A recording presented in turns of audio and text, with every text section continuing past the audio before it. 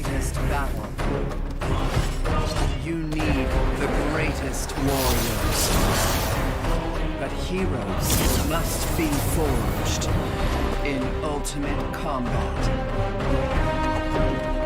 competing for the ultimate prize.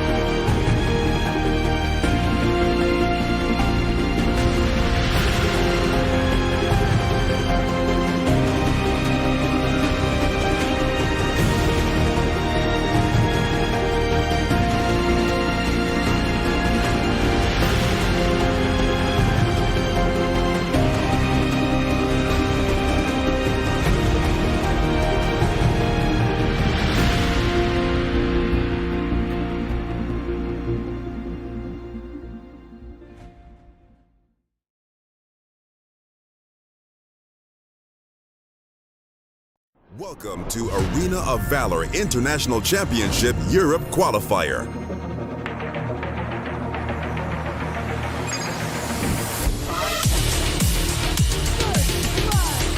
With prize pool of €20,000. For the first time ever in Arena of Valor Esports history, 6 European teams will fight for the title of AIC Europe Qualifier Champion.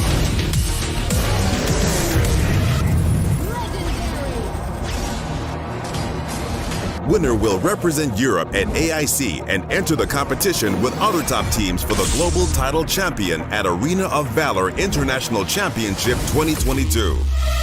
Playoffs start on April 23rd. Join us on YouTube or Twitch to watch the games.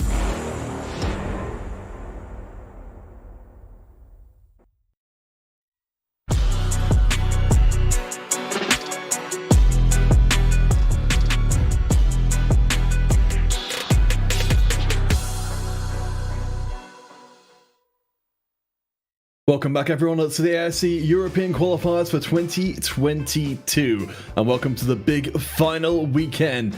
We are coming into, of course, day 1 of 2, but it will not be just my humble self. I'm going to be joined by Clamaris and by Niberia as well. Welcome guys for the final 2 days of the qualifier. We've already had 2 days done and dusted and 2 teams that have left us. Of course, standing at the top of the heap as expected. Coming out of the first part is going to be Nova, who pretty much everybody expected to be dominant. We love Nova, and I feel a little bit humbled by having to watch them play the game and finish those like 11-minute games. But speaking of like going in that intro sequence that we just had, I don't know if you guys in the audience were listening. The voiceover dude is making me feel a little bit like humbled about my voice. I'm like, his voice. Welcome to the AIC 2020, dude. We've got 2 hosts with great voices coming in a row, and here I am with my dorky voice talking about Nova and how good they were. And of course, we've got Clamares here with his lovely accent. Everyone except me has a fun accent. I'm just stuck with this like American Midwestern stuff going on. Surrounded by excellence. I don't know It's how a good crisis on the desk already. I don't know how good is my Spanish accent, but I'm so glad to hear you talking about my accent. I don't know about you guys, but I was the whole week coming back to play AOV, and I was so hyped to get into the weekend to see how this ends, because we saw so much amazing games, and I was thinking about, okay, Nova is really good, we already know, but what happens if someone tried to beat them a couple maps? Feel the fear on their own skin, and for sure, every team today I think is going to be so much better than the last week. Well, let's talk a little bit about, kind of some of the big influences for our teams coming, because as we said, Nova, they've got a massive historical success behind them, absolutely the team to beat. But Clamaris, we've got to lean on your experience as a Slayer lane player in the past. How influential were the Slayer laners in the group stages, and how influential should we expect them to be today? Yeah, we were talking about this before, and as a Slayer lane former, I think they're kind of the forget role, but I think every fight is getting on the dragon. So the one who is getting before the enemy on the Drake is getting the fight before. So I think getting a strong side lane on the Slayer lane, I think is going to be determinant for the dragon fights. And so we should pay attention to Tonton, CYB, Knight, and 99 from Nova, and let's see who is better overall. Well, we were looking back on the VODs and talking about it a little bit. More about the jungle for me is always going to be my focus, because I've never played Slayer lane once in my life except for playing Arthur, who is not exactly the most mechanically intensive of the Slayer laners. Just kind of sit there, I'm like, I got my shield and that's all I need, baby. So I'm more familiar with the jungle, and of course, what really impressed me going into it was seeing the flexibility of teams like CDAX.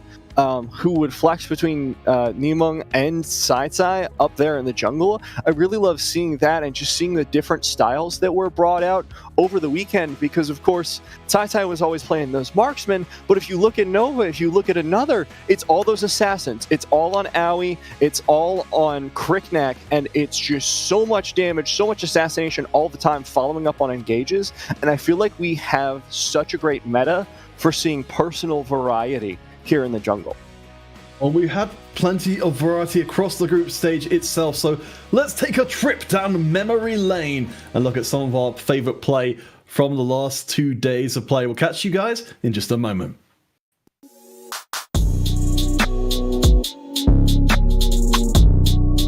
Hey there everyone, it's my pleasure to welcome you to the AIC Europe Qualifier 2022. My name is Counterfeit and I'll be your host, as starting today is a 2-weekend competition where our European teams will compete for their share of a €20,000 prize pool and a single spot at the AIC. Now let's start talking about where these teams have ended up. So we've got the 2 groups, Group A and Group B, with 3 teams in each. In Group A, we can have CDAX, as I'm calling them at least, QLASH, and Team Fish. Will be uncontested. Lawyer is going to be, says, there's people here. Guess Slayer's gone. Oh my god, Feng is just down. This team fight might be a disaster now for CDAX. Sai still safe in the backside of the fight, able to pick off Lawyer. Now looking for Susu. Will be able to find it. Mammoth is the next target, but they find Joshua instead on the side, forcing the flicker out. Bottom lane, she's shoving straight towards the core, and Xenial is stalling. The core is taking so much damage from just the minions, and CDAX now, the entire team are here towards the core. CDAX will take the game, end the series 2-0. Slayer up for grabs, Lawyer looking for a way in. Does not get the steal. It's locked down instead by QLASH as they step forward, and Susu's already very low. Empty looking for a flank here around the side, but yet again the back line is deleted, and QLASH this is game TJ. Their game win, their match win. Second series overall of our first day of the European qualifiers for the AIC. At this point, probably picked up a couple tractors. Feng finds the ultimate onto a little bit of damage, but there's going to be the stun. Beautiful engage there from Yang.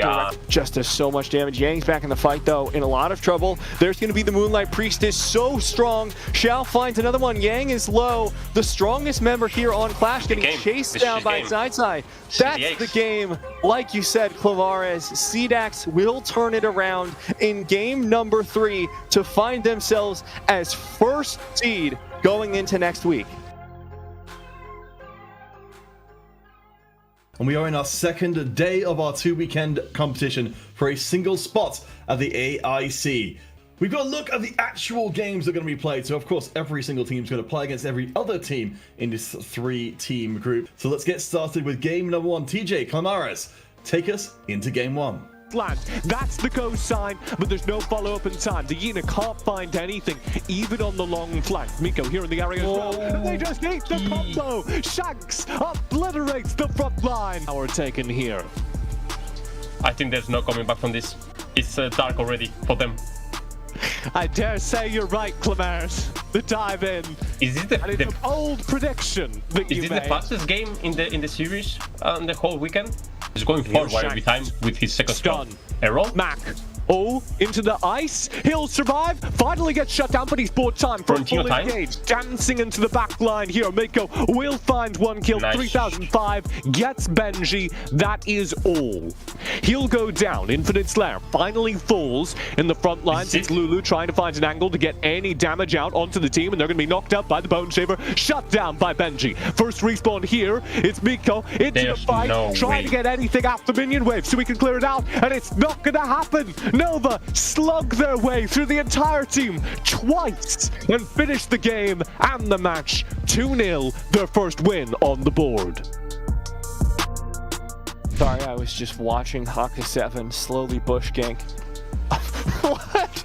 Both sides bush ganking across the river. This is going to be a hell of a fight here for a second. Beautiful ultimate there from the Lumber. Clyde will dodge out to the side. Knight goes in for the dive. There's going to be the kill onto CT Boy and another. So I think they are just waiting for the moment to just go in and re-engage. Client troubles. Beautiful flicker away from Shanks, keeping themselves alive. The boat comes from behind, but it doesn't matter. That's going to be the team fight Nova we're waiting for. There's the wave, there's the Slayer as well. Shanks finds the kill, dives onto Chen, dives onto the other players as well. Hengis is down, and that will be game number 1 going in favor of Nova.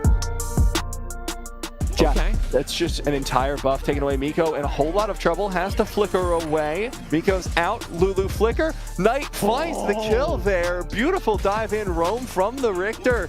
Sleater going in, Hengis gets taken down in the backline, but Gwen will fall in response. Sleater potentially looking to dive onto Mac, who is incredibly low health, does have the Blade of Eternity. Sleater gets popped into the Blade of Eternity. Clyde popped off of Sleater, but there goes the core. Haka 7 takes game number 1. Now, Stamina looking to punish this. Have found the knockback there onto Sleater, but it's going to be turned around. That's going to be Mac going down. Gwen may shortly follow. Sleater, oh, beautiful ultimate there from the Ada. Haka 7 just need one more push to go for it. They find the knock him onto 3005. Misposition him down into the Blade of Eternity. No minions left, but no stamina left. Miko has to hop over the team. Only one alive, stalling for so long, goes into the orb, but it may be too little too late as he heals up. Now Stamina will have to stall for a little bit longer. Miko goes down, there goes the core. Haka 7 able to take it 2-0 and make their ways to the playoffs next weekend.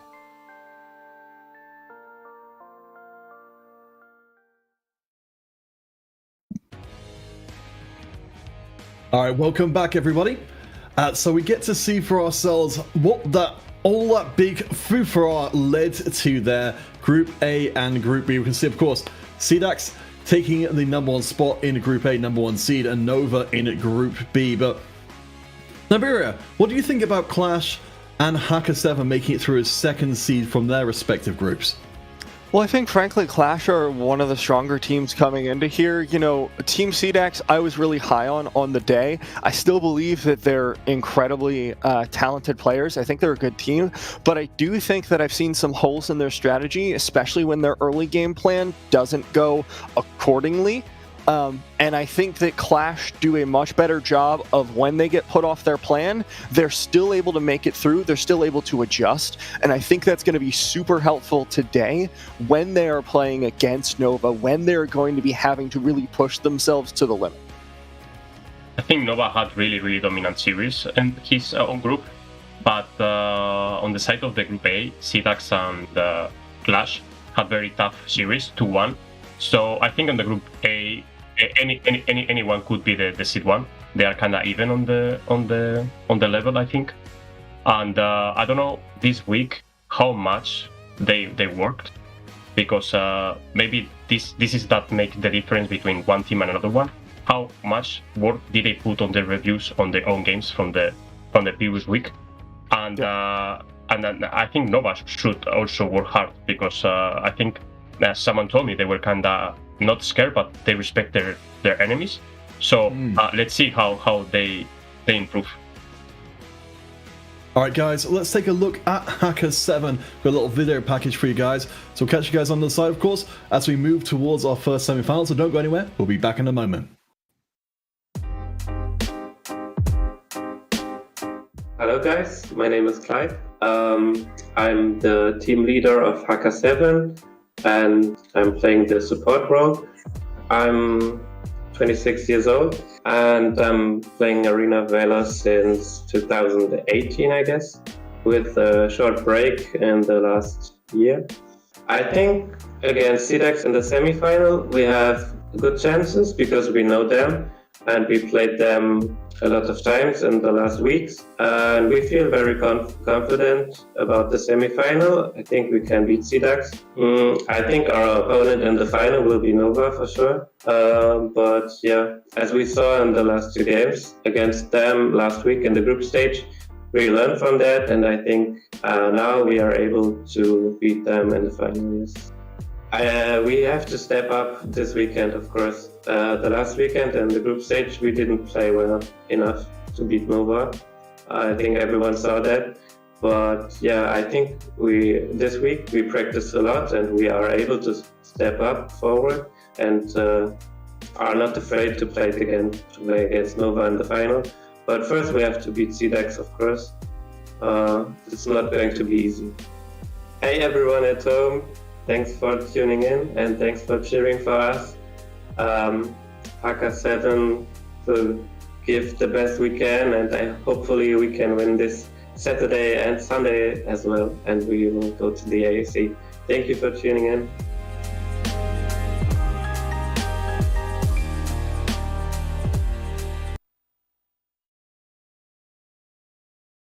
All right, welcome back, everyone. We are about to get started with our first best of 5 semi-final of the day. CDAX, the first seed from Group A, versus Haka 7, the second seed from Group B. Guys, let's take a look at some of the players we've got coming up. Yeah, so we're going to start with Feng here. He's going to be our highlight here for CDAX, the mid laner. I was really impressed watching his play last weekend. I think his playstyle is really fun. I don't know about you, Clamares, but watching him play like Crixie as an assassin, just being willing to completely just flicker over the wall, be like, come here, and just ult for a single kill was just really addicting to see. He did the same thing on Lorien, and it's cool to see that playstyle shine through even on those control mages. Yeah, now that you mentioned that, I remember that we were saying that how aggressive the mid laners are playing, even if they are not playing on the assassin role. And on the other side, we have Penges from Haka 7. I think their playstyle is kinda even. They are very aggressive mid laners, and when they are so even on the level, I think the macro is going to make the difference. How can they rotate and help their silence? So I think it's going to be so important which heroes they picked, and if they can counter the other team, I think they should skip the mid pick until the end and see how they can counter and get the prime. But would you guys say it's more important for these two to be kind of, to be playing more for the team rather than against each other? I would say 100%, because the 1v1 matchup has never been the deciding factor for either of these teams. They have gotten leads in lane, absolutely. Penges especially was really impressive on that Raz game, but it always has come down to how can they move across the map, like Clamares was saying, how can they affect the silence? That's the mid laner's role, really. More than anything, more than getting that 1v1 victory, it's about what you do with your lead, or better yet, what you do when you start losing a lead. If you're behind and you go for a roam and you get a kill, that's better than catching up in your lane, because you get more across the map than your opponent will. And I think that is going to be the hardest thing for both of these laners here. I think on AOV is one of the shortest lane phase the whole time. Like, minute 2 is already Dragon, so you're facing 1v1 for like 1 minute. So I think they should move so quick. Yeah, I'm looking forward to seeing what it looks like when we get out of that objective phase, because Haka 7 is a really interesting team, because we've seen CDAX have incredible objective focus, objective control, but Haka 7 won one of their games by simply just ignoring objectives, looking for those kills, looking for those gold leads, and able to convert them into just absolutely stomping the game. So it's going to be an interesting matchup to see if Haka 7 just seeds objectives. We already started the ban and picks ban phase. We see Jue. I was thinking about Jue. I think is the most picked first pick champion on the whole tournament. I think it's really good hero on the mid lane. Also gives you the prio and is very, very safe. I feel like we are seeing the same bans over and over. I think Omen and Florentino are always banned on the first games of the series when everything is open and there is no ban because they already play it. I think that they are mimic the week before, so let's see if they play different or they're just doing the same mistake they did last week.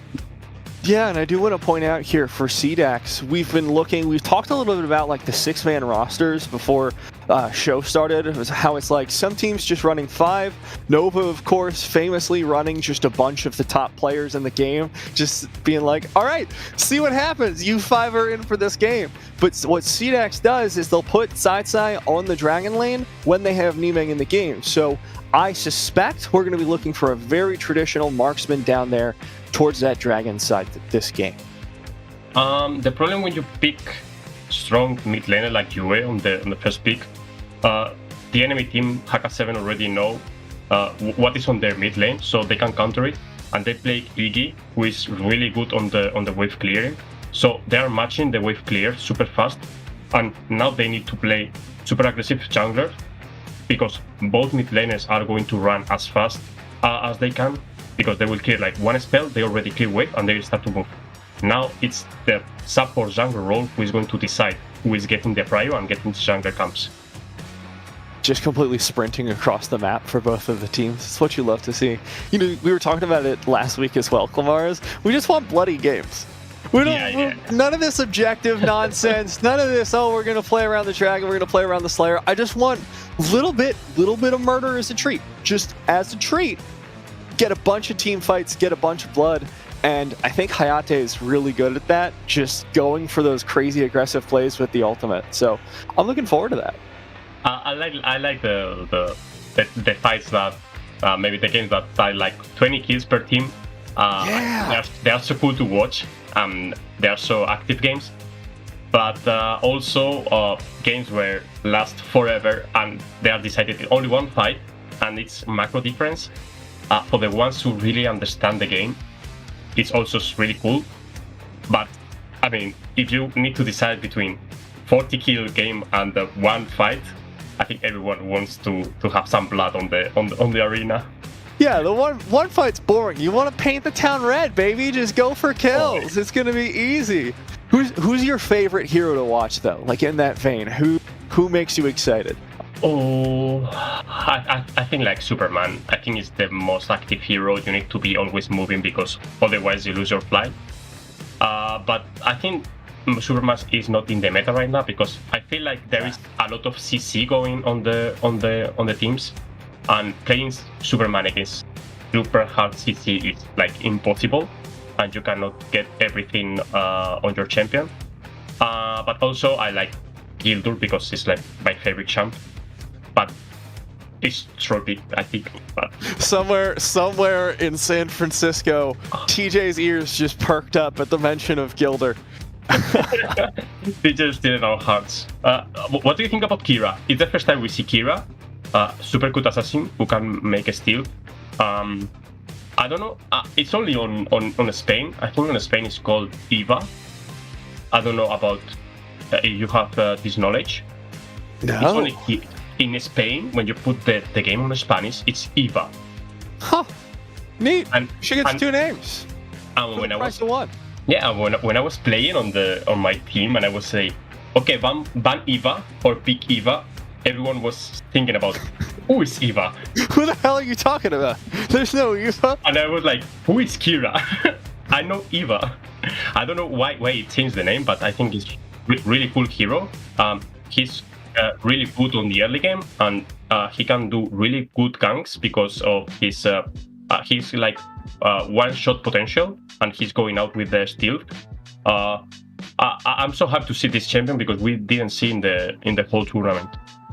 Yeah, I really like watching Kira, but the one thing that I worry about is when I've seen her, at least in my games, and admittedly, not pro level just yet. 17 out of 20 games won, though. I'm getting there, Clamaris. I'm coming for you. I'm coming for your elo. But when I've seen her, if she gets behind in the early game, she just doesn't do anything.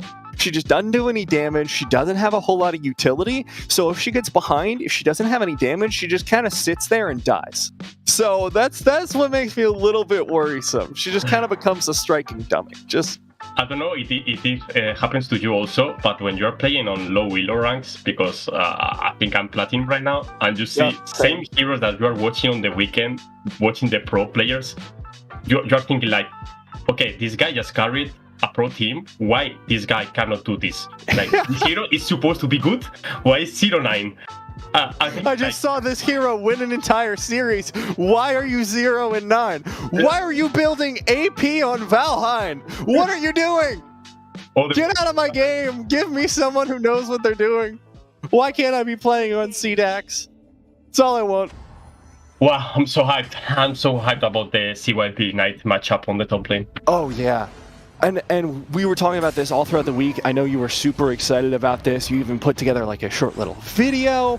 And this is, of course, like CYB I would not shut the hell up about during day number 1, because watching that aggressive play, watching the mechanics, I remember there was that one play where they used a jump into the bush to reset aggro, dove back onto the opponent, then flickered back into the bush to do the same thing, and survived a 1 versus 2 at like 3 HP. CYB is, I think, the single most mechanically impressive player I've seen so far. I think we saw Nighty on the interview last week, and he said he was able to handle 4 people on the team fights and just let the team do the rest. I think CYB has the same mentality. He's going aggro to handle like 4 people on the backline and let the team do the rest. Who is going to be able to tank forever and kill the time for the team. I think the one who is making it is going to win the team fight. Yeah, and I think Knight's strength lies less in those like super mechanical outplays and just knowing what to do across the map. Was really good at doing like split pushes last weekend, and that was more where I was impressed with Knight. Really good engages, but really good just macro movement, and I think that's where Haka 7 could get the win over CDAX. Yeah, for sure. But what I'm seeing right now is that they pick 2 aggressive Slayer lanes. They are not tanky. They are Gina and Key. I think they are just 2 assassins. So maybe their playstyle on this game is changing and they're trying to get the marksman. But as we can see already, they're approaching to the dragon because everyone wants this dragon. There's no team going for the Slayer at the first time.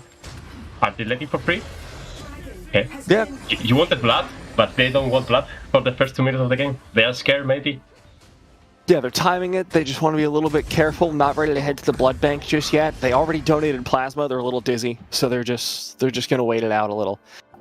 This is something that we've seen throughout the tournament. Uh-oh. Clyde's in so much trouble. Get out of there, buddy. I think they're respecting so much the enemies. They are not getting any trade. Okay, let's see. Clyde ulting offensively, but not going to find anything with it. I think they are just a bit scared. They are not going as aggressive as they could. I think they could get already 1-2 kills, but they don't want to force. It's the first game of the best of 3 on the big final day, so I would be scared also. And we've seen this before. You know, I'm expecting Haka 7 to play really scared this game. They're probably, if they don't sort out their aggression, they're going to lose this game. They need to be willing to take those risks. If they do lose this game, though, look towards game number 2. That's where they're going to bring it back. Haka 7 have, I would say, they're the most resilient team in this tournament because they survived to like a 17-minute game and then a 25-minute game. One thing I realized when you are doing Drakes, it's like you have the 50% damage reduction on the other objective. And it seems like it's only 50, but it's so much. So, yeah. Nice engaged by Lumbur. Beautiful engage, like you said. Side getting incredibly low in the backline. Knight not going to be able to find it. CYB dives in, followed up by the Pain. Nima not going to be able to find the damage. Dives in, finds the kill onto Hengez, and escapes with his life. Double kill for Nimung's Pain. If it wasn't for Nimeng, this was painful for Team CDAX. I think Haka 7 just did perfectly engaged by Clyde. Nice following up, but they didn't expect Nimeng to do this entrance and get both of the players on the backline.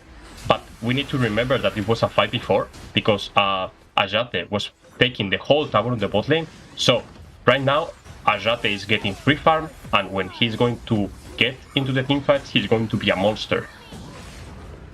Yeah, but for the time being, Nimung, like you said, really cleaning up this fight with those sick engages. I think Haka 7, do you feel like they should have just backed off after they got that 1 kill, just completely, like, whole team flicker out? I think they didn't expect Nimeng to do this play. I think they just get 2 kills and they thought they were safe. But I think it was more about Niemann doing outplays than Haka 7 overstanding there. Because it's true that he timed perfectly his spell to just get untargetable and try to get the kill. And then he get into just the range and the tower couldn't reach him and he went out. So I think it's perfectly played by Niemann and GG for him. Really well played. We're going to see if he's going to be able to do it again. Dragon Part 2, Electric Boogaloo, 4,000 HP there. Wow, The steal from Side. Nice steal by Side with the big ultimate hitting the Drake. I thought that they were not fighting for this one, but this ultimate from the biggest range ever, they tried to get this Drake, and I think it's big steal from him. Oh, Niemann going back in. There's going to be forcing the orb out from Haka 7. Moyen finishing off the kill. And now Chan in trouble in the bottom lane. This is not looking good for Haka 7. I think that they're showing their playstyle right now, being aggressive on the jungle, and Haka 7 is not being able to do anything. Nice Niemann with the entrance on the backline. Nobody's able to protect themselves against Niemann. Good damage out here from the side. Oh my god, Niemann survives. Clyde almost goes down as well. Haka 7 are just barely losing these team fights, and it's cost them 3,000 gold. I think CDAX is just shutting my mouth because my prediction where Haka 7 is going to win, not super hard, but they were about to win. And I think CDAX is making so big plays, and they already opened the bot lane, and this side of the map should be theirs. Like blue buff and this small minion in the jungle should be for CDAX every time it spawns. And this is how they love to play, right? This is what we saw last weekend as well. They'll take those advantages. They will try and push them. You can even see the top of the map. Tachi from Moyen is just looking for those plays, looking to try and steal things away. As Side just pounds away with those autos. Dive in from Niemann again. Forces out the orb, but dies in the middle of the fight. I think right now he overstand and he give big shutdown to Kian, who is getting so much gold from this. It's already 3.8, and if he gets 3 items, he's going to destroy everyone, because I think they have not so much CC for stopping his ultimate. So let's pay attention to Kian on the late game. CYB coming from the flank. Not going to look for the engage, but like you said, Haka 7 do need to make it to that late game in order to stay in. Knight will be able to pick up the tower at the very least in the top side of the map, so that'll start evening up the gold quite a bit for Haka 7. I feel like you are not able to do any single mistake against good teams. Every time you do small mistakes, you lose something like a tower.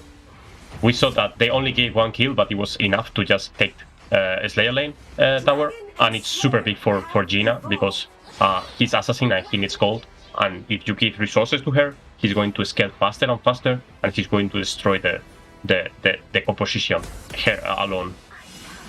CYB, there we go. Free kill there from CDAX, catching out Sleater down there in the bottom side of the map. And I don't know about you, but I'm feeling a little bit worried for this Kira at the moment. She's not having a great time.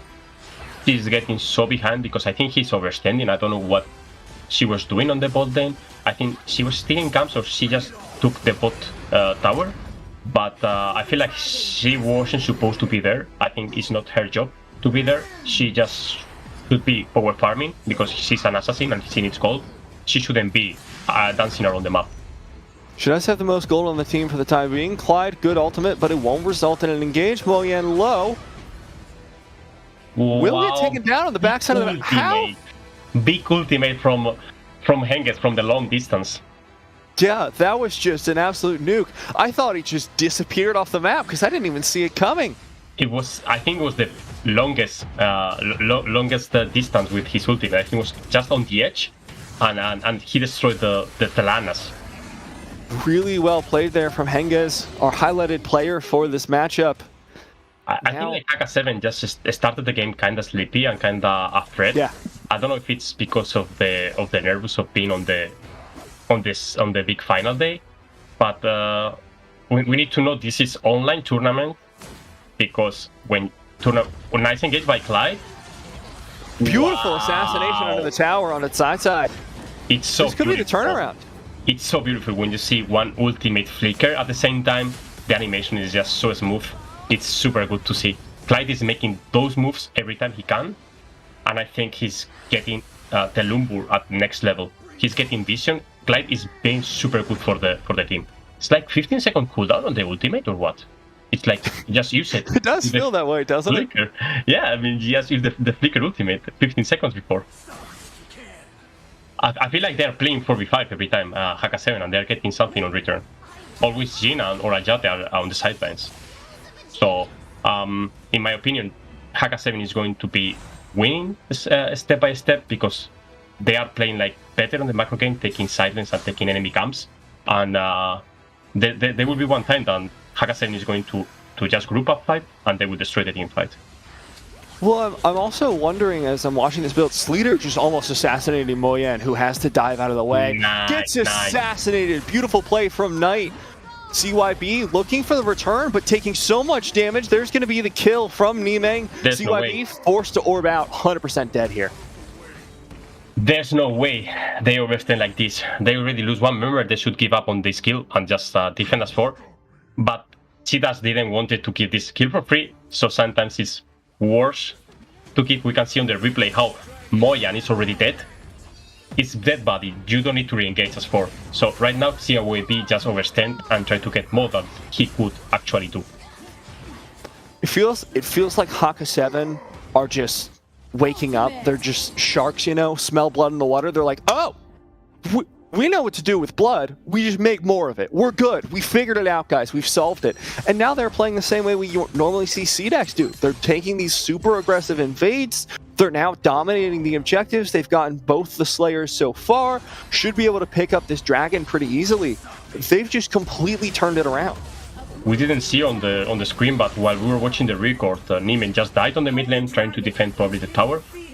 But I think that Haka 7 is just winning small steps. They are doing everything perfect and they are getting gold in return.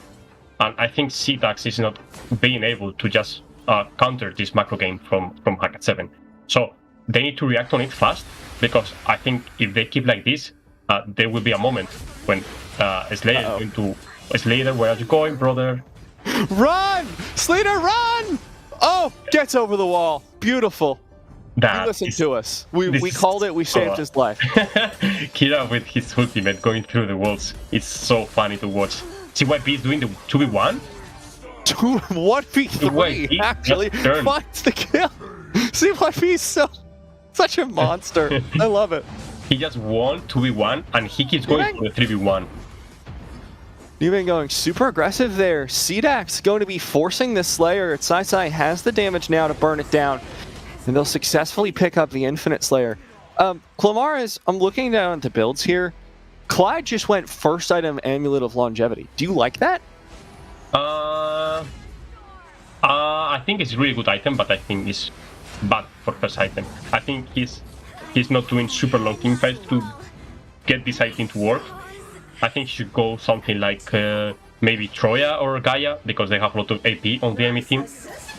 But I mean, if he thinks longevity is good, why not? But I think it's going to be better if he builds it like second or third item. Yeah.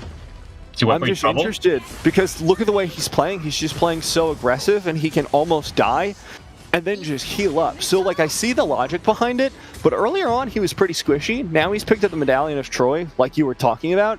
So he's pretty much unkillable. Just watch his health now regen to full with no problem. What is the cooldown from this item? Like 10 seconds no fighting or 5 seconds no fighting? I think it's just 5.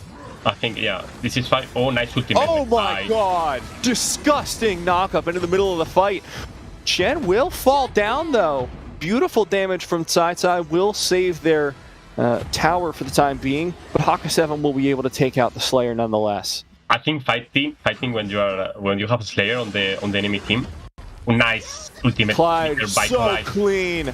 He's doing this every time and he's doing perfectly getting picks. Clyde has been, I think, the best player right now on Haka 7. I think he's doing every engage. Be careful with Nimeng. Okay, he needs to go back. Survives into the orb. Moyen goes for the ultimate. Will keep himself alive for the time being, but it forces the flicker out. In the meantime, a tower falls down bottom. This is looking so dangerous for CDAX. I'm going to say something, and I think it's the closest game we ever seen through this tournament. I think I have no clue who is winning this game or who can beat this game, because I think every team is winning one team fight, and when the time comes, they are losing next team fight. So I don't know what is deciding the team fights, but they're taking this fight, I think.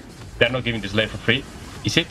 Sleater really low, won't get taken down just yet. The steal away from CDAX, able to pick up the Slayer, but Haka 7 take down 3 members immediately. Wow. It's not worth it. I think they can finish the game as 5. I think this is a game for Haka 7. There's no way. There's going to be the dive from Knight, looking for the damage onto side. There goes side down. Slayer going to be pushing through the mid lane, but it doesn't matter. Haka 7 can just push through top, and they can end the game. This is game. I mean, when there's one super important thing when you're going to steal one objective is letting your jungler steal it. If you die 3 people, that's what happened. If you don't steal it, even if you steal it, you have 3 people less to defend. And this is what decided the game.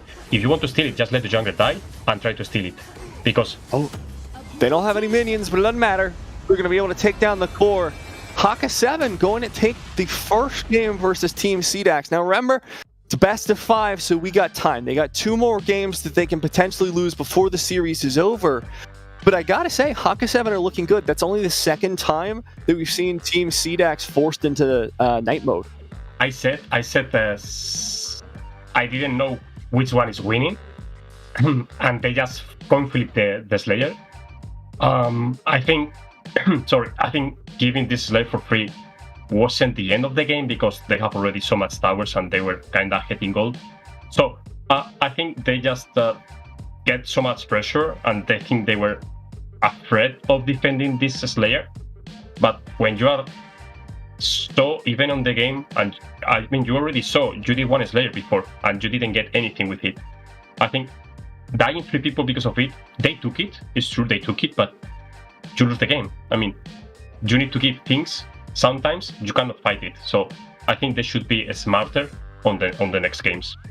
Yeah, it felt like they were overcommitting a lot from Team CDAX. You know, early on looked great, and then as they got later, they were just like, I guess we can dive as 3.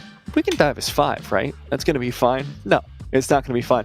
To help us break down the game, we are going to bring in Counterfeit one more time to help us figure out what exactly happened there. Counterfeit, welcome back. Take it over from me. I don't want the host's responsibilities. Too much. Too much. Well, I mean, one of the big things that I was thinking about when we were kind of getting to the end of that game there was just how, you know, that we had a team here in Haka 7 who are probably one of the most confident teams coming into today. They're the only team from the other, you know, from the 3 teams and Nova kind of setup we've got here. Haka 7 are the only team who said definitively they can beat Nova. And if they didn't win their first game against CDAX, those would seem very unfortunate words to give before the tournament or before the playoffs even started. I think they might be able to do it.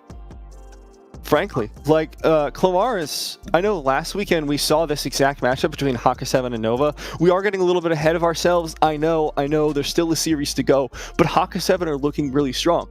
I don't know about you, I felt like they were the only one who were able to slow down Nova's early game. Everyone else kind of started crumpling around the like 2-3 minute mark, and Nova started steamrolling over them. Haka 7 held out for like 6 minutes, dead even in gold. I feel like they need to wake up earlier, because I think if they play against Nova this game, Nova will be with 5-6k gold ahead on the early game, because I think Haka 7 started the game kind of sleepy. I think they need to pay attention of this. The game starts on minute 0, and if you lose already from minute 0, Nova is going to destroy you. But it's true that they reacted quite fast, and CDAX wasn't able to close game with the lead on the beginning. So for the next game, I think it's going to be close series again, because CDAX show how powerful they are on the early game. They play really good. But on some decisions, they need to think more about it, because it's true that every time they died is because they wanted more than they could actually do.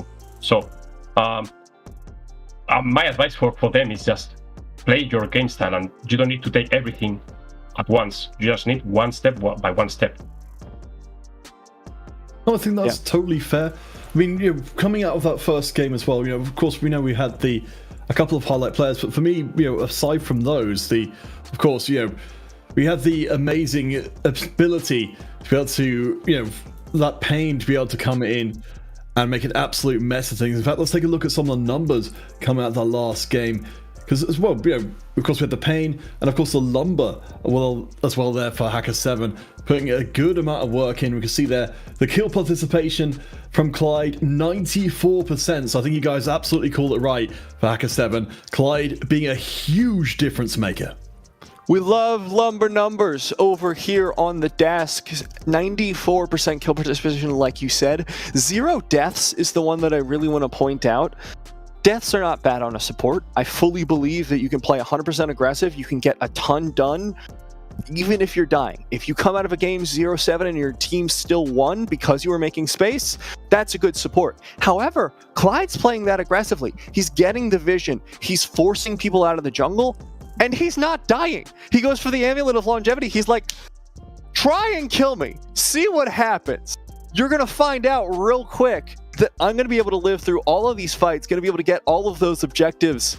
And it's just so much fun to watch his lumber. I'm looking forward to getting to see what he does throughout the rest of the series. I had the feeling on the game that Clyde was being the MVP, and now we realize it was true. Because I think he was the one forcing everything and giving like, okay, guys, I'm going to get the lead and I'm going to carry you. I will be the one shot calling everything and you just need to follow me. I think that's the best thing Clyde did, just taking everyone on the back and just carry them. I think he did beautiful engages with the ultimate flicker. And something you mentioned, Nivea, he was playing super aggressive, like he was overstepping and he didn't die a single time. I think he played smart, and this is the word. He was the best player on the game.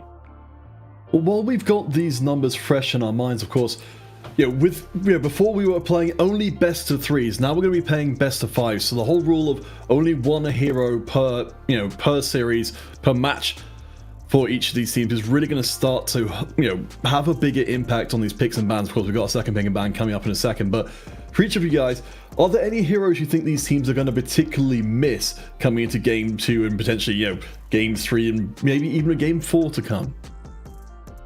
I think for me, one of the picks that has been really coming out as a highlight, especially from Game 2, or Day 2 rather, forward, is Pain. I think he's looked incredibly good throughout this tournament. Last weekend, we saw Yang do really well on it. We saw last game, Nemeng do very well additionally. So I think that is a pick that is both coming into the meta a little bit more and looks really, really effective when it's played well. I feel like Lumbur is going to be missed on the side of Clyde. Yeah. 7, because I think like he was really good on him. I think he has a lot of games on Lumber, and I think not maybe he's his main, but I think he just played perfectly the Lumber. He did everything the hero can do. I think he did perfectly, and I want to mention that CDAX now cannot play Juve on the mid lane, and they are focusing on the mid lane picks. So one thing, Crixie and Lorion first picks. I don't know why, but I think the mid lanes are right now. I'm already starting the phase ban pick phase. Okay, let's pick mid laners. We don't care. Just pick the most OP champions and pick it. And I think Crixie and Lorion, after the bans, I think are the most OP right now. 100%. I mean, we've seen how good Feng is on that UA, who just has been assassinating people left and right, like we were talking about. Feng comes in, control mage, no damage. Let me show you how it's done. He could play Gilder as an assassin if the series goes long enough. Clamaris. Maybe hope among hopes. We get that Gilder. We get our golden boy back. That's all I'm hoping for. I mean, after the first game we saw, it could be a 5-game series. Oh yeah. It's super long, but I mean, on the game 5 already the rules are out, right? It's only for the 4th. If I'm not wrong, when the games are 5th game, the rule is over. But maybe on the 4th game we can see how many champions a player can actually play, and not trolling. Because I mean, we can play everything, but you can pick it, but you need to know how to play them. So right now we need to see how they pick the rest of the comp with Crixie and Slims, I think they're already focusing on the big comp with single stun target and try to get one kill and count one kill at a time. So let's see how they keep the draft going. And the Volcath here for CYB is going to work really well with their playstyle. I'd say better than almost any other hero. Just because, CYB is just like, oh crap, hit the ult, get me out. Because he plays so aggressive, just goes in for all those engages, so having that like panic button is going to be really good for them. But you were talking about, a little bit about champion pool, or hero pool rather, and Henges, I think, takes the cake on this one. 4 games last weekend, 4 different heroes. Just completely every single game, something different. Never looked uncomfortable, never looked slippery. So I think that's going to work so well for Haka 7. I was worried about this coming in because I know, like, we were doing like predictions backstage and stuff, right? And you were just like, oh, it's going to be Haka 7 for sure. I was like, I don't know. I think CDAX is going to look good. I think I'm changing my tune. I'm changing my opinion. I'm not that sure anymore about who is winning after the first game. I think both are really, really similar.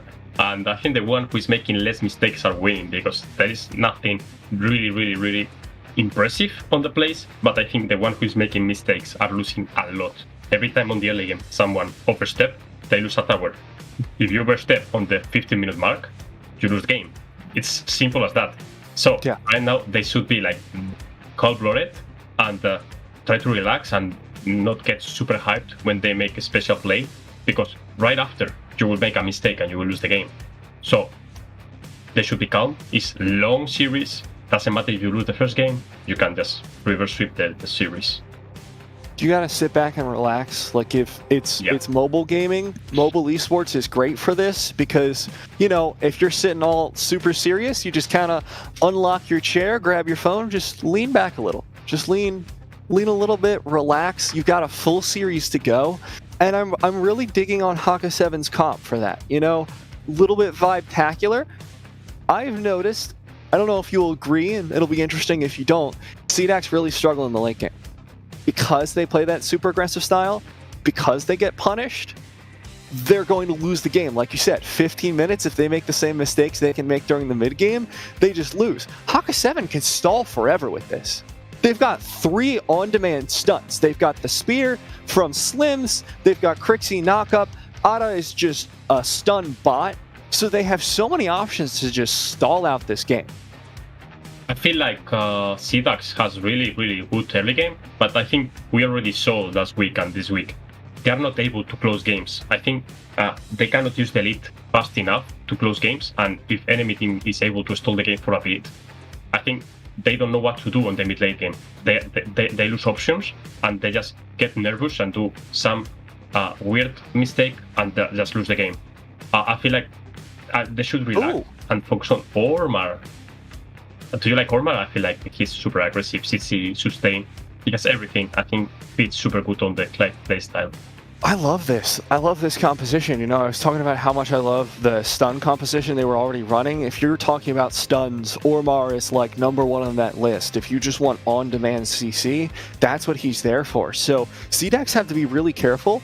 I'd love to see them pick like another super early game hero. Is there anything you think would really help them push that edge a little further?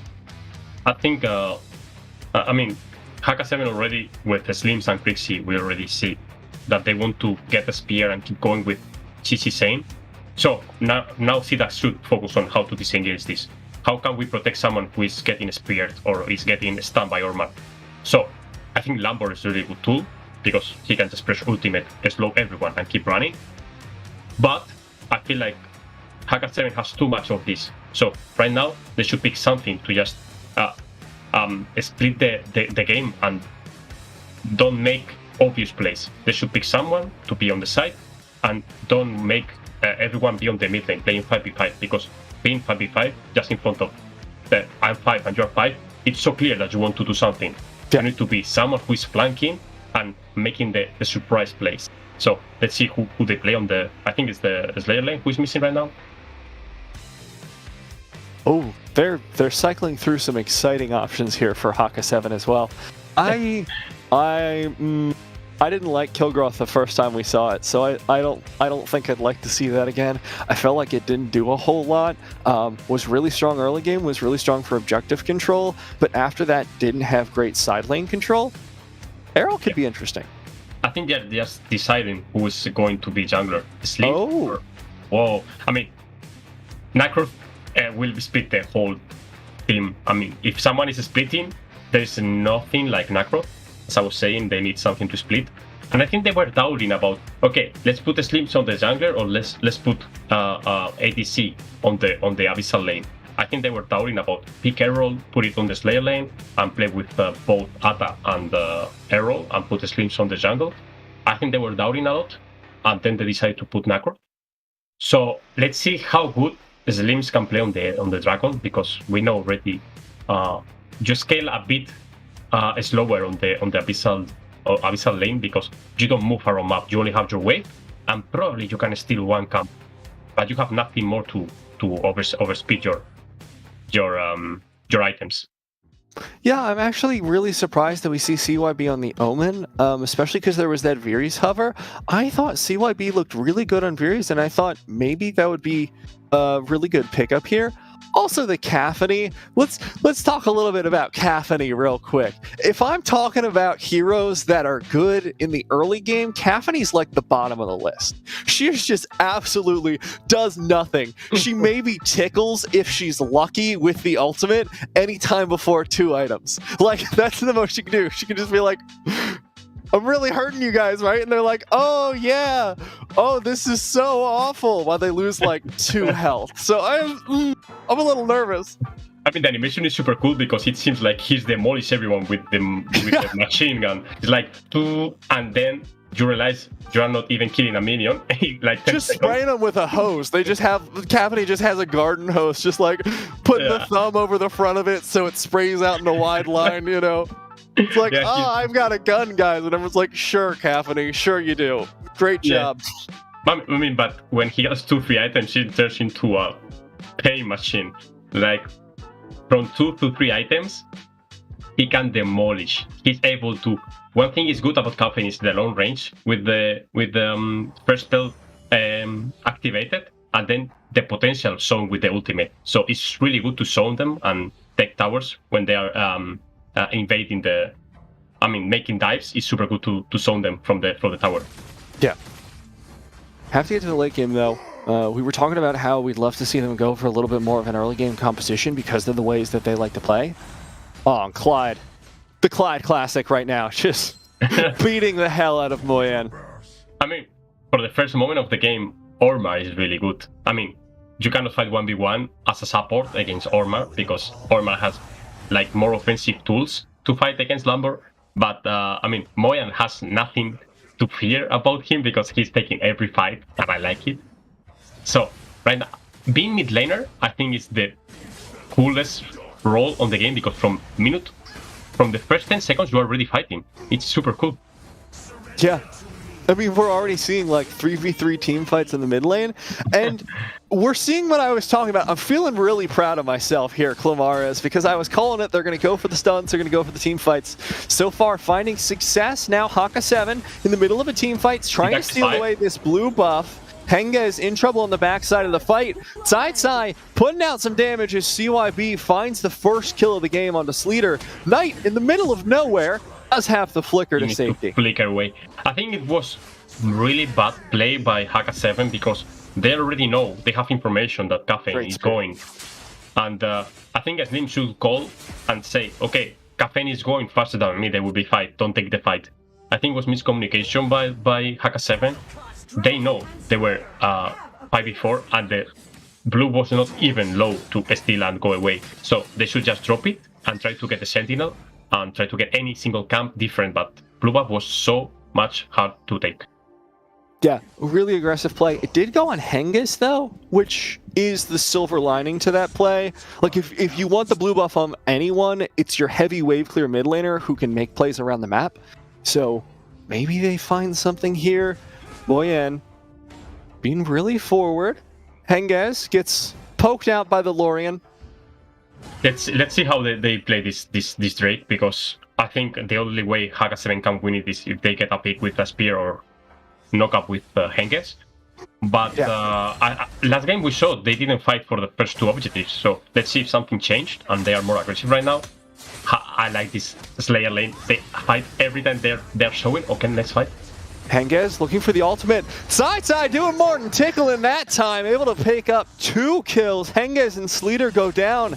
This is the early game we wanted to see from CDAX. This is so bad for Haka 7 right now. You're playing against kinda late game hero, which is Caffeine, and you're giving 1 kill, 2 assists. She's already almost 1 item. He has already boots. So if you keep giving kills to Caffeine, it's going to be a moment that she is going to have like 2 items when she's supposed to be 1.5. So as leader is getting destroyed, already died twice, with a hero who needs farm, and every time he's dead, it's time that you are not farming. So right now, Nakroth is destroyed. She needs to stop and farm. Sleater is going to be able to do that. Good protection there from Haka 7, preventing the steal from CDAX, but they are so far ahead at this point that Haka 7 have to play super careful. Uh-oh. This is so Run, good. Clyde. CDAX realized Nakroth is completely bad into the game, so let's try to get more from Nakroth. If Nakroth is not able to take any single camp, Nakroth is going to be useless. What should Nakroth do right now is, okay, Atta, you're going to be tank, you don't need enough gold, so let me take some of your experience and gold and try to help me get into the game. But I don't feel like Nakroth is selfish enough to do it, but they need to do it because he's not able to take his own jungle camps. So right now, his leader needs to take something wherever he can. Right now, taking fights or taking risks are so bad for him. We'll be able to pick up the Slayer. Good stun from Henges to start out the fight. Moyen, however, finds the ultimate. Defensive Moonlight Priestess there from Henges will save the day for Haka 7. But they're still down 1,000 gold, Clamares, and this Caffeine is just free farming. I think this is tower for Caffeine. Yeah, since I take the tower, free gold for him, first tower. Caffeine, I can already say, is becoming a monster. Like, a real monster. You know, when you're playing video game and it's a final boss, Caffeine is going to be final boss. Yeah. But the thing is, the final boss is going to appear like 3 or 5 chapters before because he's getting fit with kills. It's like the start of Elden Ring where everyone's like, this first boss is so hard. It's like, because you're not supposed to fight it right now. But now Haka 7 just got to run headfirst into the boss and hope they can take it down.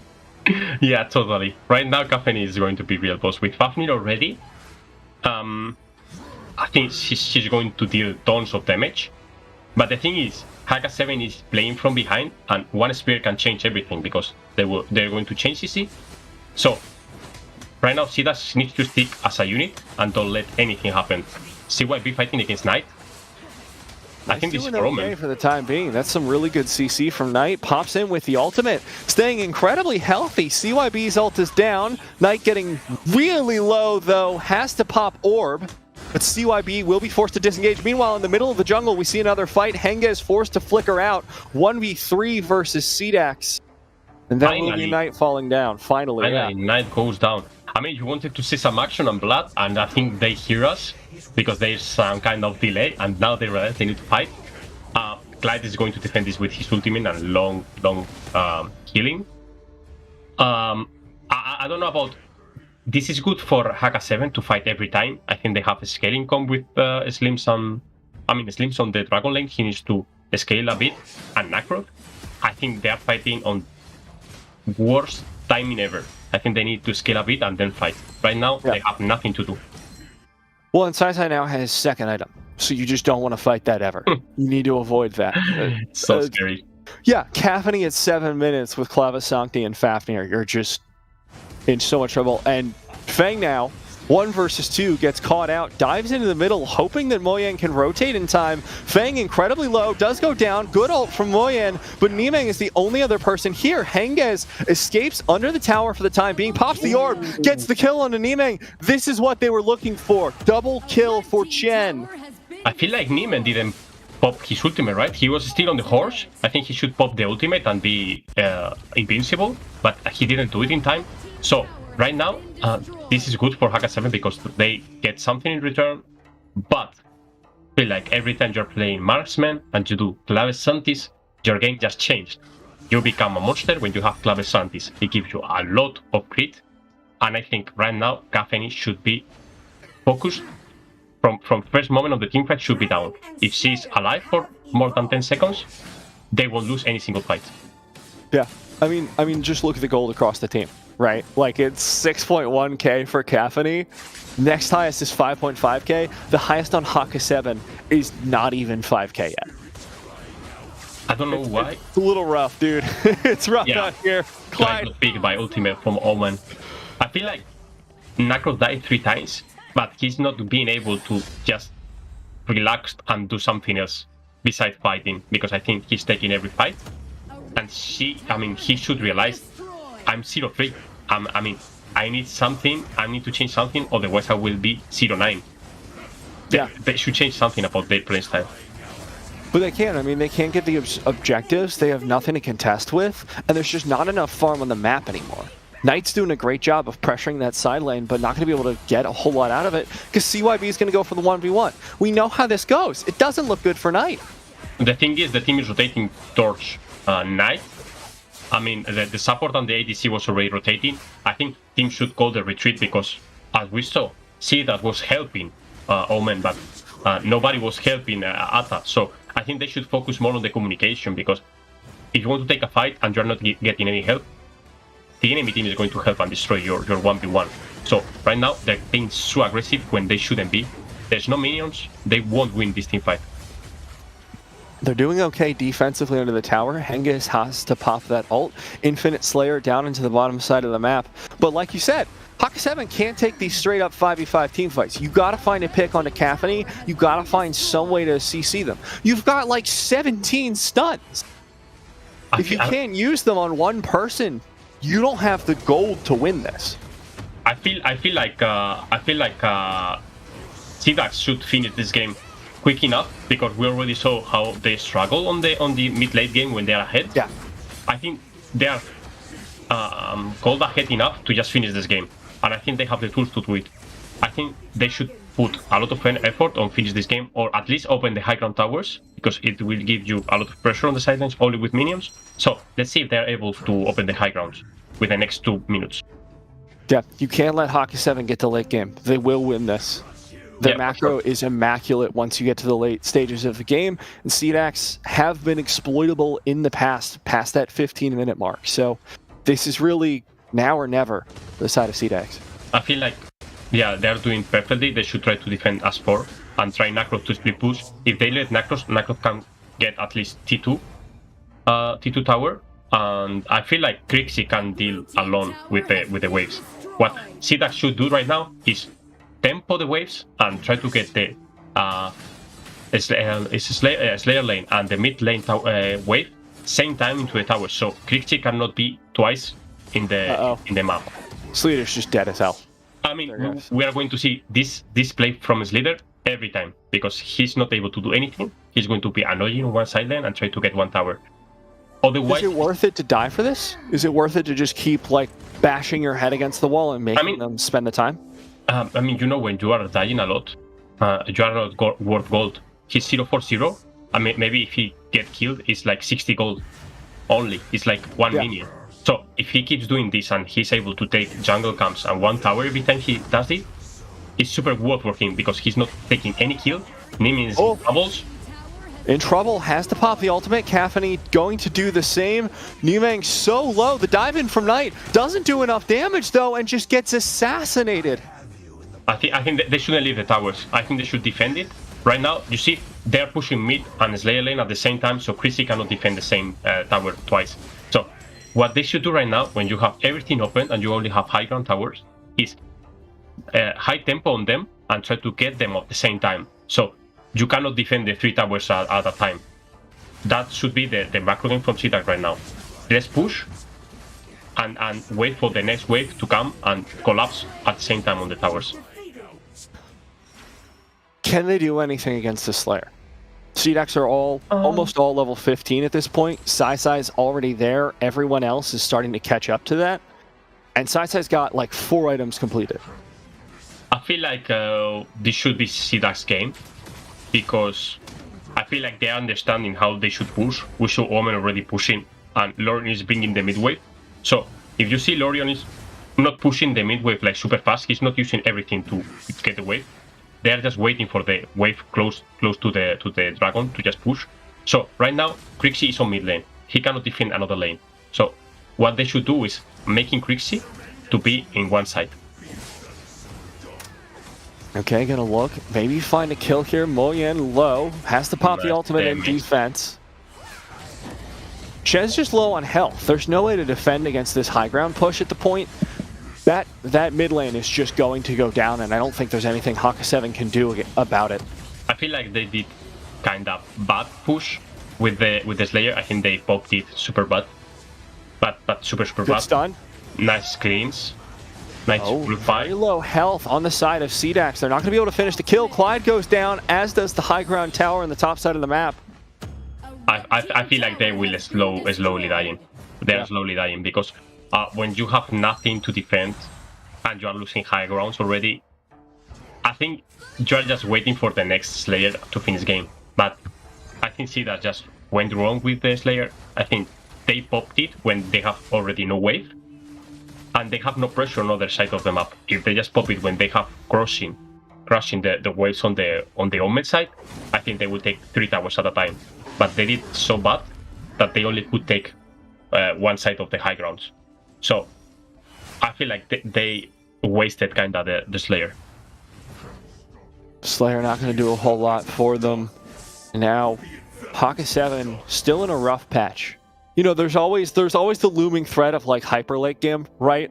Eventually everyone will be 5 items, 6 items, and level 15, and then it's even again. You know, we're almost at the 15-minute mark too. This is what we said early on. CDAX need to close within the next 2 minutes. We said that at 10 minutes into the game.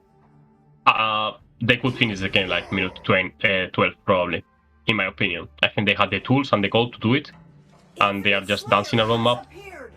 I didn't bet for this dark mode in this game, but No. right now, I mean, it's not about composition, because on the paper it's really good how it worked, but I think on the arena, CDAX just won the game. Yeah. Because they didn't play the game Haka 7 wanted to play. So right now, what we should expect is CDAX just close the game with this Slayer, and let's head to the next match. There's nothing more to say about this game. I think it's impossible, and we just need a miracle to Haka 7 to defend this push. This is what we were talking about, though, Colaris. You know, we were just like lean back into the chair. I think it's lean back time for Haka 7. You just gotta, at some point, you just gotta be like, well, guys, that game happened. Word, it was not great, but it happens sometimes. Gotta think about game 3 at this point. Yeah, every time I'm thinking about the next game, I'm thinking about, okay, they cannot pick any more Cafe, they're not picking Lumber. I want to see more picks, because right now the only thing I think is Cafe maybe in trouble. Still survives though. CDAX defend their carry, and that's all that they need for a successful team fight. They will be able to take the core here, end the game as they tie up the series 1-1 eventually. It was impressive game by CDAX. I think it was clean game. I think it was clean game until minute 12, when they kind of reduced the speed of the game. I think minute 12 was the minute they should finish the game. I don't know if Counterfeit just watched the game and he can talk something about what he see outside of the game. Yeah, we were a little hyper focused, so we're gonna bring him in. Our expert, our eye in the sky, Counterfeit. What did you see? Any birds? Oh no, you're muted. Oh. He's gone. He's in the sky still. He was in airplane mode. It's okay. Everything I said before, I can't repeat again. It was too salacious, so they kept me off the internet. But what we did see in that game was kind of the first half of the Haka 7 game plan, which was kind of do not a whole lot of anything, extended from the first part of the game to the second part of the game. But what troubled me the most, guys, from that one is that we didn't see many signs at all from Haka 7 that even had the game gone on longer, that there were any signs that were actually going to turn that one around at all. I think for me, where the problem started was that early game, because we were talking about, Haka 7 looked a little sleepy. Just woke up maybe, even though it's currently 6 p.m. Maybe they just had a long night or something, and they weren't getting the early game going, but that kind of ended up working out for them, because they didn't lose anything. Yes, they lost like a blue buff here and there, but they weren't losing kills, they weren't losing fights, and then they were able to turn that into an even game. This game, they went aggressive. They just got beat up for it. It's like that saying goes where it's like, don't argue with an idiot because they'll pull you down to your level and beat them with experience. It's like that, but early game brawling for CDAX. They know how to win early game fights. That's their whole thing.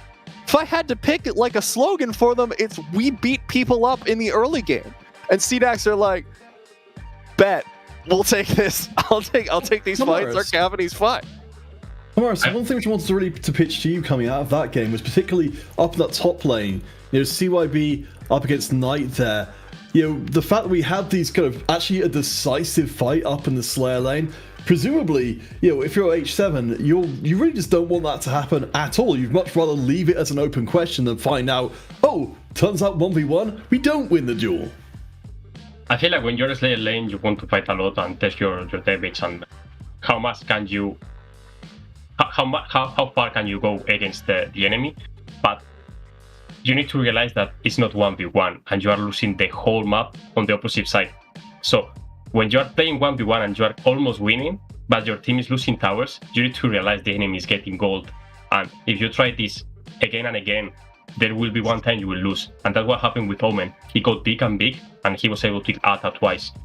Also, I think that Haka 7 didn't react on those fights, and when they start to fight, I was thinking, okay, CDAX is already moving towards the fight, so if something goes wrong, we're going to help and finish the kill. And I think like Haka 7 was so late on reaction. I think like Knight should call, okay guys, I'm going to be aggressive, prepare it, because you need to rotate to it. So I think from the beginning of the match until the end, I think they need more communication, because we already saw the blue buff. Caffeine was there like 10 to 15 seconds before Slims, and it decided the team fight, because it seems like, okay, they were invading the blue buff because they have mid and Slayer trio, so it's easy invade, but oh, they are 5. What happened if they are 5? We lose 5, Nacros dies, Nacros dead for the next 10 minutes of the game. Alright guys, so we're going to let Niberia and Glamaris take a little break while we just take a step aside for a second to talk about our giveaway that's going right now. As it has been noted, it's been updated from before. No more 2020 for us. Now it's AIC EU 2022. Hashtag AIC EU 2022. If you drop that in the Twitch chat, then you'll have your chance at getting those 200 gems prizes. The prize for this first match. So once we get through all the best of 5, we'll be drawn at the end there. But for now, we'll be going to a short break before we come back in for game number 3. So don't go anywhere. We're just minutes away from finding out who will take the lead in the series.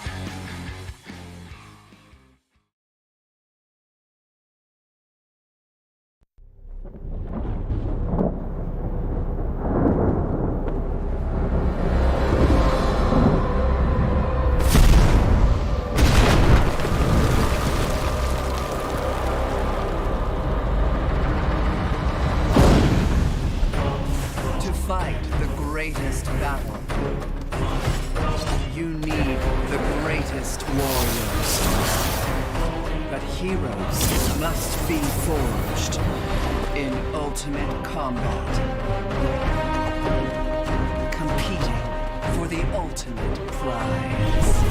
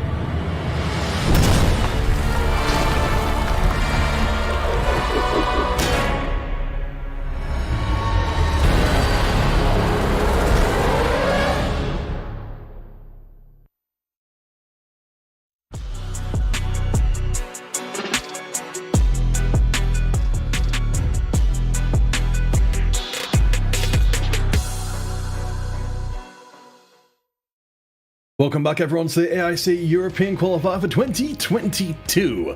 Now, as mentioned before, as we're coming into Game 3 of our first series of the day, we do have a giveaway running. You enter that giveaway by entering hashtag AIC EU 2022. But you've been such a wonderful audience today, we've extended our starting pricing of 200 gems to now be 200 gems and 100 vouchers. So any of your entries, of course, still count as from before. You'll still be eligible for those increased prizes. But if you haven't entered already, please do come in and make sure that you are ready to do that. Of course, the 2 gems I have for myself are amazing casters here. Nabira Clamares, welcome back to the desk. Why, I give 100 vouchers for each of you. That's so sweet, Peter. Oh, thank you so much. You know, it's always lovely to feel valued. It's less lovely to feel valued as a human being at only 100 vouchers. You know, I feel like me as a person as a whole, I'd cost a little bit more, maybe like 102. I'll lowball it a little. You know, you gotta haggle a little bit. How about you, Clamaris? How many vouchers to add you as a friend on AOV? What do I gotta pay?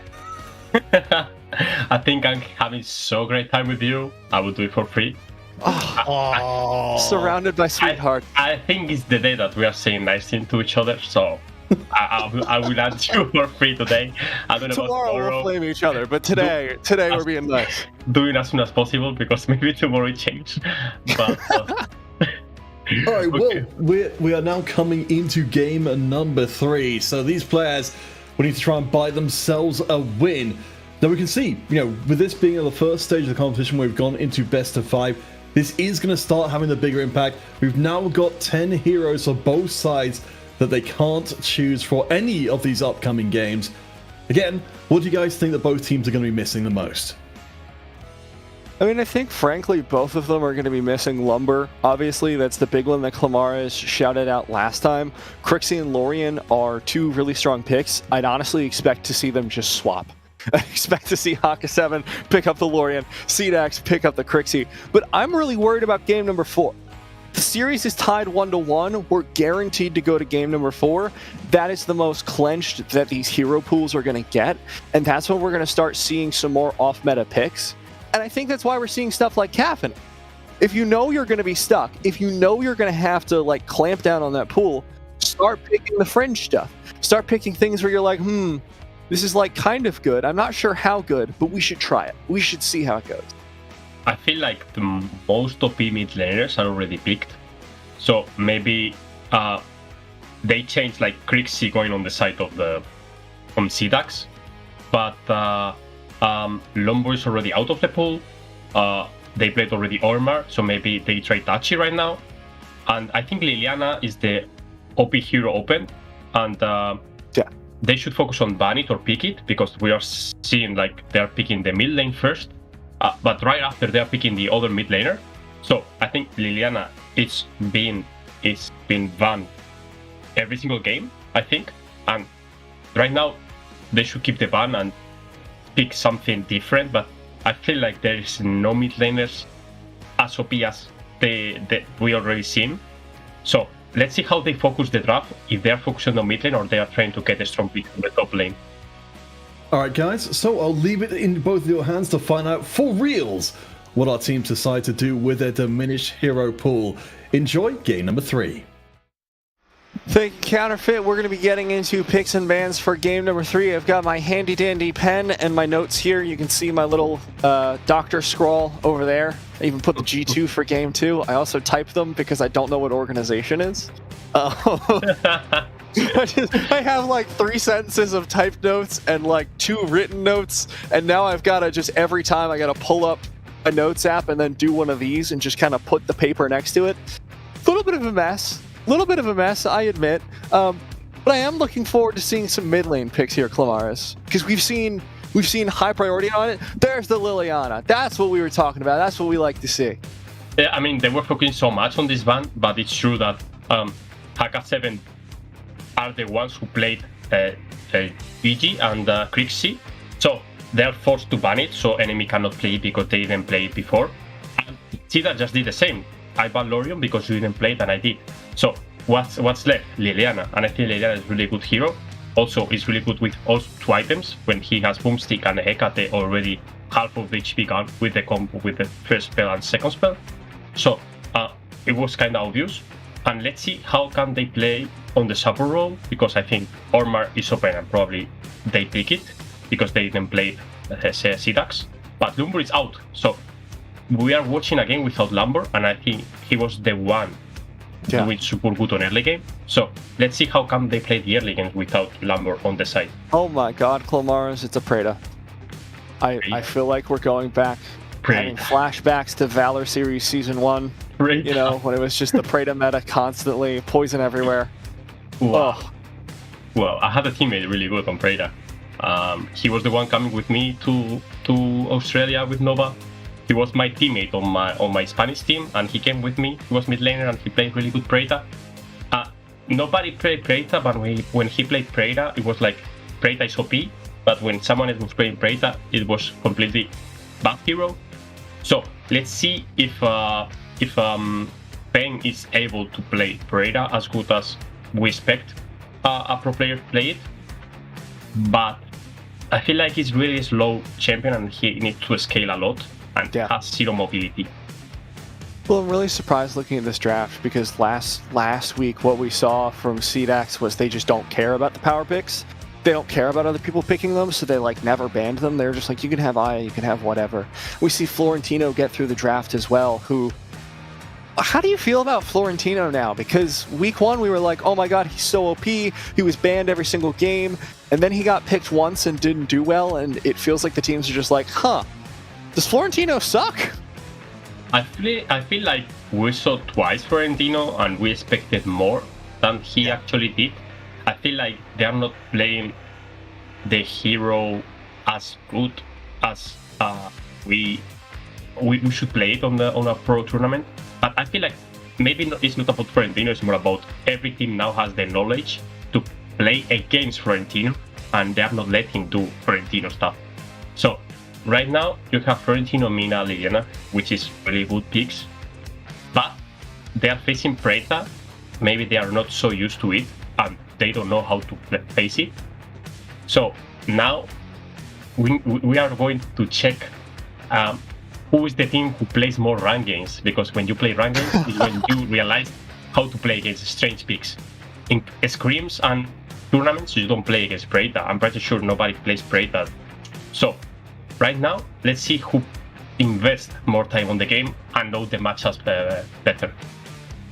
Yeah, I'm gonna be honest with you, Clamaris. I have no idea how the hell you play against Preta. I assume you just kill him, you just assassinate him, but as someone who's played a lot of solo queue, I've run into him once and he kind of sucked, so I never had to learn how to play against him. I mean, there's two ways to play as Predator, and it's you can build it as tons of damage. You can play like your abilities deals a ton of damage, or you can build it as auto attack. You build like this item who gives you attack based on your AP, and Predator with the ultimate activated deals tons of damage with the basic attacks. Or you can build it with the boomstick and stuff, and you just with your first spell with the dragon, you just destroy everything. So let's see how he builds it, because depends on how he builds it, depends on how he moves around the map.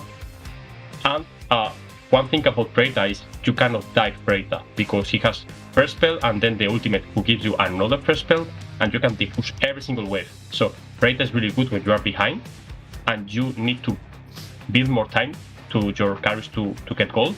So Predator is really good overall in the game, but has zero mobility and he can suffer on the early games. Alright, I've got a fun mini game for you, Clamaris. Are you ready? Tell me. How many times do you think that in the Vietnamese region, the league that is, I think, unquestionably the strongest so far, that Predator was picked? How many times? Just guess. Do you know the answer? I do, because I just looked it up. How many games did they play overall? Or you don't know? I think they play... The highest number that someone picked a character is Crixie with 119. So it's a lot of games. Okay. I would say they played 15 games, Predator. Out of 93 played heroes, Predator was played 0 times. So I have no idea what the hell is going to happen today. Okay, I think that Cedar just took the meta, just took a lighter and fired it. Yeah, just lit the entire meta page on fire. They're just like, you know what? Let's see what happens. And now we see Caphany again. Finally, because I was wondering why we weren't seeing Caphany, because she's really popular in Vietnam. She's the 13th most picked character. We saw none of her last weekend. We saw one game. And they didn't ban it. Like, I think they didn't prioritize it enough. I think they just picked like Ajate a lot. They picked Thorn a lot, but they didn't pick Caphany. And I was watching, as you mentioned, Asian tournaments, and they pick Caphany every single time. Like, it's like icon pick for them, Caphany, and I think also fits on their meta because they are so aggressive. And as I mentioned before, Caphany with the ultimate zone everyone on the tower, and the other one just can't take the tower. But on the Europe, Caphany is not so common. Yeah. And I don't know the reason. Maybe they're not enough confident, or I don't know. Well, I mean, we kind of talked about it last game as well, where Caphany doesn't do a whole lot until she gets to the late game. She really needs those like 2-3 items. So it's like, we could pick Caphany, or we could pick someone who's useful when we want to play the game. Remember, we've only seen like 4 games go past 15 minutes, Clamaris. So I'm not super surprised that we don't see these late game picks. But now Haka 7 are really just leaning into their late game prowess. They've got the Caphany, they've got the Florentino. They're looking to scale. They're looking to make it all the way to that late game, and I'm very excited for this Predator. I mean, we can see they ban Ajate's limbs, Lavi, and Delanas, I think. Oh, Elsu. Yeah. And they didn't ban Caphany. So they think those 4 marksmen are stronger than Caphany. Because, I mean, if you ban Caphany, it's because you think it's strong, and you let Caphany open, that means Lavi, Elsu, Thorn, and Hayate, I think, was the 4th one. It's stronger than Caphany. So I don't know if they have something different on their minds, or they just not sticking to the Asian meta and they want to build his own meta. But I feel like Caphany is super good overall. So let's see if it is worth enough to just ban the other marksmen and let Caphany open. We do it different here in Europe. We get to do a little freestyle. We get to relax it a little, you know. We play Predator. Yeah, we whip out a little bit of Predator. Who cares that nobody else plays it? We got this. We've played solo queue before. We know what a Predator does, vaguely. We've run into it once on the ladder, you know, like that's the energy. I mean, if in game 3 we are watching right now a Predator, in game 4 and 5, I cannot imagine. What are we gonna see? We are watching Batman's, Flash, Valheim. Oh, man. Flash, what a throwback, man. Oh, we're watching so much. It's not like semifinals, it's like so much. Like picking random heroes and I'll keep going. But I mean, that's the good thing about this mode in tournament. You are not watching every time the same bans, the same picks, because there is some tournaments without this mode, you only see 10 heroes. So right now, it's funnier to watch every time a new hero. So right now, I'm focusing my attention on Feng, because I think it's like the new hero we're watching. So let's see Feng how he does with his pick. And I mean, I don't know if it works. I don't bet anything on him. But I mean, it's always cool to see spray down a game. Yeah, no faith in it, but it's cool to see. You know, it's just like, this probably sucked, but it's sick as hell. I mean, you know, they mean that they say, I don't expect anything and still I get disappointed. I don't want to see this in this game because I want to see this spray that works on the bottom of my heart. So let's see. This is a lot better early game for Haka 7. Last game, they tried this exact same thing, and they got just destroyed instantly. So I'm happy to see them able to take away that blue buff to start it off, and no counter invade from CDAX. So Haka 7 off to a better start. Yeah, Clay just took the blue buff from Nimeng. We didn't mention they're playing Varus on the jungler, I think. Yeah, I saw Varus everywhere, but I didn't see Varus jungler for a long time. I feel like we saw him on support, on a Slayer and Abyssal lane, but we didn't see him on the jungler. I think worst thing about Varus is your speed to clear the jungle is so slow that enemy can do what they do. They can just invade you because you are so late on the rotation and your blue buff is still alive after 1 minute and 30 seconds probably. So right now, there shouldn't be a fight here, and Preyta should only try to steal it like he's planning to do, because they have no tools and no levels to fight it. Oh, they're abandoning it. They heard you, Clamaris. They're like, oh. Abandon, yeah. Clamaris says we can't do it, time to get away. They are rotating for up towards the Slayer side this time. That's really good to see that they're finding a response here. I mean, people think that I'm pro. Moyen? I mean, we're seeing the same stuff we showed before. Nimeng is in trouble, he needs to ultimate.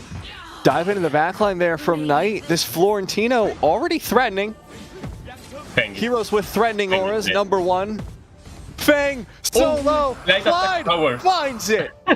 Clyde attacked the tower, he misclicked the tower button, and he attacked the tower instead of attacking Feng. I mean, it's objective focused gameplay, Clamaris.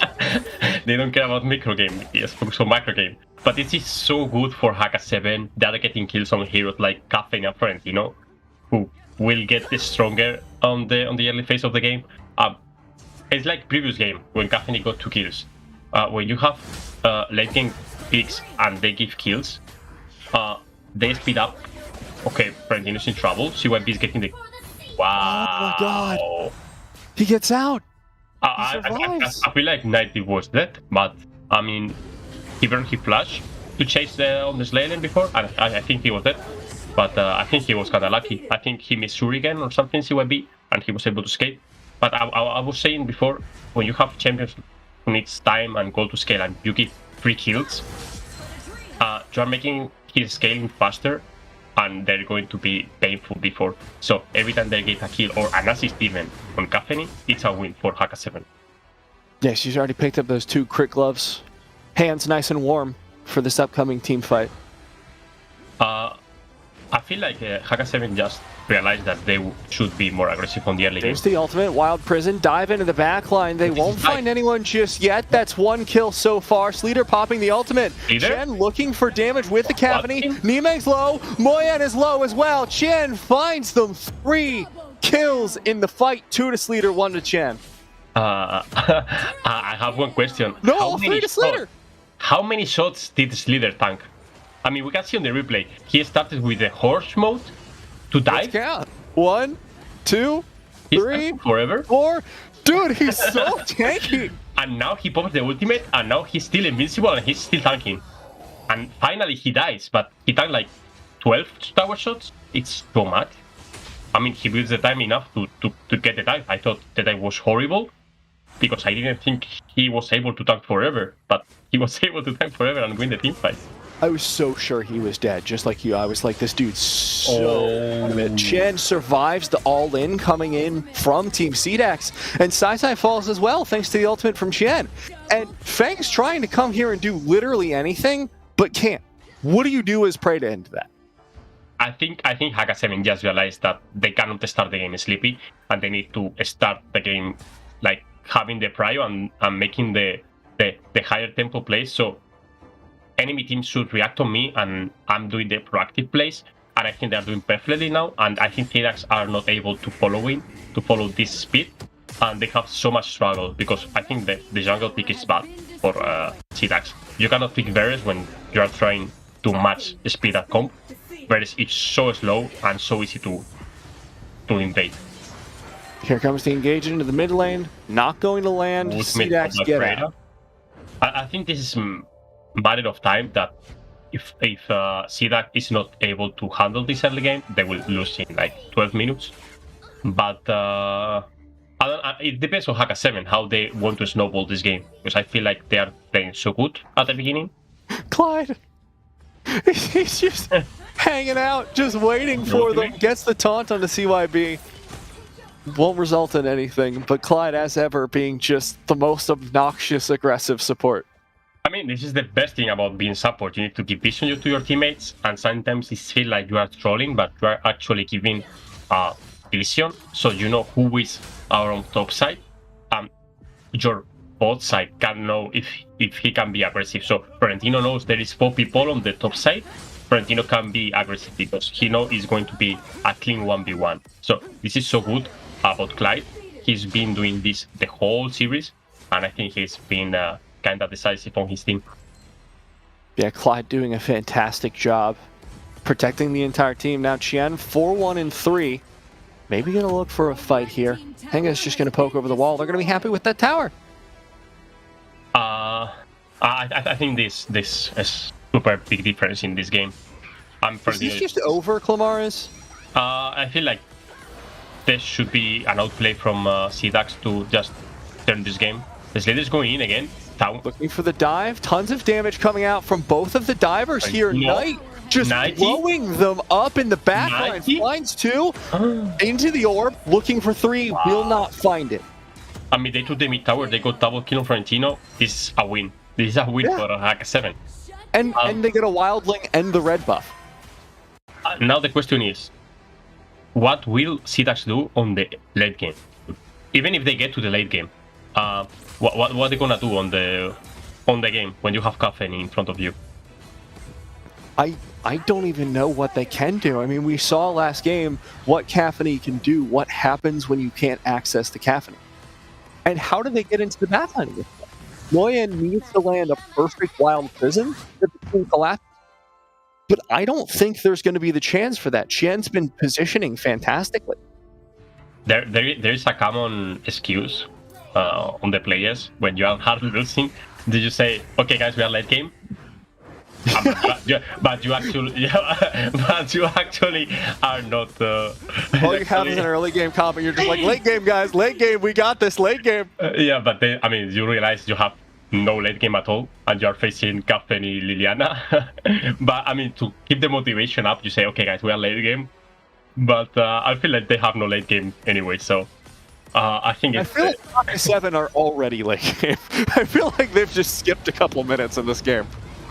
If they can defend this high ground tower, it's going to be a win for them, but I feel like they will open T2 top, T2 bot, and the high ground will be open for the next push. So I think it's going to be like to 8k gold lead after these 2 towers.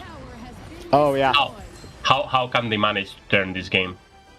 I feel like the plan was wrong from the beginning, putting the Varus on the jungle. Because if you're facing fast team comp, Varus is the worst hero ever to clear the jungle. And we saw know both teams do this. I mean, from the first blue buff, we saw he got invaded. Yeah, and we know Haka 7 do this. We know that CDAX do this. Going to be another dive into the backline here from Sleater. Finds tons of AoE damage. In goes the Liliana. Henge is able to find so much in the backline. Clyde just cleanly tanks the tower for the team. Double kill there for Chen. I think this is it. I mean, I think they won't finish right now, but they will open the top lane high ground tower and the mid lane, and there's a matter of time. With the 3 big minions on the mid lane coming up after this hit tower is going down, there's no way you will get into the game after this. They won't finish right now because the team is respawning, but after they heal up and come back, they will finish the game for sure. Well, let's start looking forward to game number 4, because this one I think is spoken for. It's safe to say, Clamaris. Almost a 10k gold lead. This is not going anywhere. Game number 4, there are so few heroes, I feel like, left for Team CDAX we've seen them perform on. But Haka 7s have really deep hero pools. We've seen Chen play multiple heroes. We know that Henges has at least 2 more mid laners in the pool in Yue and Raz. Yep. I feel like they just have the draft advantage as well. Yeah, I think they are showing how... Oh, look, Liliana damage. I mean, you can see how good a player is based on his champion pool, because being OTP sometimes can be good to play run games, but when you're facing long series with this ban mode, if you're able to play more than 3 heroes, I think you are going to be better than the enemy team. But I feel like it's not about champion pool. I think like they play heroes in the wrong role. I think if you want to play the Varus, you shouldn't pick the Irie. Yeah. Or just put the Irie in the jungle, even better. Yeah, faster clear. Sleater going to dive in, looking for the core. Easy pickup there for Haka 7. It is now going to be match point versus CDAX. Haka 7 just need a single game to move on to the grand finals tomorrow. They're looking pretty good, Clamaris. Oh, I feel like they changed completely the mindset. I feel like first and second game they started kinda sleepy, to say something, but this game from the beginning they took the stick and they said, okay, we are doing this and this, and this is going to work. And from the beginning they have to plan. Varus has nothing to do against the early invades, so every time we watch the blue buff is going up, we go to invade, and that's what we saw. Mina took the first blue buff minute 1, so there's nothing to do and has no answer to the high speed game from Haka 7. I have word that we're going to be bringing in a local expert. One Peter Counterfeit Cass Hartnell is going to be joining us once again on the desk. There he is, looking bemused around for us. Oh my god, I've gone ghosty. What? That's right. There we go. Using my supernatural powers, I've sent you to the Shadow Realm, but not again. A little sleepy, just like Haka 7 were in game number 2. So I'm going to do it very briefly, but I feel like if anything, what we saw in game number 3 there was a little taste of what Haka 7 have kind of been building up. They've been talking a very, very big game about their ability to come back and beat Nova. I think they were hoping to get through this series, this match, without actually having to necessarily show the full range of what they could do. Lighting things up in the early game, I think, means that they've kind of had to play one of their cards a little earlier on in the competition than they would have liked. I feel like if Haka 7 just play like this the next game, he's going to take the series, because I feel like CDAX is not able to keep the speed. I mean, they need to change the draft completely if they want to match this speed. But I feel like after one more game, I think they have no more cards to show. I think they played already the best heroes, and everything they are picking right now is just trying to surprise the enemy, and they are praying that it works. So I think Haka 7 is winning the draft part, and I feel like they will do again on the next game. But here's the thing that's confusing me, guys. Last week we saw Side play jungle and absolutely dominate. Every single game so far today, Side has been down there in the Dragon Lane, and I don't think that's his best position. I think he's an absolutely incredible jungler. Niemeng's great as well. I don't think Side is getting to play to his potential. We've got the Fennec still in the pool. That hasn't been taken away, and it's never been banned away. So the options there And I kind of hope they're going to take it because I feel like that's their best bet to get back into the series.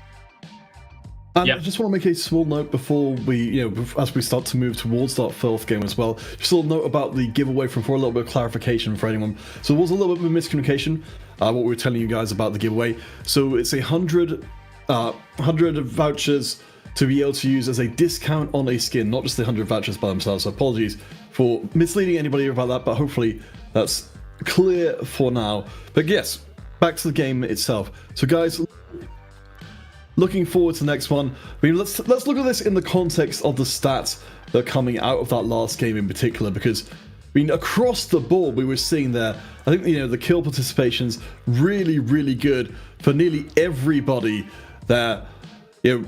We had a team really working supremely well as a unit. I feel like they just destroyed the game 4v4. I think Florentino and Irie was completely different game. It's true that Knight got 4 kills, but it was like almost on the late game. I feel like the support mid lane jungler from Haka 7 just destroyed the other block of 3. So it's true that CDAX seems like they were ahead in previous 2 matches on the early game, but with this draft, I think they just destroyed their playstyle. As Nivea said, they have Fennec and Elandor also still up, and I thought they have the possibility to just change it in the last game draft. I think they didn't pick ADC until the second ban phase, so I think they could change the verse completely to the side lane and put new Fennec. I don't know why they didn't change it, so I think for the next games, if they are not picking early game, they should pick early jungler, and I think Sai is the best for it. And I also do want to highlight here on the side of Haka 7, taking a look at Knight, that kill participation doesn't look super impressive on its own, but it does highlight the strength of Knight as a player. The role that Haka 7 puts him in is not going to be one of those team fight initiators. He's not going to play the same way that CYB usually does. What he's going to do, though, is sit in a side lane and make sure that someone has to deal with him, and he's been consistently winning those 1v1s this game, and he was such a thorn in the side of CDAX. They had to keep responding to him, and that allowed Chen and the rest of the team, you were talking about that 3-person core, Clamares, they were just walking around the map, happy as could be, just strolling through the meadow, because they knew the entire time that Knight was putting out pressure. They had to go deal with him, and the rest of them could just kick back and chill their way through the objectives. I would like to add on a small little caveat to that is, in the early going, I thought we were actually going to see Knight lose in the 1v1 and then start to open up, that big can of worms we saw in the previous game where the Slayer lane ended up becoming a big liability instead of a point of strength for the team. I mean, you remember when last game they were playing Ata and Omen, and they won that even, and then Omen just turns the battle into his favor because his team was winning on the other side of the map. I think this game happened the same. I think on the first time we saw the fight, I almost killed a Florentino under tower. He survived with 1 HP, but his team was losing completely the other side of the map. So Irie couldn't face it anymore. So Florentino had free lane because of his teammate winning the whole side of the blue buff, the abyssal lane, yeah. It just felt a little bit like a full collapse there from CDAX, and not the fun kind where they collapse on someone and get a kill, but the kind where if you have a tiny little house of cards and you move your finger wrong, the entire thing just completely falls apart, and that really sucks for CDAX, and I feel like this is how you beat them. How you win against CDAX, you shut down their early game. You shut down their plays, you shut down CYB's ability to make those initiations, and then CDAX don't seem like they know what to do from then on. All right, so have we look here at the heroes that have been chosen. Now I'm going to ask a question that may not have a good answer to it, but I'm just going to ask in case there is one in here. With 15 different heroes being effectively banned out from both sides before the game 4 even begins, do you guys feel like there are any particular strategies or approaches to the games that now the teams can't take with this many picks off the table? I feel like the mid lane right now is hard for Haka 7 because they already picked the most OP champions and they already banned. I think it was Crixie and Iki. I think they banned it already and they picked Liliana, but right now they cannot even pick Liliana, so they shouldn't focus on the mid bans because they won't take anything in return. So probably they should focus on other lane and try to pick counter from it. So one good thing about CDAX, Preda is banned. They cannot pick it anymore. So maybe now they can play serious pick and try to win next match. All right, guys. So with our next semi-final looming, potentially coming up after this game, if things go Haka 7's way, I'll leave it in your hands once more to bring us through, potentially to the end of our first semi-final and our first spot tomorrow. All right, I'm going to be looking at this for Haka 7. I know that their mid lane is going to be a little bit more open. We've seen Henges play the Raz, and I believe UA is still open, has been banned there by CDAX, as has Lorien. So we're starting to worry a little bit about that pool, but I was impressed by the Raz, so if they want to build another composition around that, I think Haka 7 are going to be pretty happy. I mean, Raz is really cool hero. He's melee champion, but with his second spell has long range and can... If he's having tough times, he can just farm with the second spell, and he's one of the heroes with the most outplaced potential with the auto attack pushing back with the first spell knocking and the ultimate destroying everyone. But I think it's hard to play on this meta because he's not getting the prio on the mid because he's melee champion. So if you want to have early comp, Raz is not your guy because your jungle is going to suffer your lack of prio mid lane. So Raz, I don't think he's going to be picked Nibiria. Dang, I really like Raz. I think he's really fun. Yeah. So Heng is maybe not going to be playing that. Illumia, we saw hovered last game as well by Feng, so it would be interesting. That's how I'm going to phrase it. It would be very interesting if we see the Illumia picked here. But I think there is the option open if they want to go for it. Aya has not been banned for the first time this series by CDAX. Yeah. They're not going to pick it up though. It's going to be Illumia Baldo. I feel like the meta is like the big ban phase is always the same. I feel like they're picking mid lane first pick and then they're picking mid support. I feel like they're picking always the same heroes. So I don't know what is the reason, but I feel like there is other like OP heroes to pick first, like Florentino. I don't know if it's good to pick Baldum when already the enemy team picked Baldum and it's open. You can pick it third and you can counter him.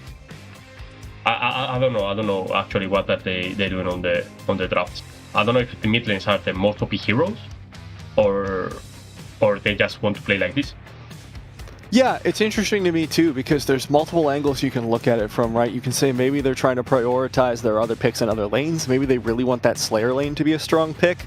But the problem is, if you pick your mid support first, the bans are going to focus down on the Dragon laner, the Slayer laner, and I personally feel like those have been the biggest carries throughout the tournament so far. And picking like this is like, I mean, you have no flex picks. You already know Illumia's mid, bottom support, mid lane support, Florentino's Slayer lane. I mean, you can focus. Hey man, we saw Vari's jungle. I feel like everything is on the table at that point, you know. They pick the Elandor to take away. They should ban the Fennec right now. They should ban the Fennec. Be so dirty. I mean, they should do it. I mean, we already see Florentino and it's a Slayer lane and Grix is mid lane support. They're missing jungler and they're missing Abyssal. If you ban the Fennec, I feel like side is not going jungler in any scenario because there's no other ADCs on the jungler. Maybe Lindis, but I think Lindis into Illumia Baldwin with no mobility is really hard because he can just get ultimate and ultimate. So, Wisp, I don't understand what's happening. So, Wisp is decently picked in Arena of Glory, the Vietnamese league, but as a jungler, so maybe that's the logic, is they want to make sure side doesn't have other options. It'll make more sense if we see a Fennec ban as well. But yeah, that one's a little perplexing. Because fun fact, the only person who's played Wisp this entire tournament is Haka 7. It's Chen, the only one who's ever picked Wisp. So I mean, maybe it's a ban because they know it's strong, but because they only play it, and but maybe the other ones didn't realize it's strong.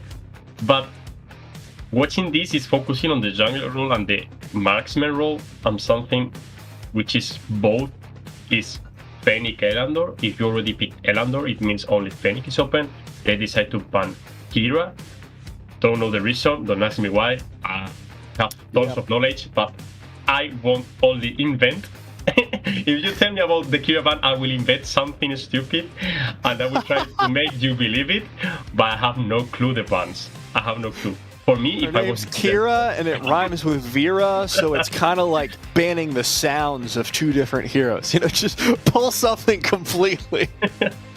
I mean, for me, it's good to have Ryoma right now because it's flex pick already for the Slayer lane and the Abyssal lane. You have already Elandor jungler, pretty sure. So Ryoma fits on the Slayer and the Dragon lane. We see the Fennec. It was clearly what they should pick. Okay. But I mean, as we already saw this, why Haka 7 didn't realize it? They didn't watch previous games from CDAX, because I think it's clearly when they need to step up and win a game, they just turn completely the game style and put Sai on the jungler. We saw when they lost against QLASH first game, they just changed Sai to the jungler and put Fennec Elandor right after. Well, they've literally played this composition before. Not the exact same picks, but they're replacing the only changes. Instead of Florentino, it was Ryoma, and instead of Thane, it was Lumber. That is barely a change. That is the exact same style of composition. And guess what they did? They stomped. They stomped that game. So I feel like we could see this coming from a mile away, and I'm wondering if Haka 7 just think they can beat it. I think the worst thing that can happen to Haka 7 is losing this game, because for their mental will be so bad. When you are one game to just qualify for the big finals, if you lose this game, it's like you were really close to the goal, and you lose it, and then you are tied 2-2, and your enemy comes with boost of mental, and will be so motivated for the last game, because they just won the game. So right now, what Haka 7 should do is just focus on this game and try to finish the series 3-1. And I think it's interesting as well, like they've taken out a lot of power picks from the pool this game.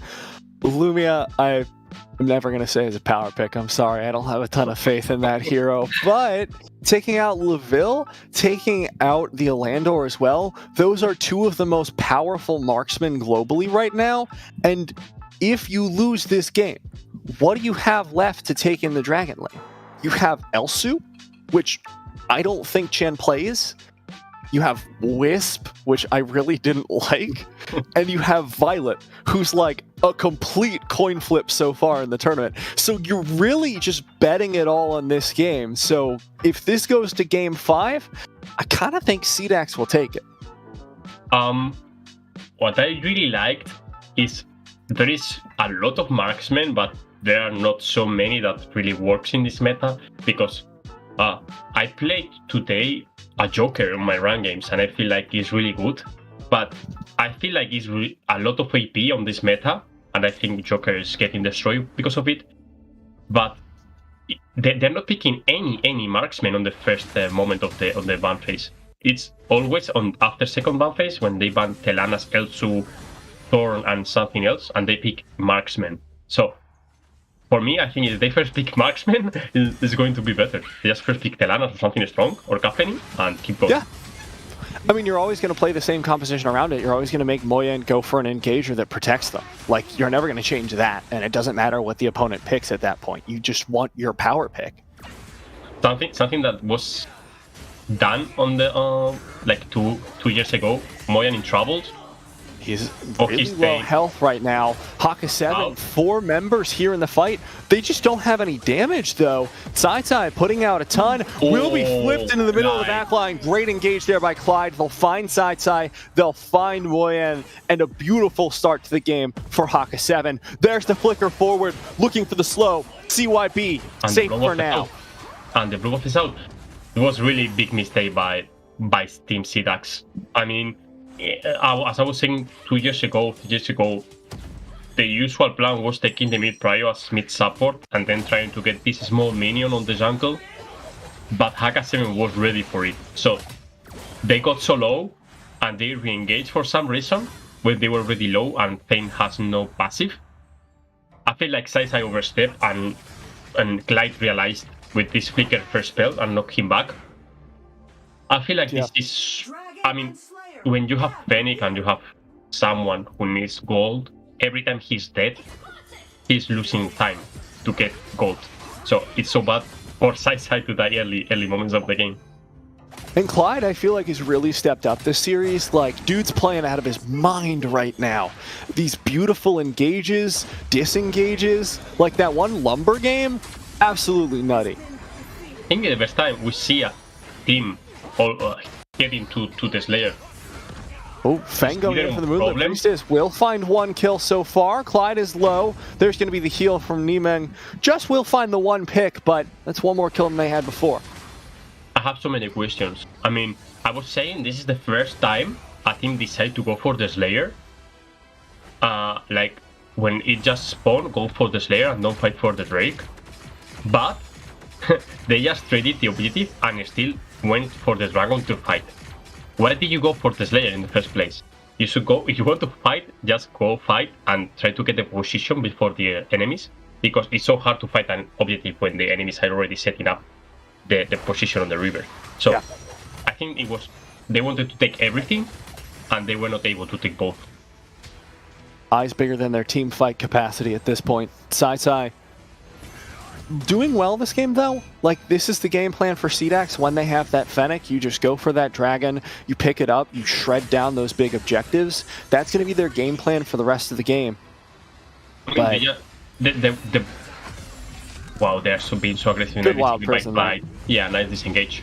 Oh, nice ultimate. Oh my god! Huge Illumia ultimate to start it off. Knight gonna look for a dive into the backline. Not gonna be able to find it. CYB will, though, on that Florentino. Tons of damage to the left side of the fight. Pick off Knight. Haka 7 forced to disengage. I think CDAX just wake up. I mean, I think they started the game kinda not with the attitude they need to play the last game of the series, kinda for them if they lose. But I feel like they're doing really good picks, and that's the way they need to go. They're playing both ADCs on the jungle. The one who is taking more on the enemy jungler is getting ahead and will destroy the game. Yeah. I don't know about this Florentino getting kills early game. I think Ryoma won't be able to keep him on the lane. Yeah. Florentino, as he scales, just does so much. We already saw how strong Knight was on that pick. Moyang caught out here, but will turn it into danger for Clyde.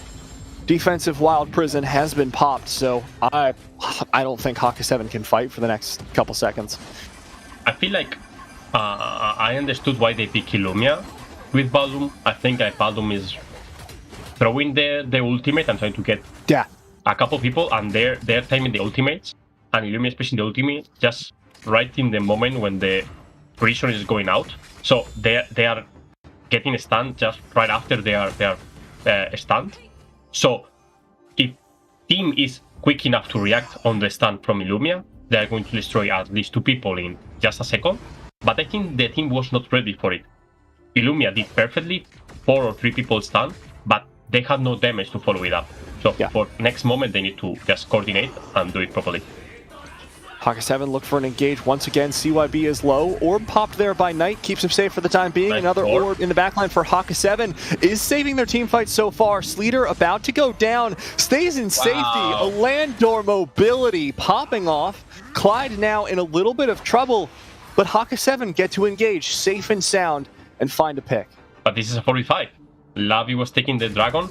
He dropped it because he realized he's not able to take it in time. Everyone is just rotating to the dragon. If he keeps for this tower, he's going to give the tower for his life, I think. Oh, so close. Oh, the minions MVP. Oh, he gets it! The minions MVP. Thank you, Winions. Able to get that tower for Laville. And now CDAX just back. They're not going to go for this dragon. They're not going to try and get that pressure. Lavi's 3.7k gold without any single kill participation, only because of tower and the farming. I think Lavi is playing his farming simulator this game. But the thing is, when he joins the team fight, he will be so much painful. Florentino's being so aggressive. CYB. Looking for the engage, able to find a ton of damage there on the top side on Chen, and not take a whole lot for it. Could get them the Slay. I feel like CYB is really good Florentino. I think it's the best Florentino we saw. I think he's playing so aggressive, knowing his potential. I think he fits perfectly with his playstyle. He's so aggressive, so give him a aggressive pick. Chen in a whole lot of trouble. That's a ton of damage. Illumia ultimate not timed well with the Wild Prison. Won't find the stuns. And now there's going to be a full-on dive under the tower, which gets taken down. Hengas will keep the team safe for the time being, but they lose one for one. Did Nimen use ultimate? I think he has cooldown, right? If Nimen use ultimate there, I think it's going to be Wow's leader. Oh, nice going, nice go out. So clean. Yeah, this is so clean. When you see Elandor doing things like this, Moyan no passive. He's going to be dead. Moyan should be dead here. Oh, not going to be able to find the last hit. No, I mean, Thane is so tanky sometimes. But, I mean, right now what his leader is doing is so perfect. He's farming both wave, mid wave, jungler, and getting some kills sometimes. He's already 6k gold. Yeah, Clarence, I was going to point that out. Dude's so rich. He could buy another hero. He's taking every wave on the map. He was farming from bot. He took this little bird. He took the bot wave. He took enemy jungle. He took mid wave. He rotated to the enemy blue buff and he killed CYB, I think, or Feng. But he's taking every resource, and I think he's thinking, I'm going to carry this game. Give me everything you can, and I will carry with my gold. I believe him. I believe him, Clamaris. The play we've seen so far from Sleater, I'm shocked that we have not seen Sleater's Elandor. Like, why would you not play this every game? It's so clean so far. I mean, wow, nice Feng. Beautiful engage there. Henge is going to put out a ton of damage with that ultimate. Sleater escapes for the time being. CYB will find the kill. Slayer has been dropped towards the mid lane and immediately murdered. I think it was kind of bad coordinated by Henges and Clive. I think Henges just used the ultimate kind of... he was afraid. And he ultimate when some people were on the prison, so they didn't get the stun. He was kind of missed ultimate. But I think it was a really good play by Feng with this quick signal cap into two people. Yeah. I think they should pay more attention into the mid lane. Wow. Feng down. Don't even need the full engage. CYB looks for a little bit more, but won't find it. Wild Prison to zone. Haka 7 take down yet another tower. Look at the bottom side of the map as well. They can rotate to either lane. When you have both carries on the mid lane farming and they overstep, I think you should be really careful. When you have Elandor and you have Illumia alone on the mid lane, you should expect someone to come from the sides, and that's what happened with Feng. When you have both carries, it's like, okay guys, they have both carries in front of me. It's so tasty, let's do it. Let's kill them. Kill them. We win the game. But they wow, nice flicker. Nice flicker by Moyan. I mean, it seems like so hard for CDAX right now. Yeah. They picked the Fennec. It worked for them. But I think this game Saisa is having some struggles because he's getting out farmed by Elandor and he's getting his resources. Elandor is taking the Fennec jungle and Fennec is not being able to invade. So every time Elandor is getting to jungle, is getting your gold and his gold. So it's not only 70 gold, it's like 140 because it's my gold and you don't take your gold. We need to realize it's like this. Nice ultimate by Lavi. Clyde going in for the engage. We're going to see CYB's Florentino almost find the assassination onto Chen. Will force him out of the fight for the time being, but it just doesn't matter. The Illumia ult is huge onto CDAX, who are forced off. Elandor with double buff, I think, is one of the most annoying champions because he's slowing everyone and he can chase you because of the lamp. He can jump forward, he can jump backwards, and with the slow, and you cannot move. I mean, he will chase you down forever. And when he needs to run out, he will just run out with the second spell. So right now it's perfect game for Elandor. He can just win the game alone if he doesn't commit too much on the backline. Well, I mean, even if he does, who cares? You still got Levi in the backline to do a ton of damage. Like, you're not going to be lacking damage even if you lose one of your primary carries. The only danger is losing both at this point. Feng will go for the ultimate. Side finds one, gets killed by the dragon. Wow. Oh no! Feng incredibly low on health as Side's down. Feng will follow. Now CYB has to find the damage in the middle of this fight. So far, gets completely shut down. Nemeng the only one to survive that team fight. Feng gets out, but at what cost? 4 members down for CDAX, and now Haka 7 pushing for the win. Is he able to defend this? I don't think so. I think they should just dive him and kill Feng. I mean, he shouldn't be able to kill any single wave. Okay, Feng this has game. ultimate, will pop it, but serious. just burnt completely. And with that, Haka 7 will advance to tomorrow's final. Wow.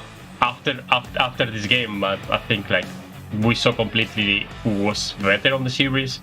At the beginning of the game, we were saying like Haka 7 is better on macro gaming and decision making. It's true that they were kind of sleepy at the beginning. Yeah.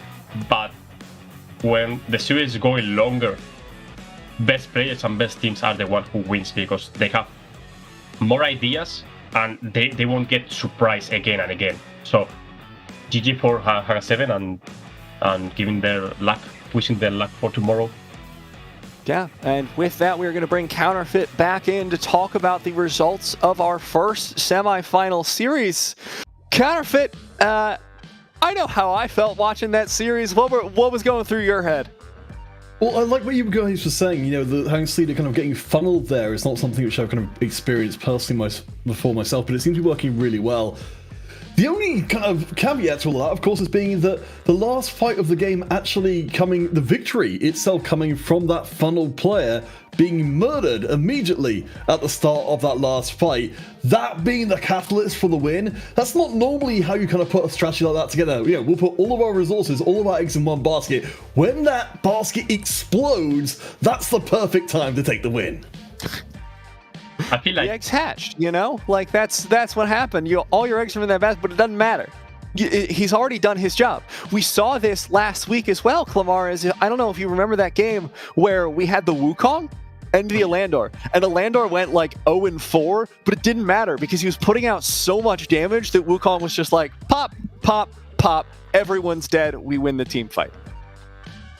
I thought like they were losing because if you remember they were doing a Slayer and Drake at the same time, but they were so ahead. It turns out good for them because when 3 people are on the opposite side of the map and you're fighting 2v5, there's no way you win. So lucky them. Alright guys, so that brings us to the end of our first series. As Niberia said, we have ourselves our first finalist tomorrow and also our first team going into the third, fourth place match, which will precede the finals itself. A little bit of a warm-up there. But we have Nova versus Clash, our second match of the day. You have to know Nova and Clash were both keeping very close eyes on that previous match to see what their potential opponents in the finals are going to do. But certainly with Nova, the favorites coming in, we are expecting a very explosive second match. So stick around, we'll be back after the break.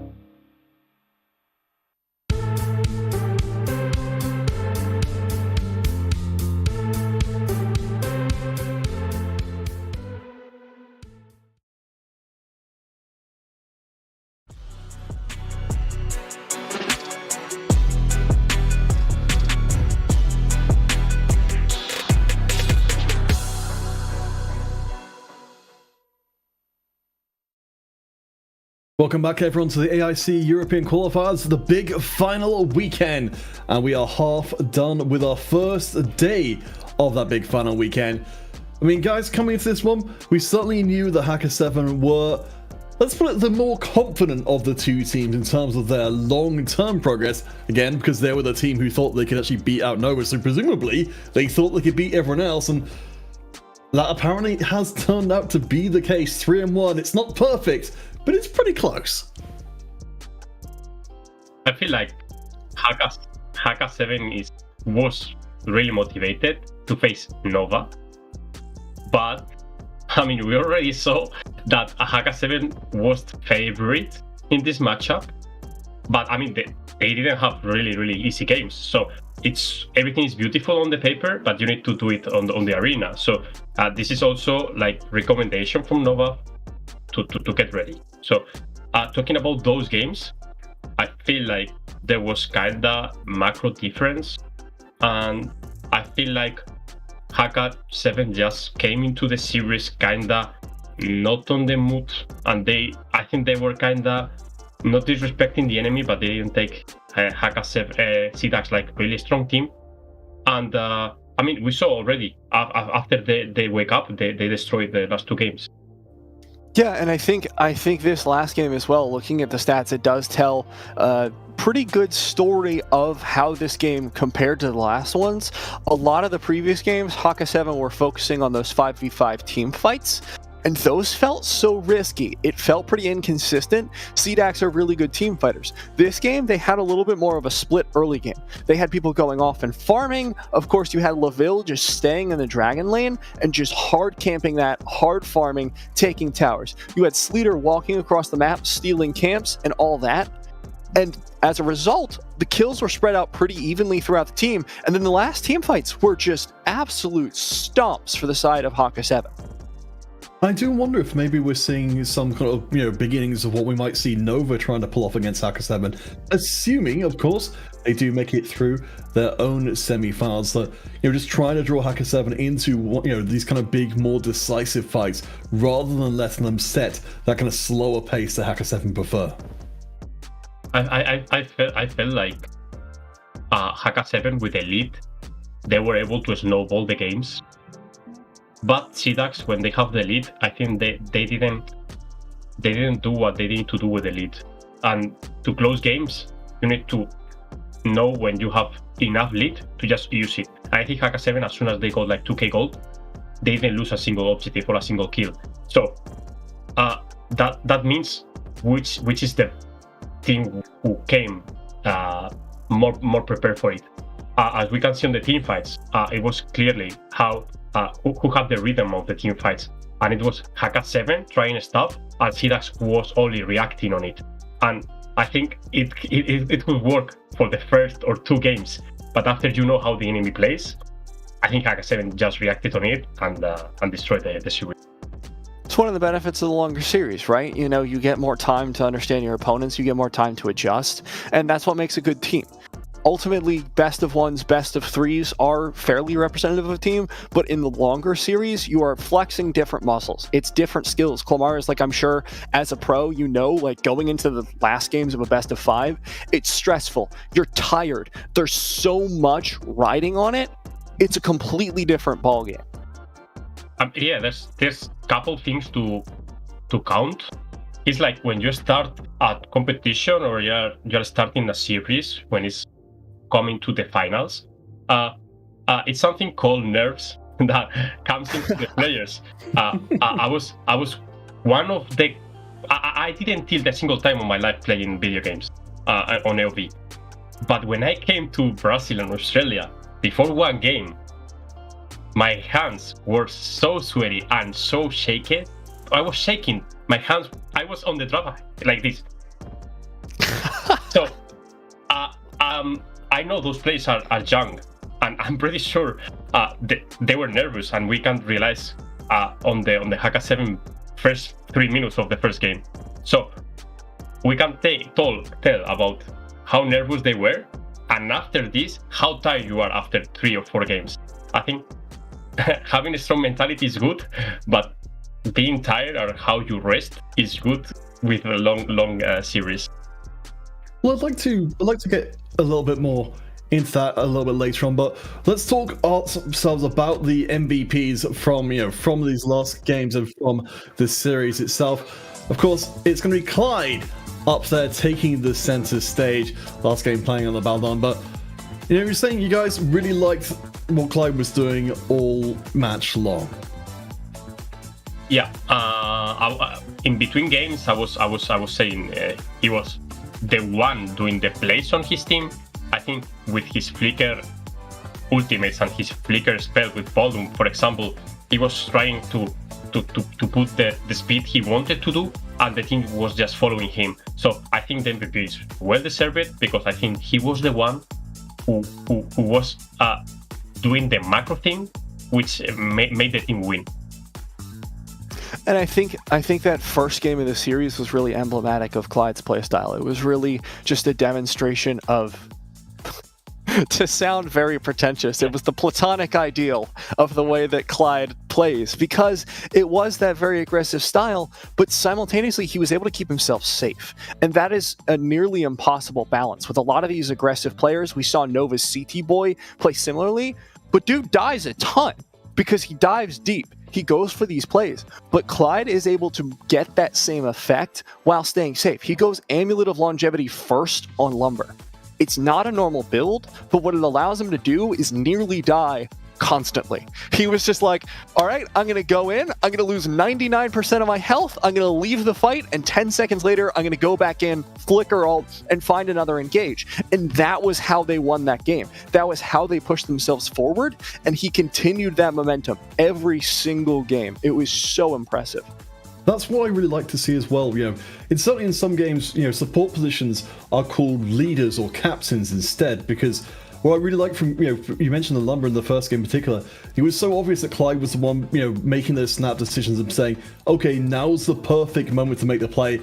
As a support, I'm not having to worry necessarily about the direct fighting as much as my laner would be. So I've got the spare brain space to be able to make those decisions and have the team, commit to that decision without even a moment's hesitation. The only two players who also change the map and look through the map are the jungler and the support, because they are the only two players roaming through the map. So those two players should have enough knowledge of the game and what's happening everywhere to just make the play what they need to do, because you cannot invade one side if your side laner is just under tower defending, because the enemy side laner is just coming and help his jungler. So I think Clyde and Sleater was looking really good. Yeah, they just destroyed the game because of his knowledge. They just did whatever they need to do, and they were the clear MVPs on the last game. Also, Elandor just destroyed the game because of the knowledge. Yeah, I really want to shout out Sleater in that last game. I feel like he really stepped up in that series, because coming into today, I would not have rated him as highly as I do now. I think he really showed that there is a play style that he has not tapped before in previous series. And Clamar, as you were saying, really what it was playing a little bit more selfishly. Yeah, we were talking about this before. I think he played a lot of team picks, like he helped the team, but once he took a selfish pick and he was taking the whole goal for him, I think we saw how good he is also in the carry picks. So I think if he wants to be better, I think he should play more aggressive picks like this one. Well, I'd like to put it to you guys more generally then. What's your stance on trying to play a more eggs in one basket style of play over trying to, diffuse the responsibility across the whole team for carrying? Actually, hold that thought, because in fact we have got an interview ready. So I believe we'll be talking to the manager for Haka 7, Sia, about their new berth in the grand finals tomorrow. So hopefully we'll have them up here in a second.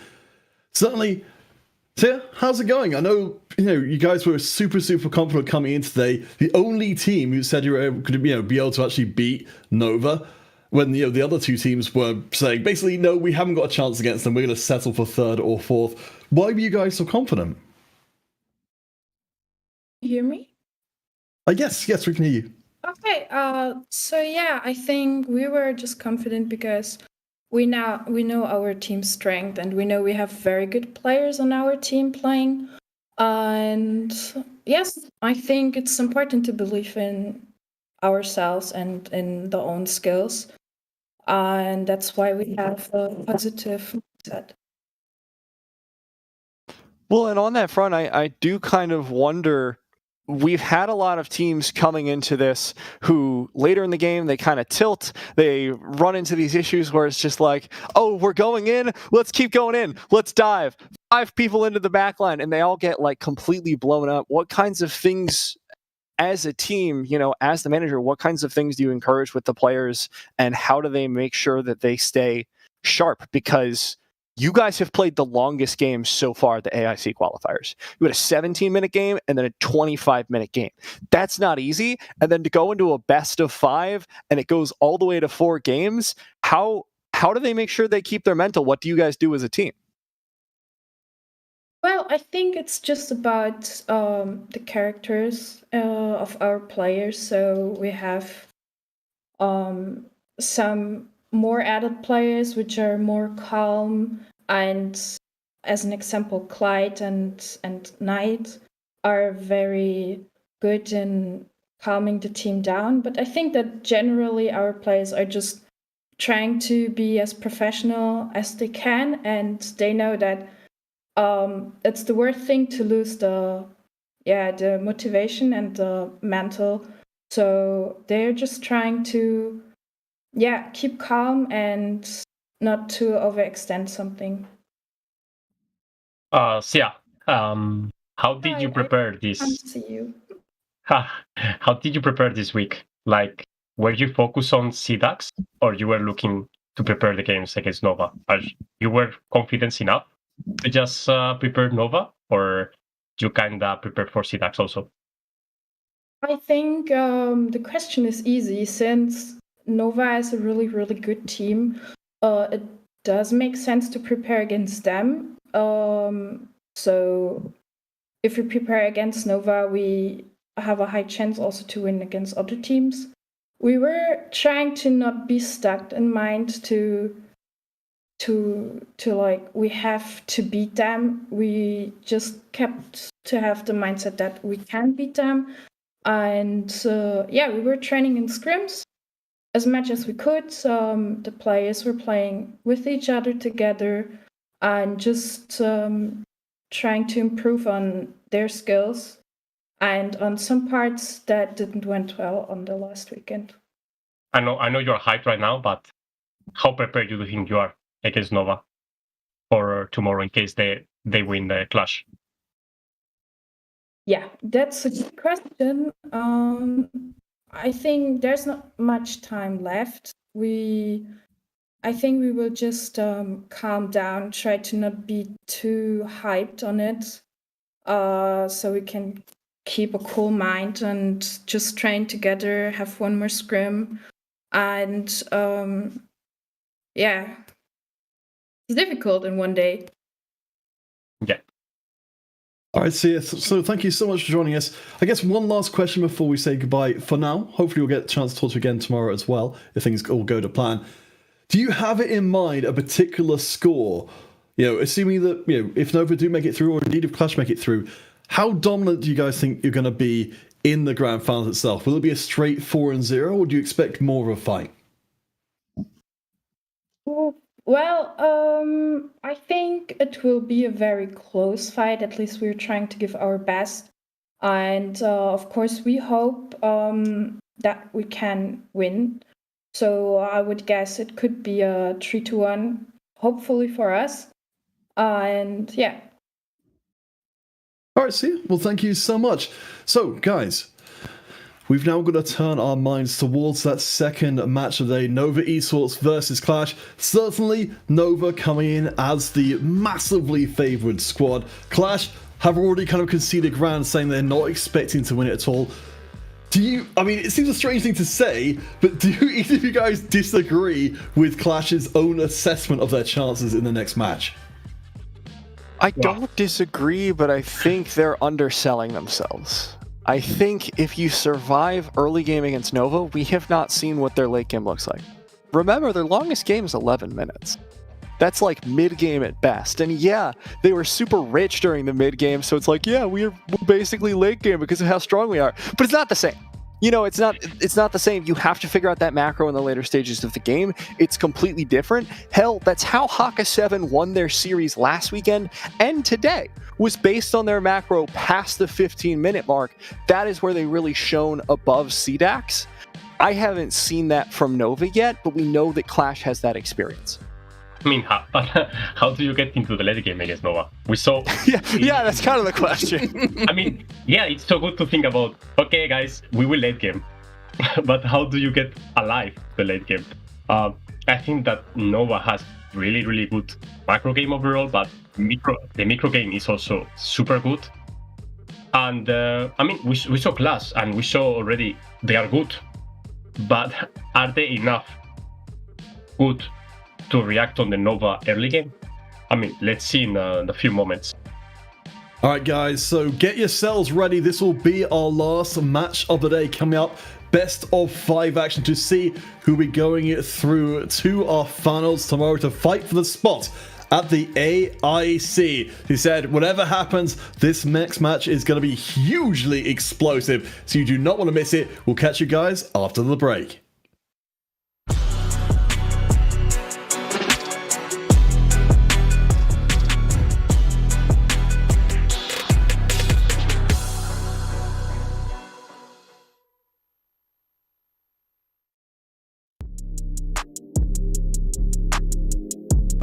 So hello, my name is Hey. I'm the substitute mid lane for Nova Esports. I think we performed really great because we won all the matches, and I think we had a great performance. I think our chances are really high because all of our members are working really hard, and they train every day, maybe every day 5 to 6 hours. They play the game and they train their combos and they practice, and I think we have a high chance in getting to the finals. I wouldn't say we are afraid of any teams because we have confidence that we can beat any teams, but I'm looking forward to playing against the team CDAX because they performed really well during the first week, and I'm looking forward to it. I think EU has a great chance of winning because we have a great team this year, and then especially we have almost the best players in the Europe server, so I think we have a high chance of winning the world champion. Thank you very much for all the fans that supported Nova, and we are confident that we will give you the best quality, best team, and best performance in the semifinals and also the finals. And we will qualify for AIC, and you'll see us in AIC.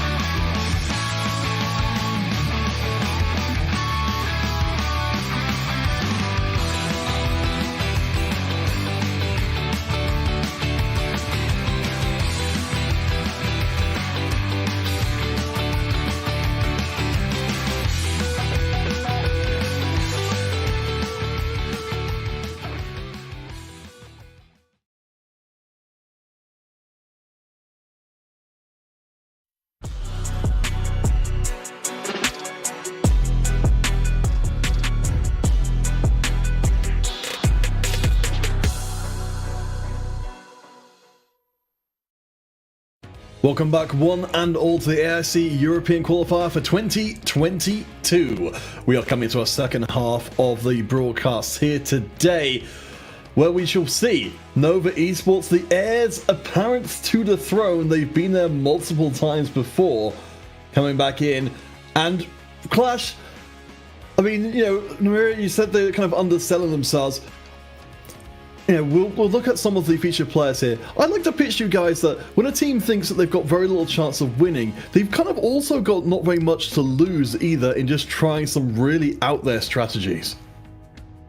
I feel like Clash shouldn't be afraid or scared, because I mean we saw already how good they can be on the macro thing.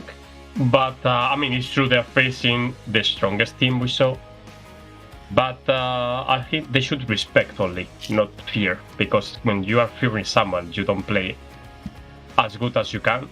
So my recommendation for Clash is just calm down and play his own style, and don't mental boom in any game, because we already saw how long the series are. And for Nova, nothing to say. I mean, they clearly know how to play, probably better than me. So let's wish them both luck and keep going. Yeah, I think for me, Clash do have more of a chance than they think they do, but it is going to be a tough style matchup for them. Clash don't play for early game dominance. The way they win games is not they invade early and they do all this nonsense and they go for kills early. They're looking for the late game, they're looking for those team fights, they're looking for macro play, they're happy to trade objectives. I'm not sure how well that's going to go into Nova, who we've seen take both objectives in a row, even with the 50% debuff, and win the following team fights. Obviously, if they pull that off, it's going to be rough for Clash, but if Clash are able to do what they normally do against other teams and trade those objectives, wait for the late game, and focus around their really strong team fighting, especially with Yang's engages, they have a good chance. I'm gonna put my hat in the ring and say they can win this 100%. As we can see, we have Compton and 99. But yeah, let's talk about the player matchup here as well. Both players big fans of Florentino. You know, how well we've seen Florentino coming out and expect, you know, in this best of 5 series, presumably he will be hitting the field again as well. I mean, we will only see one Florentino because of the one mode, but I feel like both are very aggressive, not as aggressive as Knight and CYB. I think they are more team players and they like to just take the play and rotate, don't like to fight each other. And I think it's going to be decisive which one is making the difference and helping the invades or the mid lane. And I don't know if the strongest player in Nova is the Slayer lane, because it's true that they're paying so much attention on the mid jungler support, and it's the light lane, how they play, and it's kind of the forgetting role. But every time 99 should play in the team fight, I think he was carrying most of the time with the CC. I remember him playing key, and he played perfectly the key. And Tonton, I think he's more like team fighting, and I think he played kind of more team fighting picks. But we already know how good they are. I mean, we have nothing to teach them, and I think they both are going to smack the team fights. All right, we've almost got the pick and ban ready, so as Nova go up against Clash, we're going to need you guys in the chat to throw out some love Clash's way, because they sure don't seem to have it for themselves. So you're going to need to cross them up in this match. Guys, take it away, our second and final match of the day. Nova versus Clash, the semifinals. Let's get into it, Clamares. We do have Poseidon coming in here in the mid lane. We've seen him swap with Hey occasionally, so we're going to be seeing, I think they have really the same hero pool. At least last week, it was like the exact same picks, just different flavors. Yeah, I think the meta is kind of closed. I think there is like 5-6 picks in every role that fits in the current meta. But I think Bossa and Heihei are kind of similar on the playstyle. I think Heihei is a bit more aggressive and selfish player. But I mean, Pose is so experienced, and it's also really important on a player being experienced and know every scenario in the game. Someone told me his favorite champion is Lorion, and I think he's very confident. Let's see if he can play Lorion today. And I think also having more players to play, because we already know Nova has 7 players. With this mode, I think Pose and Hey can focus on different picks. When something is open, Pose plays, and when something is banned, the other guy just plays. Imagine I'm super good on Lorion, and I pick it already, but you don't know how to play Lorion. So it's your turn to play, you know? I sure don't. Me neither. So Lorion is not for us. Oh, wow. It's just spinning the wheel of mid laners here from Nova. Maybe landing on Lorion, that would be a very strong first pick. I do think what we're going to be looking here for, I think the strength of Nova's 7-man roster is going to be the ability to just swap out people if there's a bad game, right? Because if you are not a super calm player, if you are someone who does get tilted and very emotionally invested into your games, sometimes it's nice to be able to have someone come in and say, okay, I've got a cool head, I'm ready, I can swap in for you, and then once you've had a game to calm down, once you've had a game to watch, you can come back in. You'll be fine, we can win this. I think in every game and every sport, I think there should be 2 types of players. I think there should be like the young guys who are very talented and they are the future of the team. Okay, I get it. But then you should have someone experienced, someone old. Yeah. Someone should teach them how to play and how to react on what's happening in the game. Because maybe people who is very young are very emotional, then get too hyped and they lose the focus and they just throw the game in some point of the game. So having this difference between talented players and experienced guys, I think it's what makes a team good, and they can improve a lot, and they are not stuck on a level. And I think Poseidon's definitely that experienced person. It always makes me laugh, Clamaris, when we're talking about like young versus old players, because in Arena of Valor, it's like 16 versus 18. It's like an 18-year-old. Oh man, they're so old. They've been playing for forever. It's just like, they're 18. I mean, they're so young. For video games, being 24, 25, it's already old. I mean, when you are 25, you're already boomer hands. And for me, I played since I was 19 or 20, and I'm now 25, almost 26.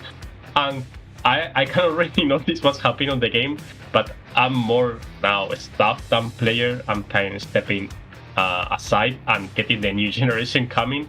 But it's also good to have old players becoming coach, so they can give the knowledge.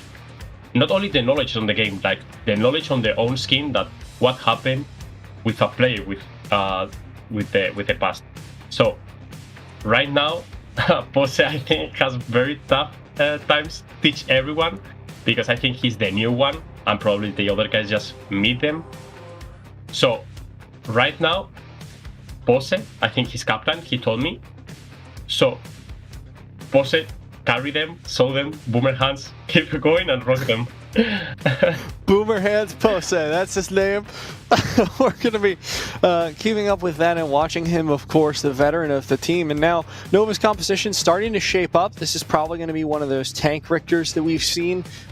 It's a pretty beefy front line with lots of engaged, lots of playmaking potential. But Liliana going to make it through there for Clash in the mid lane. And we've seen already how strong Snox is with that pick. So this is a good start for Clash's draft. Okay, I have a minigame for Univia now. All right, with the draft Nova is going. What do you think is going to happen on the next 2 picks? What should be the focus on the class bans? Oh, okay. They obviously aren't going to have a Dragon Lane player just yet. They don't have any marksmen that are already on the field, so I would ban out one of those. Varys can go either support Slayer lane. We really don't want to see her jungle because we've seen what happens there, and it's not pretty. But I think something backline would be really good. How do you feel about Elsu? Is that 2 backline?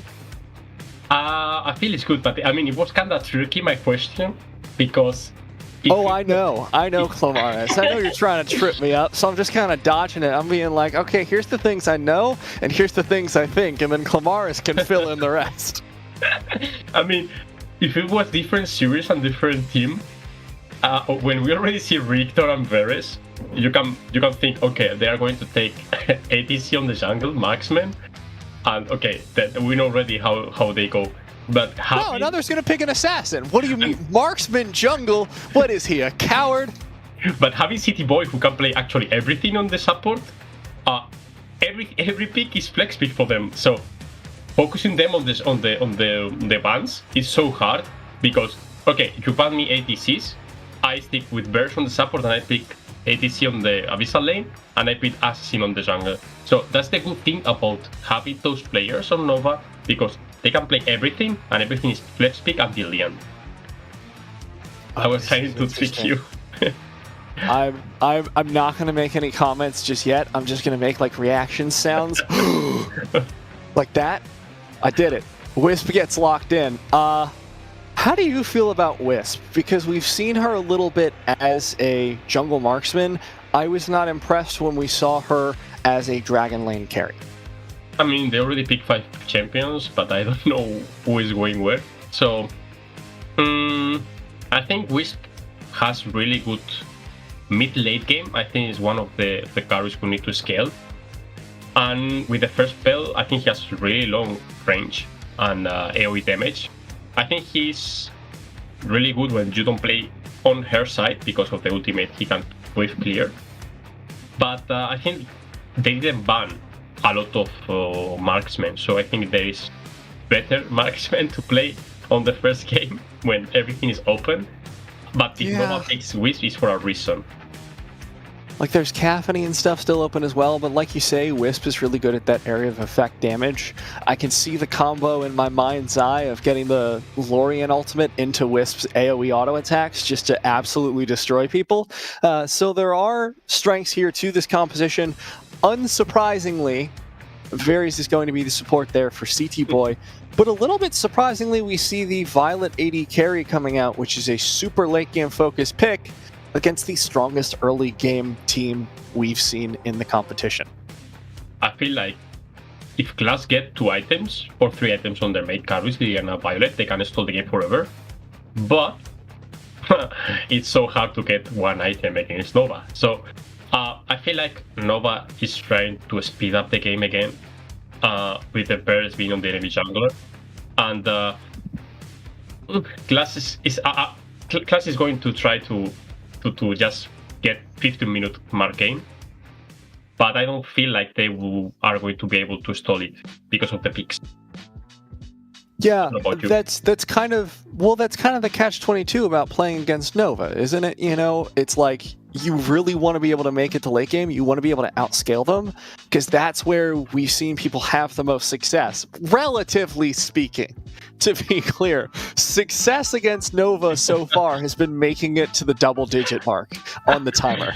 Like, let's be very abundantly clear about this. But you want to get to that point and you want to be able to outscale them because as Clash, you have faith in your team fighting. You believe in your ability to outplay them in the late game. But if you don't pick anything that's strong in the early game, you never get there. Volcath, Florentino, and Lumber are the closest things to early game carries they have, and I think all of them are just better with items significantly. So I'm a little suspect of this.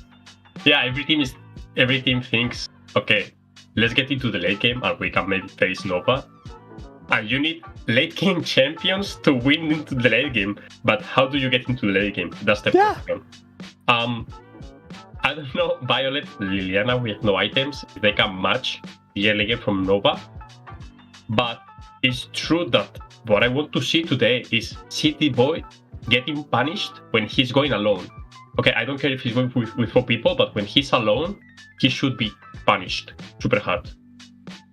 Yeah, and I mean, that's really the hole in the armor that we've seen so far for Nova, is when CT Boy over-engages. It's the same thing we used to see with CDAX when they would over-engage. We've seen Yang do it before. When you are someone who wants to go for those dives, wants to create that space, sometimes you get a little overboard. Sometimes you just get a little too aggressive, and that's the opening that Clash needs to be able to take. I think Nova plays kinda vampire style. You know what is vampire style? He was taking your blood a little bit, and then when they are tired, they just win the game. I think they play like this. They take 200 gold it, and they make it 400. And when they get 400, they make it 1k. And then they make it 3k. I think that's the way they play, and they need to react on it. Victor Florentino, class against Nova. I think I'm in 2019 when I was playing. I think I'm back on the old days. But watching this Nova against Clash, it reminds me like my old days, and I'm so sad. Really sad, Nigeria. I'm not gonna The series, Clamares, to be clear, we're 1 minute and 20 seconds into the series. You can't get depressed yet. We've got a ways to go. I mean, I'm watching Nova and I'm trying to find where is Clemaris. I'm trying to watch Clash. Where is Random? Where is Random? You know what we can do? We can grab like post-it notes for both of our monitors and just like replace a name with Clamares on there. You know, we can do just it. Take definitely. 99 and put Clamares on there. We'll be sorted. I mean, I'm wondering where is. I was thinking like Counterfeit is not with us on the casting moments. I thought he was playing for CDAX or Haka 7. I think he was disappearing, and when he finished the game, he was coming. But now he's not here even, so he's not playing for Nova or Clash. So I thought he was playing for the last game. Not yet. This one he's sitting out. He's secretly a pro player. He just won't tell us. Maybe he is. Okay. Yeah, I believe it. Oh, Clash is 5 plays into 4. Clash Can we wants to manage to win engage it? for this. 1200, another will secure it. Pose in a little bit of trouble there with the Lorian. Flickers away. Shanks finds the way out of the team fight. Huge damage onto Kenny. Takes him down. Shanks needs to get the hell out of there, and does. So, what happened right now is you are getting Drake for free, and then 4v5, okay, 99. Okay, he missed the first spell. He's not able to finish it. Okay, we're good. Okay, I'm 4v5. City Boy is just disgusting. Yep. What I'm doing 4v5 with the Dragon. I finish it, and my plan is just guide them back and run because they are 5. But I managed to re-engage with a clean City Boy second spell, and we get a kill in return. So everything went wrong from Clash. They are 5, and they even get a kill. Yeah, couldn't find anything from it. Shanks now doing a little bit of damage there. They find the pick, though. Beautiful play from Clash, zoning out CT Boy. Every kill Violet is getting is a small win for them, because it's a 1 item closer to the late game, and that's when they are going to try to win the game on the late game, not before. And this is something that we've talked about. The same thing that makes Nova a strong team, the same thing that makes CT Boy a strong support, is what he gets punished for. He plays very greedy, very aggressive, and that gets them tons of picks. It gets them lots of damage and space. But he's playing greedy, he's going for the wildlings, and as a result, there's no one there to protect Shanks. No steal coming out there. Clash will secure the Slayer. Yeah, but Nova doesn't give anything for free, and every time they're giving something is because they're taking a tower or something. When the minute 4 is coming, they give the Slayer for free, but they're getting the bot tower. So every time they are doing something is because of something, you know? So I'm giving you the Slayer, but I'm getting the bot tower for free. And now Violet is not able to farm as far as she could, because she has no tower, so she cannot overstep. Wisp in trouble, he has Flicker. Okay. Shanks already died once, he's scared. Oh no. Yeah, this is looking pretty bad for Shanks. Okay, the whole team's there. CT Boy, as ever, playing aggressively. I already seen this movie. They already took 2 towers and they will snowball from that. I'm pretty sure. Now, the smartest move they could do, Nova, is just push the both silems like super far and collapse on the mid lane to take the mid tower. Because when you have both side lanes open, you can push forward, and I mean, when you push forward, the enemy should farm on the T2 tower and you have more time to react on the mid. so you have priority to dive on mid. So what they should do right now is push both sideless and commit into the mid tower. Engage from Kenny, will whiff a little bit. Everyone dodges it out. Kenny low from the barrage. Yang goes into the backline with the Volcath, pops the ultimate, but still gets chased down, pulled back, stunned, and killed. I think, I mean, when something seems to be good for the enemy team, somehow Nova turns it into their favor. And I don't know why, what is the key for doing that, but it seems like they are going to die. And someone just press orbit or arc or something and they survive and they always get a kill. It's already 2.4k in minute 6. I mean, it feels like a horror movie, Clamaris. CT Boy doing CT Boy things gets punished, but it feels a little bit like a horror movie, you know, where it's very dark, the violins are playing, someone checks the closet because they think there's someone there, and it's clear. And then they turn around and the murderer is right in front of them. That's what playing Nova feels like, because you're like, cool, Dragon's safe, we're going to go for it, we're going to get it. Oh, we're all dead now. Oh no. If you analyze the CLASH game, I feel like they didn't do a single hard mistake, but they are still 2.5k behind in gold. I don't think they could do anything better on what they did, but they are still under gold. So, I don't know what's the reason. Last hitting, I mean, both towers also mean a lot because of this gold, but I feel like they didn't do anything wrong besides giving 2 towers. Yeah, and that's the danger of playing against Nova. Give them an inch, they'll take a mile. To use a very American phrase. Apologize. Give them a centimeter, they'll take a kilometer. There we go. I feel like CLASH lost completely the tempo when they commit into the Slayer. I think once you just lose the Dragon, Slayer is kinda useless. Giving the first tower in exchange of the Slayer, I think is wrong. CT Boy is just CT Boy. He's dealing against 3 people and everyone is low. Everyone is low and he's almost full HP. CT Boy is just playing with he's scripting the game. He should teach me how to play this game. Well, it's so good too because we're looking at the way Shanks is able to play because CT Boy is creating so much space. Yeah. Shanks is just sitting there in the jungle, stealing away wildlings, going towards the tower, and even though members of CLASH are trying to position around him, CT Boy is always in the way. I mean, it seems like Wisp was bad into the game because he died early game, but having this support, wow. Now they engaged, looking for the ultimate. Starry Night there from Pose, dives into the front, but that's going to be a death for another. Dives in as well. Shanks coming in with the flank, starts firing away as the Devil's Handshake and Cloud of Sanctity. Tons of damage coming out. CT Boy finds the engage, 2 for 2. I don't know, but CT Boy is playing support. He has no gold, and he seems like he's the most gold in team. Imagine with his bears, if he was side laner with the side laner gold, probably he mega kill every team fight. But yeah, I mean he's dying, but he's building so much time. Wow, Shanks. This flicker was kinda a threat flicker because he was already safe. But anyways, GG by him.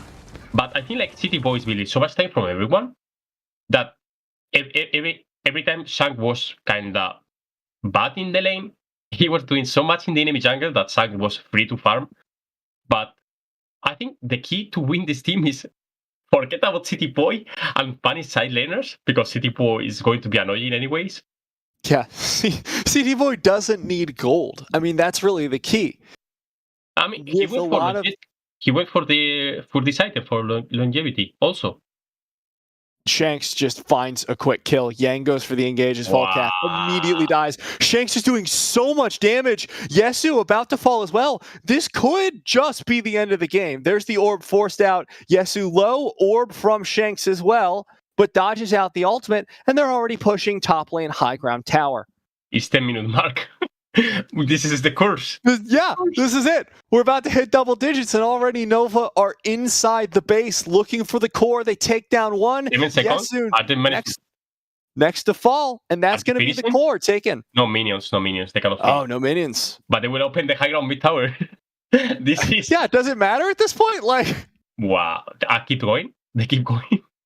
Shanks, I in think trouble from Yang at the moment, but just healing so much from the lifesteal. Shanks now dropping the barrage in the middle of the fight, re-engaging, finds the core. Game number 1 in 10 minutes and 30 seconds. This is amazing. 10-minute mark. Yeah. How everything was kind of normal. I mean, it was normal to be Nova, but it 10-minute marks and the game is done. Like, the game is completely done, and they just walked one team fight. Everyone just responded. They were like 10 HP, and they managed to win again a team fight and just finish the game. I don't understand. I mean, I understand they are so good, but I don't understand how hard it is to counter them. What are they feeding these guys? That's my question. Like, what kind of super diet and super training regimen are they putting in the Nova food? Maybe you can tell us later, Clamara, as someone who's been through the training. But we're going to bring in Counterfeit to run us through a review of that game. Hey, Counterfeit. Phew. All right, I'm just going to put my phone down. I think I did play pretty well. Oh, wait. Oh, sorry. Yeah. I knew it. I knew it. Oh, you guys caught me out. CT Boy himself, because Counterfeit, D and then T at the end. We've got him. It all fits. It all fits, gentlemen. Gentlemen. I'm going to change the subject before I get in too much more trouble, because we saw a Nova doing exactly what we asked of them, which was to play a different style, a more considered style, a more objective-based style, but then somehow still win the game only 10 seconds below above their average, rather. By the least generous measurements, I believe it's 10 minutes and 19 seconds on average they were winning in the group stage. And even if they're not getting the kills, to still pull off the same kind of play, that's outrageous. I think they are the best team finishing games. With 3-4 K goal lead, they are able to finish games, while other teams are having struggles with 7 K goal lead.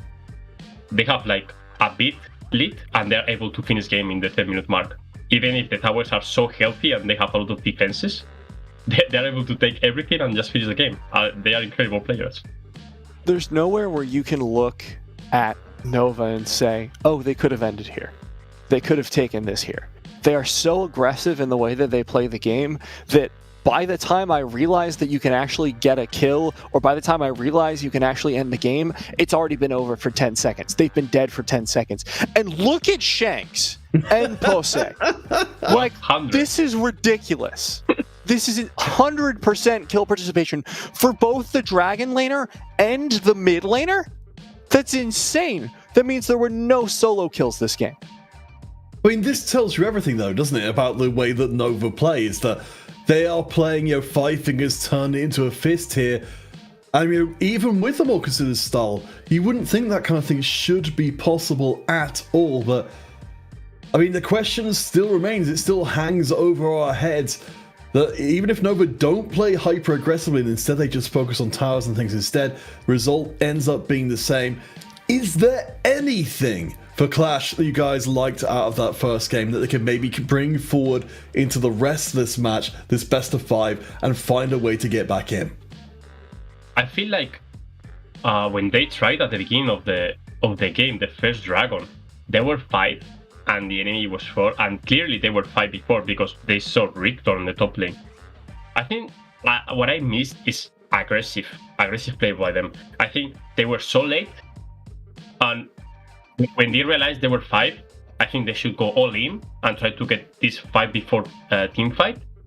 But they were so passive that they waited so long until they finished the Dragon, and in return they chased when they didn't need to chase, and they died. Like Lumbur died when they were 5 before. So what I miss is being more aggressive when you need to be more aggressive, because you need to win the early game or try to be even in gold with Nova, and you have you had the opportunity to be aggressive and you didn't be aggressive. So it's so good that they find the window to be 5, but they didn't use it, and this is so bad because Richter took like 2 waves more and they tried to snowball from that. So what I want to see is more aggressive from the Clash side.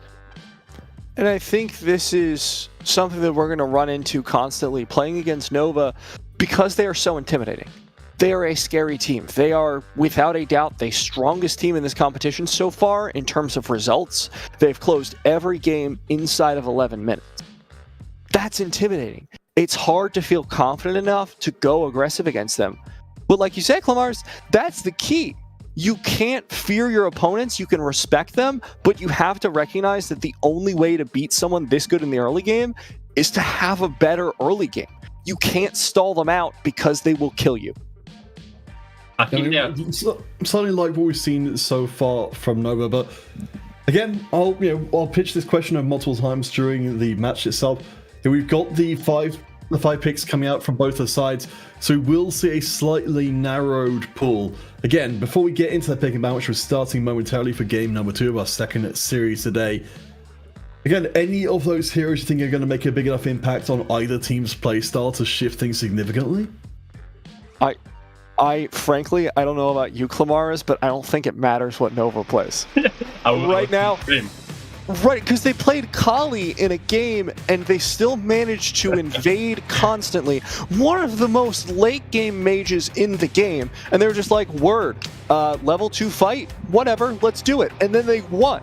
Like, it's so hard to pressure them because no matter what they play, they're able to execute on the same style. I think every player on Nova squad is on the top 10 of the leaderboard rank. So it means they play like a lot of games, so they know how to play everything. And I spoke with their manager, with Octave, and he told me every player is playing off-road. Like, City Boy is main jungler. What? Yeah. I mean, to be fair, if that is the least surprising thing I've heard. Like, once you said off-roll, and you were like, yeah, CT Boy plays jungle, I'm like, well, yeah, he's currently playing jungle. He's listed as support, he's not running punish, but he sure is in the jungle more than anywhere else on the map. Yeah, he told me, not only CT Boy, I think the jungler is support, the support is ADC, they're just... It's like they're just having fun. I mean, I'm tired of playing solo queue, I'm tired of playing jungle, I'm going support. But still, they're so good and they have so much knowledge about this game that they can play every role perfectly. They know what to do in every moment of the game. So, that's what I'm missing from all players. I think that Nova is just one step ahead of everyone because they know clearly what to do in every moment. And I don't know about banning, like target bans. They can play everything. What you were saying, okay, what they can ban or they can pick face Nova. I think in the ban pick face, there's nothing to do against Nova. I think you need to do it on the arena because they can do everything and play everything. Yeah. I mean, really, you need to come into this with a very strong plan. If you're Clash, you come into this, you have to say, here's our game plan to get past Nova. If you can even beat them in the early game once, if you can take a single game off them, maybe they tilt. You know, like, I know that's a long shot. They are, like you say, incredibly experienced. They're playing off-roll. I doubt they're going to tilt that easily. But if you can get just one game, you need to find that perfect composition, draft for it, and say, okay, here's a clear plan of how we execute. Here's what we do at every stage of the game. Anything short of that, and Nova know exactly what to do to beat you. I feel like Nova clearly has on their mind that a Slayer is not worth like until minute 8, until you can summon the big Slayer. So every time they do the Dragon and the enemy team is just trading, the minute 4 is coming and they just trade one tower for the objective, and it's really good because first tower is a lot of gold. So I think teams should just think about it, and they already know Nova is not answering this Slayer. So they should only send the jungler to do it, and the other 3 guys should go to the opposite side and defend the tower.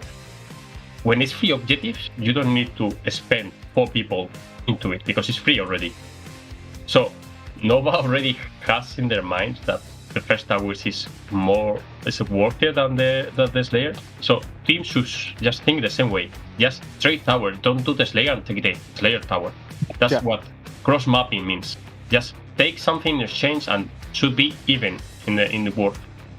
Which is what Nova do, right? We were talking about it in the middle of that game. The way Nova play, anytime you get something, they're also getting something. That is the way that Nova make it through these games so quickly.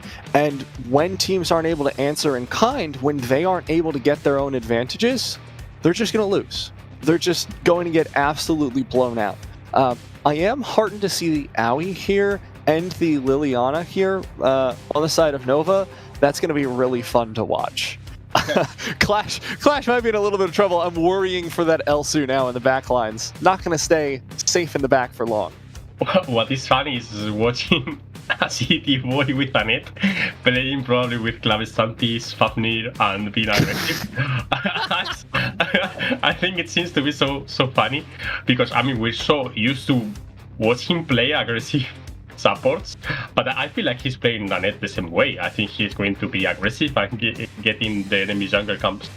So I don't know if it's going to change anything about his playstyle, but I'm not sure. But it feels like now they're putting the strong side on the Abyssal lane, and I don't know how it's going to Clash react, to be honest. Well, they're going to ban out some Dragon Lane characters for the time being, and to your point, yeah, I feel like CT Boy, this is going to sound weird, I think he's like a con man, you know? Like, it doesn't matter what power he actually has at any given moment, he's going to play as if he has 4 people behind him and a 10k gold lead. And that's what makes him so effective. He doesn't care where he's at in the game, he doesn't care how much gold he has, he's going to exert the same pressure, and teams don't call him on it. Teams will not say, I bet you're alone. I bet I can kill you. They'll say, it's Nova, I bet I'm about to die, let me leave. And I think that's where the problem is coming in for all of these games. Once you see that first Nova series, once you say, oh my god, they're terrifying, you're done. You're done. You can't say they're scary. You gotta say, they are a team and we can beat them. The first time we saw Joker in band. And it's in the bands, no! And it's in the band. I wanted to see Joker, but I think it's more about being Nova, and I think they play the scrims and they saw Joker picked. I think it's really good into Richter and Elsu because of his second spell and the ultimate. He can just one-shot one guy. Yeah. But I feel like the cafe open right now with Annette who can peel her. Oh, do it. Do it. Do it. Do it. Come on. Do it. Come on. Just 4 more seconds. Clamaris. Okay. We got it. We got a Superman, baby. Let's go. Okay, we have Super Marios on the arena. Okay, so right now you have Superman on the Slayer lane. Probably I think they should pick. Should they pick ADC? Probably they go without marksman and just go with Aoi on the jungle and just try to speed up the game without marksman. But okay, let's go speed the game more with Elandor. Elandor in lane. We haven't seen a whole ton of this. Mostly we see Elandor in the jungle just because it's easier to get farm. It's faster to get that gold. I suspect the Aoi is going to stay in the jungle. Telenas, I think, is a much better lane marksman. Don't bait us with the Lindis, Nova. We're not going to fall for it. We've seen you doing this every single game. I don't believe it. I don't believe it, Clamaris, because we've been talking about it, which means it's not going to happen. It's the caster curse. It's Aoi able to play on side lane, or it's only jungler? I think it's only jungler, right? I think it's only jungler because the second ability is mostly just for mobility around the map. It doesn't do a whole lot in lane. Then they pick marksman and they are good to go. I don't know, I mean, we cannot say who is going to win through the draft because no, it doesn't matter. I mean, they will play the same way, they will play so aggressive, and I think Clash picked really good early game champions like Richter, Lorion, Kane, and Elsu. It's true, like Nakrot needs a bit more to scale, but it's super good into the early game because high mobility champion. He can take enemy jungle camps and run out. And has kill pressure. I think that's the most important thing. Is like so rarely is someone willing to challenge Nova in terms of damage, in terms of early aggression, because they're like, oh, Nova's early is so good. We're going to try for late game. If you can just kill them, turns out they can't do a whole lot. The best CC is death. The best objective is a dead enemy team. That's my macro strategy, Clamaris. It works well in Platinum solo queue, but I'm not sure how well it'll translate to playing against Nova. I mean, everything on the paper is perfect. You win on the paper. Okay, we pick this because of this, and we win the game. But then something happened, and you give 2 kills to a company randomly, and then you lose the game. But as we mentioned before, there's 2 ways of winning Nova, and it's matching the early game and win, or trying to get into the late game and win. And I think both are really hard, because I think the early game from Nova is really good. But I think because they understood the meta game, which is getting gold, and they don't take anything which is bad for them. I think every time they are trading, they are trading better. Like every time they're giving something, they're getting in return something worthier, which is gold, and Clash is not reacting on it, and I think they're taking something for free, or they think at least it's free, but it's giving Nova so much gold. Now I'm gonna put a timer on this game, Clamaris. And if you disagree with me, let me know. I think if Clash are more than 300 gold behind at the 5-minute mark, they lose. 300? 300. That's what I'm gonna say. Okay. Because it doesn't take much from Nova. I think, because if I just say like 1,000, yeah, obviously Nova are gonna win that. But 300, I think that's a risky enough bet that I might be wrong. Okay, I would say in the 5-minute mark, there's gonna be at least 1.5k gold lead for Nova. Alright. That's my prediction. Oh. Okay, Clamaris, I mean, I don't know. Kenny's gonna go down, sure, but... City Boy closer to the Fafnir build. He got a killed. He got a killed. He's getting there. He's gotta pick up a sword first. Okay, 1.5. 1.5k gold. It's my prediction. They're even so far. So, I'm cool with this. CT Boy is exactly as predicted, playing like an aggressive monster. Wow. Yang! Oh my god! Tauntaun? No, Richter can't find it. Okay, they're making the dead as hell.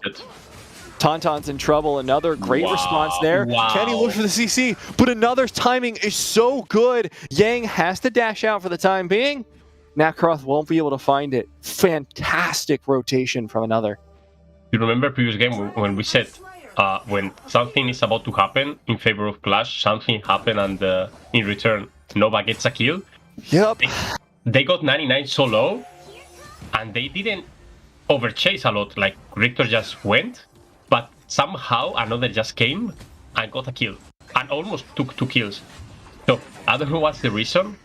Oh wow! Oh no! Wow. Beautiful Perfect. spear, just directly into Yang's face. Yesu in trouble. Moved into the front line. CT Boy is low on that net. Yesu looking for the snipe. Oh. He finds it from downtown. Nice snipe by Yesu.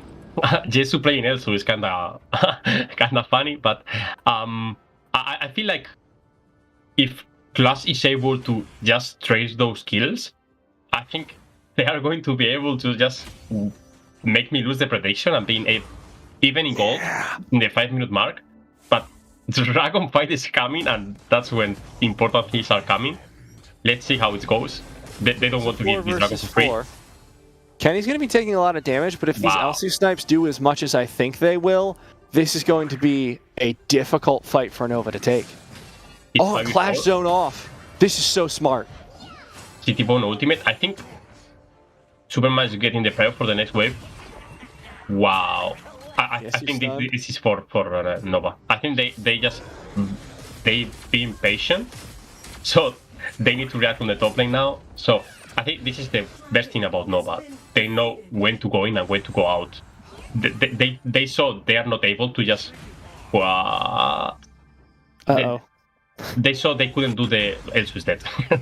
I'm sorry. He's so unbelievably dead. Okay, so I'm not saying anything. You're dead, buddy. I feel like they just came to the Drake and it wasn't their moment to fight because Richter was there. But then Superman just said, okay, I'm getting the prior, Richter needs to come to the top lane, and then we just go for the Dragon. And that's the best thing. I think the communication is key, and they are super good on it. And Clash aren't doing exactly what we wanted to see from them. We wanted to see a little bit more direct trades, tower for tower. They were able to pick up that Slayer, which was good. Shanks? I mean, it was completely the same thing I said they just traded the Slayer for the first Drake, for the first tower. I think this is not worth at all. And the Slayer is not so good. The first one, at least, it gives you like tower damage. But if you are losing one tower because of it, it's useless. You are Clomaris, do you know what else gives you tower damage? Hitting the damn tower. Press buttons, please. Pressing buttons also gives you tower damage. That's the problem. It's just like, yeah, you could get a buff for tower damage, but if you're never going to get a chance to hit the tower, who cares? Okay, so we're even in gold in the 5-minute mark. All right. I think Clash has a chance. Okay, Clash is in it. Next prediction. Are we watching Dark Mode for the first time on the game Nova is playing or not? Oh, this is too much prediction. I don't think we are. I think it's still going to end before 15. I just think it's going to be harder for Nova than it's been before. Because now it's a 1k gold lead. They were even like 30 seconds ago. And now it's a 1k gold lead. The difference is City Boy playing on a net. Yeah. I think they are not taking anything on the enemy jungler because it's a net. But, wow, another.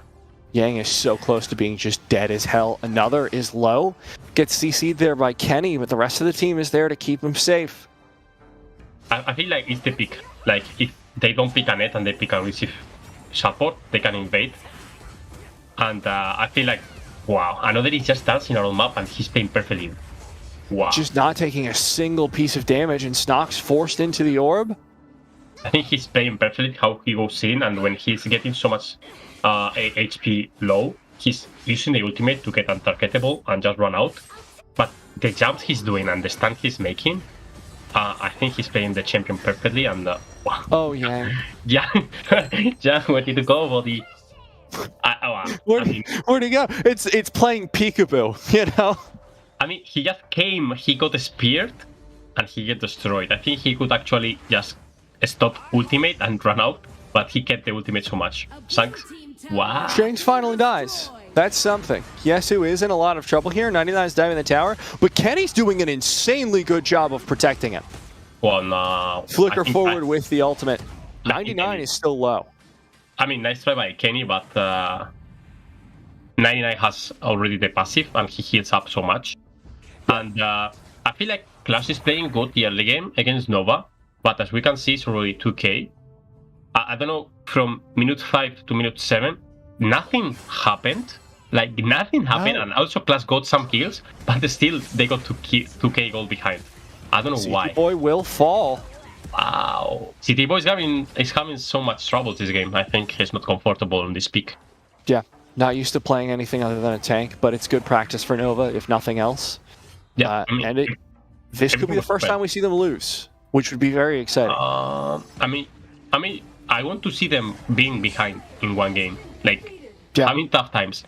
Let's see how they react to it, because sometimes they're always so much ahead that they just finish the game on 10 minutes. Superman is just flanking. Yes, you are kinda trouble. I miss kinda following up by the team there by Superman. Superman is super good, but I mean, nobody did nothing to Elsu. So, I think they're playing passive because they have a net. But I think they will get one time.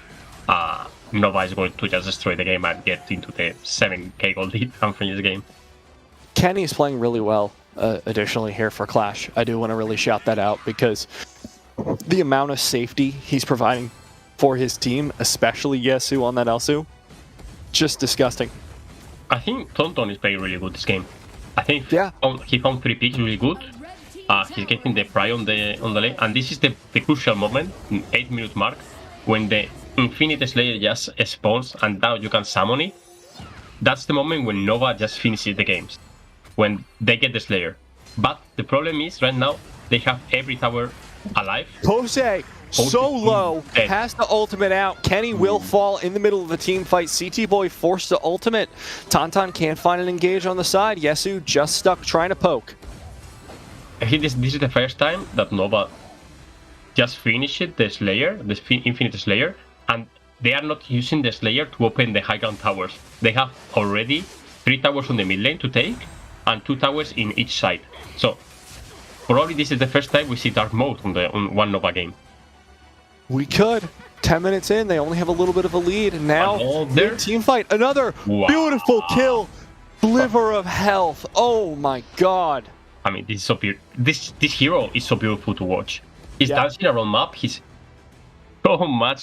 has so much mobility, and he has so much damage. But I think he's one of the hardest champions to play. After watching those moves, I think you have so much quick fingers. You just press every button and survive, because he didn't deal the ton of damage and died, because this is the easy spot. You just do crazy moves and die. But he survived. He did everything okay. The invulnerability timings have been just so fantastic from another. Knows this champion, or knows this hero inside and out. Yang in a whole lot of trouble, has to jump around a little bit, survives for the time being. Kenny doing great work zoning there, and Yang does survive. I feel like Shanks is really good into the game right now. He got 7k gold, and Slims is really good to kill tanks. Wow. Snox just taken out by another. I think they changed the style this game, and they are waiting spears. I feel like they are not so confident in the team fights, and they are waiting for spears. Wow. Shanks is getting the mega kill or what? Well, we're going to hope so. Got the Annette behind him. That's almost the Quadra. Forces the flicker away from Kenny. We can say already is the only game Nova got into the 11-minute mark. It's the first time in like 7 games or 6 games. Yeah. It's the first time it's 11-minute mark. I see it's a win for them already. Clash, yeah, I mean, morale-wise, shout-outs to Clash for being able to take them this long. But it is a 6k gold lead now. It's just a matter of time, it feels like. High ground towers aren't threatened just yet, but the Dragon will be taken quickly by Shanks with all those items in the pocket. And like you said, it's been a game of spears this entire time. You don't have the engage coming in from CT Boy, but Shanks, if you've been watching in the lane, has just been getting these nasty spears. I mean, they have no tank. Well, Tonton is going down. Bloodbath by Shanks. Shanks is already a monster. With the ultimate activated, he's dealing so much. Wow, he's dealing so much damage with the ultimate from Slims almost dead. He deals more damage against high HP champions. So if you build HP, Slims is going to melt you. So that's the good thing about Slims. He's playing against Kenny and Tonton, which are building HP, and Slims is really good into them.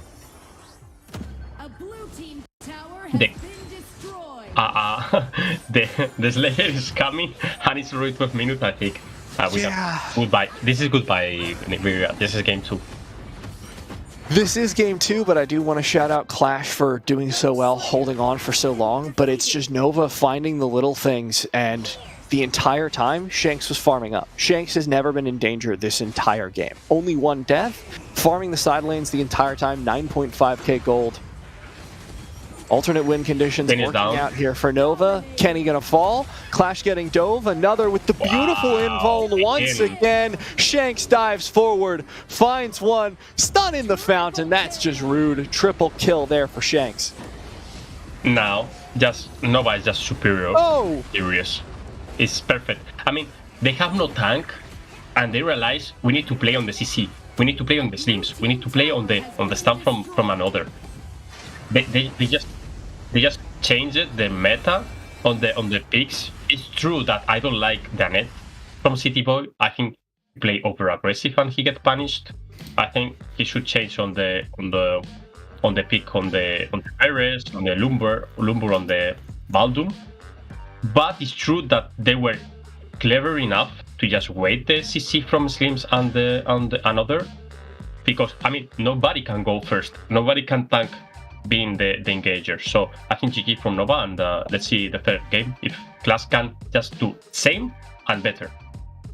They're going to be mixing it up a little bit, changing up their style. It's their experimental phase, but we're going to bring in Counterfeit to break it down for us and give us a little quick overview on that game. Oh boy, as you guys said in the game itself, something of a poison chalice to be the only team to push them past the 11-minute mark. And I don't know how you guys felt about that, but to me it felt like it was maybe more of a sense of Nova kind of exploring their playstyle options more than it was necessarily that we were seeing anything, unusual or unexpected from the other side of the field? I feel like Nova kinda played something different. I don't know if they are bored or something, but I feel like when they don't pick aggressive support, I think they lost completely the aggression on the early game, and that makes them be even in goal in the 5-minute mark. I don't know what happened from 5 minutes to the 7-minute because they got 2k ahead and nothing really happened.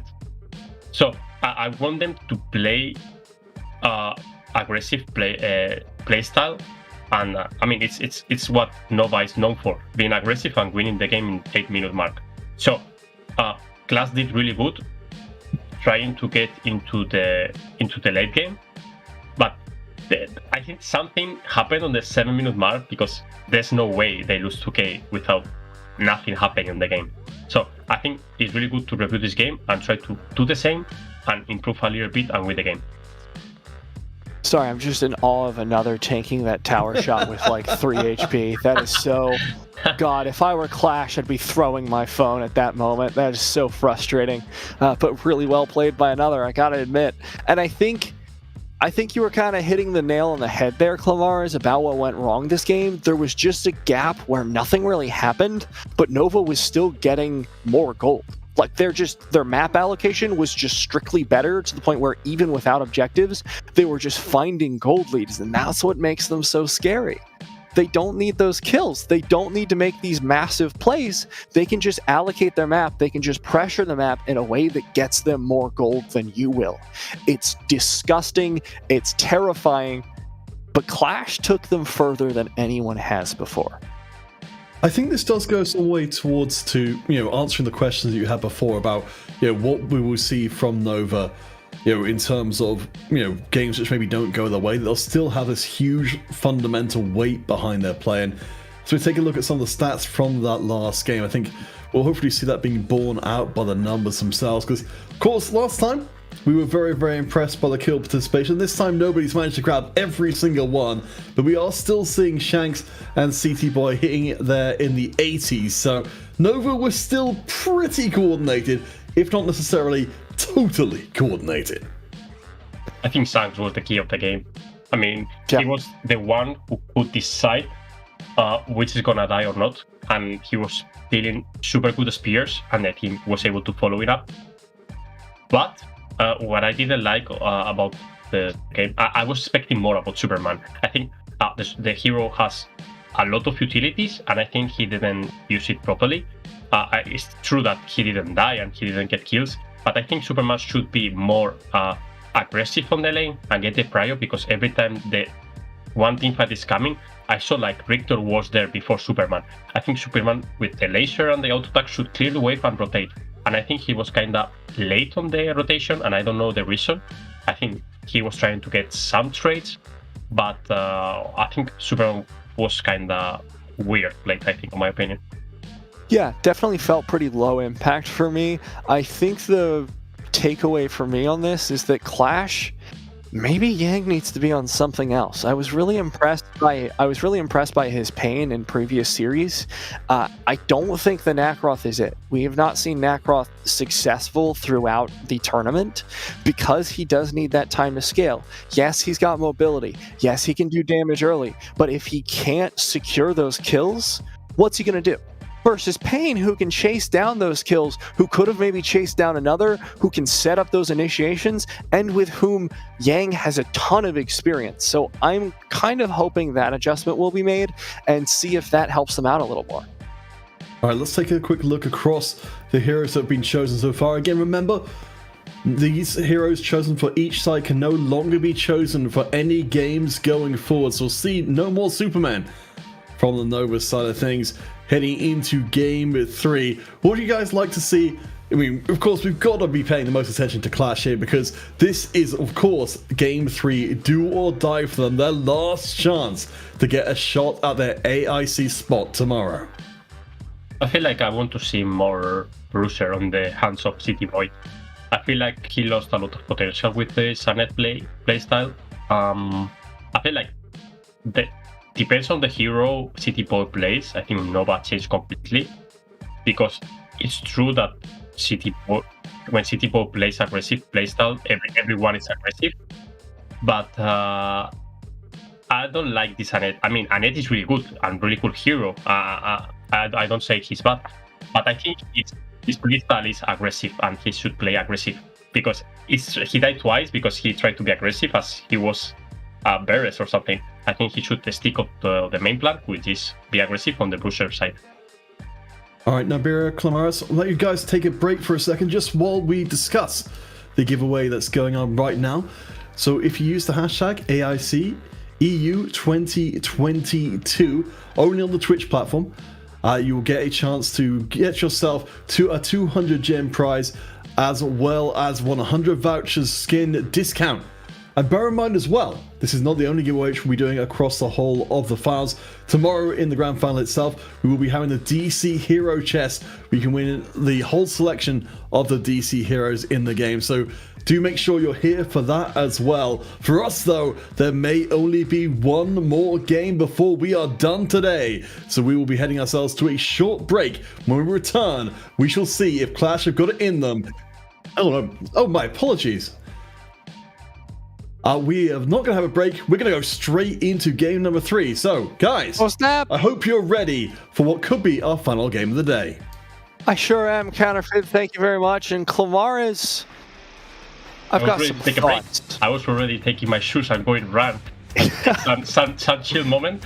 But I was grabbing my water. I was just kind of leaning back, grabbing a snack, you know. But we're getting into game. You know, Nova goes for fast games. So do we here. I think we're just going to see Kriknak. I'm going to call it now. Nova's going to pick Kriknak, and there's going to be a monster on it. From Clash, I want to see Hayate, though. I think Yesu was really clean on Hayate throughout the previous games, and I know Nova are terrifying. I know that Hayate is a scaling hero, but I was more impressed with that than I've seen any particular picks from Clash before. I think that's the one, alongside the Pain, that has really stood out to me throughout the week. I hope we see Mina ban, Omen ban. I think it's always the same bans. I don't know if they're really, really strong. But I want to see the Ajate. I think if Clash can get the power pick and they are comfortable on this pick, I think they can reverse at least one game and put some fear on the hands of Nova.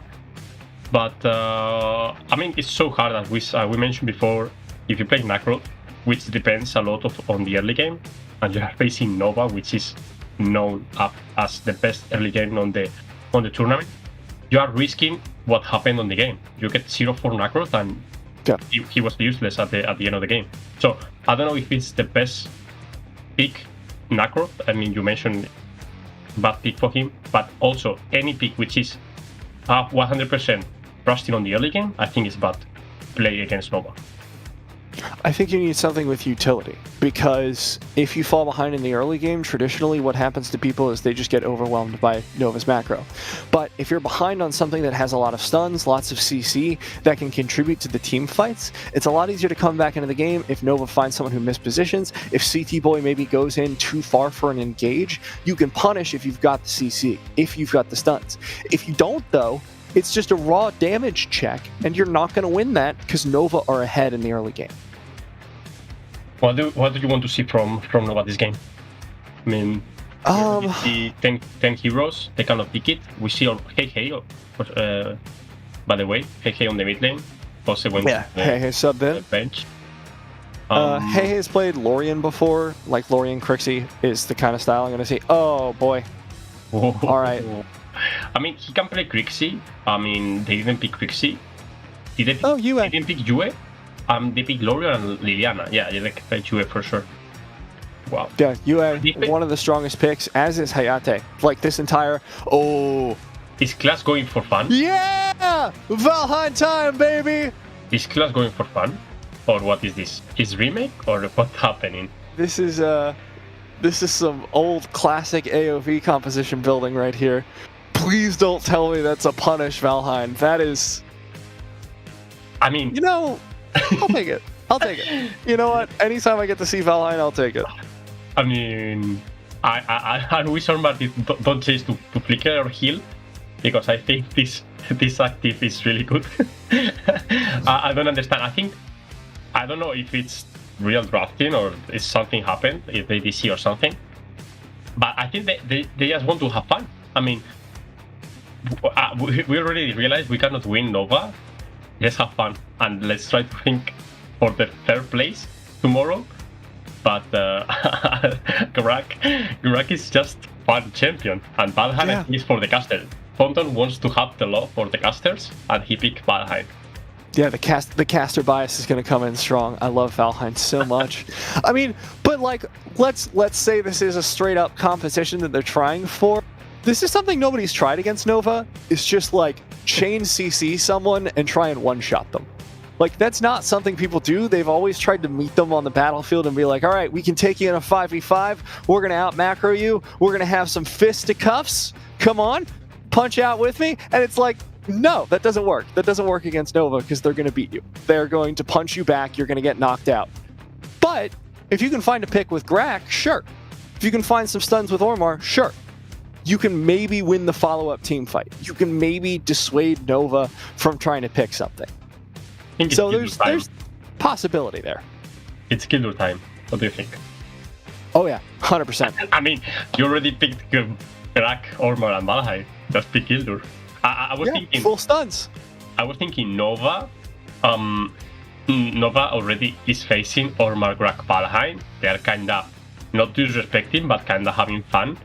I was thinking about if you were Nova, are you going to try hard with your second and your last picks? Or did you try hard? But they picked Tachi, and I think it's clearly they're going to try hard. Yeah, Tachi's pretty try hard. On the scale of most try hard to least try hard, Tachi's pretty up there. Yeah, and also on the hands of City Boy. I mean, we already saw Tachi on the hands of City Boy. Yeah. How aggressive he can be. So they are not having any fun on this game, Nova. They are going to try hard, win 3-0, and just think about tomorrow and prepare the games against Haka 7. These are going to be really hard. Yeah, I think that's going to be an interesting matchup tomorrow if that does end up being the case. I don't want to count Clash out. I believe in the underdogs. You got to have faith, Clamaris. You got to know if it's Valheim time, it's a good time, right? Like nothing can go wrong in this game. They're going to win. It's going to be great. It's going to be the reverse sweep. Clash is going to go to the finals. They're going to pick Valheim again, and they're going to win. I'm wishing it into existence. It's The Secret, you know? That god-awful movie, I'm thinking it. So you have Ormar, Valheim side lanes, which probably don't have any prior. None whatsoever. Maybe Valheim can get it with the AoE damage and stuns, but I don't think so. You have Grak, which is like, if you throw your second spell and you grab that one, it's good, but otherwise you are like 16 seconds useless. I don't know how they can win the early game or survive close enough to get into the late game. So my prediction is there is no game 4. I think today's day finish with this game. Yeah. It's I'm not gonna lie, it's looking a little bit rough. But Clamaris, if solo queue has taught me anything, all problems can be solved by Grak. Oh yeah, true. Every single one. If you're trying to figure out your taxes, just Grak hook. That'll solve it. I don't know how, but every time I have a problem, I just throw out the Grak 2, and good things come back. Is it a minion? Is it an enemy hero? Is it a buff? We don't know. But something's coming back, and I think that's the energy Clash need going into this game. I think the funniest moments I had with Grak, when you pick someone with your second spell and it's not the one you wanted, and you make someone on your team dies, and your face is like, and it's like, okay, I'm not going to say that's a classic move for me, but I am going to say I'm familiar with the situation. Or taking minions. Taking minions is also good. It's like you say, okay, I know, guys, this is the minions you wanted me to grab. You tell me thanks because I know you wanted this minion, but I don't love this game. I feel like it's kind of trolling, I would say, but I think if they pick it Snacks in a semi-final, it's for a reason, and I'm pretty sure they're going to try hard. But I feel like they're kind of out meta picks, and yeah, I think it's going to be really hard for them. Well, I mean, nothing else has worked, right? Like, might as well try something new. See if it sticks. Oh, it's another on Gina. and 99 on the Nice hook. on the touchy. Oh yeah, little bit of a roll swap. Kenny is 9,000% dead here. Wow, Kenny, you are dead. Oh, shield? Nope. Dead as hell. Shank's going to be able to pick up a second kill almost onto Snox. Wow. Good damage. Not going to be able to finish the kill. 99, pretty low. Tauntaun, even lower though. I mean, we didn't mention that City Boy at the end is playing Lambor. They picked on the last pick. It changed completely the picks because we thought Tachi was already support. Young is getting destroyed on the... No, he took the buff. Okay, nothing happened there. City Boy is playing Lambor. I think we saw already how powerful this pick is in the previous series. And it's the first time we see a Jhin on the jungle. And I think it can work because his speed of the clearing jungle is so good. And let's see, I mean, Ayat already took a kill, which is really bad for Clash. And for the first fight, I think it's going to be determinating who is winning this fight. Because I think both teams are committing to it. Because already with the picks, it's all or nothing. So I think they're going to take every fight. There we go. First kill coming out. Mention, I think Snox just took the second spell on the City Boy and they destroyed him. I think it was the hook. Because City Boy was completely alone. No, it was the hook. And then they just 100% turned on him, which is what I was hoping to see. Right, like that's the only way this composition works, is if you hook someone and then immediately kill them. Snox may be able to find it. The ultimate from Kenny won't do enough damage. If there is a comp with big comp, is this one. I mean, you have Valheim with the second spell, which is click point ability, which stun everyone. You don't miss it. And then you have Grak to just grab it. And you have Ormar. And you have Kali to stall the game with the push. Maybe it can work, but I feel like if Nova is smart enough, they won't take any risks and just be together as one unit. Because if they go alone in the map, Grak is going to do this every time, and they will get every time a kill. You see? Wow. We'll be able to find one, potentially. There it is. Yesu now going to be able to chase down. Clamaris, remember when I was memeing earlier on in the day about AP Valheim, and I was saying that it was pretty troll? I just like to point out Valheim's build. I mean, the thing is, when you build AP Valheim, oh wow! Nice. Oh my god! By the way, we didn't mention, but Snox is not a support. No. He's playing Grak only because he wanted to play Grak, but Kenny is playing mid lane. And he was the support. I realized like minutes ago. Kenny is just playing on the mid lane. Why is this working? I have no clue. They have Valheim. Ultimate from Valheim is scales with AP, and I think the first spell also, the red card, is also scaled with... Wow, Snox. You are dead. Every time Snox is using the flicker to just ultimate flicker. Now when he's getting caught, he has no flicker to run away. Tonton is trying to flank, but I think it's kinda useless move. Uh-oh. Yang going in for the 99. engage, while 99 dives as well. CT Boy's pretty low, and Tauntaun's here. CT Boy escapes from under the tower for the time being. Tachi low as well, but will get out. First tower for Valheim, for AP Valheim. AP Valheim popping off. I hate to say it. Boomstick first item. I mean, you can build it AP, but I think Boomstick is the worst AP I think you can build first item. Yeah, it's a little... Valheim. What? Apocalypse would be good, just saying. Yeah, for sure. But I mean, he casts out of gold, maybe he can work. But I think this is the first time nobody's losing the early game. They lose the Drake, they lose the first tower, and they won't take any tower in return because Tonton is so tanky. Here comes Yang, Snox behind it, as is Kenny. They may actually find this kill. Kenny with the flicker. That was too far forward. CT Boy with a great ultimate on the back end will secure the second kill. So close yet so far. I mean, the idea was really good, but this flicker was under tower. And I mean, you're a Kali, you cannot run out. So I think it was overstayed. Valheim is playing another game. I mean, he said, I don't care about you guys. I'm building my AP build, I need to scale, and I won't rotate anytime. It's kind of working. highest gold in the game. Yep. I mean, Ayate is also 2-0. And I think if Ayate goes in right now, he just one-shot Yesu. If Sun goes in, he one-shots. Yeah, especially because Yesu just ulted. I mean... Wow, it's not... Snox is dead. I mean, this is the worst thing about Grak. If you are not using your hook, you are useless. Because Grak has nothing to do if he's not getting any hook. This is also AP Grak. Also AP Grak? Wow. What is this? He's going for boomstick also, I think. Yes, he's dead.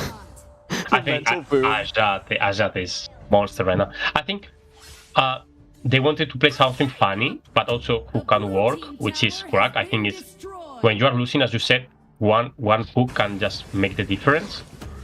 But I think it's not working. I think Nova is not giving anything. They're not getting any fun. They're just tryharding as they usually do. So that's not working. Well, I mean, unfortunately, I think if Clash were optimizing this composition, I think, frankly, it would be working. They were already ahead in gold. If they had simply just not been building troll stuff, I think they'd be doing okay right now. But I mean, I think the lead they had is because they took 2 good picks before Drake and Tower. Yeah. But when the macro thing are coming, Grak can't do anything about Lumber rotations or anything. And they have so many tools to stop Grak ultimate. You have to have someone roaming with the Grak, and then you have to be able to burst them after the Grak pull. I mean, yeah, a roam with Grak is not any fear. I mean, it's a Grak if you just... Wow, this is... Wow, Tonton is dead. I mean, there's no way they just win the game. They just put everything on this draft to make it work in the early game. But they couldn't do it in time, so I think this is Nova game and it's serious for them. But I want to see Nova having fun sometimes, you know? Yeah. You are winning every game in 9 minutes. Have fun. Just enjoy the game. It's cool, dude. Just vibe, you know? I'm pretty sure Snox is having so much fun this game. Even if he's dying, he's having fun, you know? Look, he's having fun. Did he finish the boomstick yet? No, not yet. Almost. We've got 2 boomsticks. We gotta get 3. We gotta get the boom boom. Is the third one on the team. Because Kali already have it, and he's going for Ekate. And I think Kali with 3 items is really strong, but we're not seeing 2 more items on Kali this game. I'm pretty sure. And that he's not. Definitely not. 99 is taking T2 tower, and I'm pretty sure there's no way he will commit for it. Snox finds the ultimate. There's going to be the burst. It's the boomstick, baby. Oh, the ultimate making untargetable. Doesn't even find the 99 survive.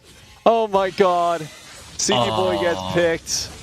Kenny gonna pop the ultimate, but doesn't find anything with it. Shanks is just cracked. Quadra kill from Shanks. Beautiful play. I mean, they created a monster. What they expect? They created a monster.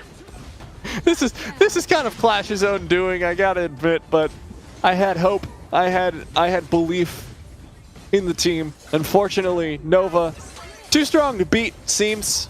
So I mean, I respect Nova. I mean, respect Clash. I respect them. I mean, we can see the replay. The Ajate ultimate wasn't in front of them, but through the wall he was hitting, and I mean, was the cleanest triple kill we ever seen in the tournament. From 100 to 0, everyone. And it was not the cleanest because he died, but I mean, Ajate just destroyed with him. Who cares at that point? You just killed 4 people. Like, I mean, I respect Clash. They put Nova in the longest game ever.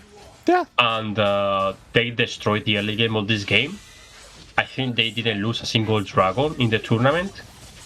I think I respect Clash. I think they deserve to be here, to be invited. I think that the good thing about this tournament is we have EU teams for a while. I think they have really good level, not only Nova. I think Nova is just one step ahead, but I think every team has really good potential, and I think we have EU scene for a while.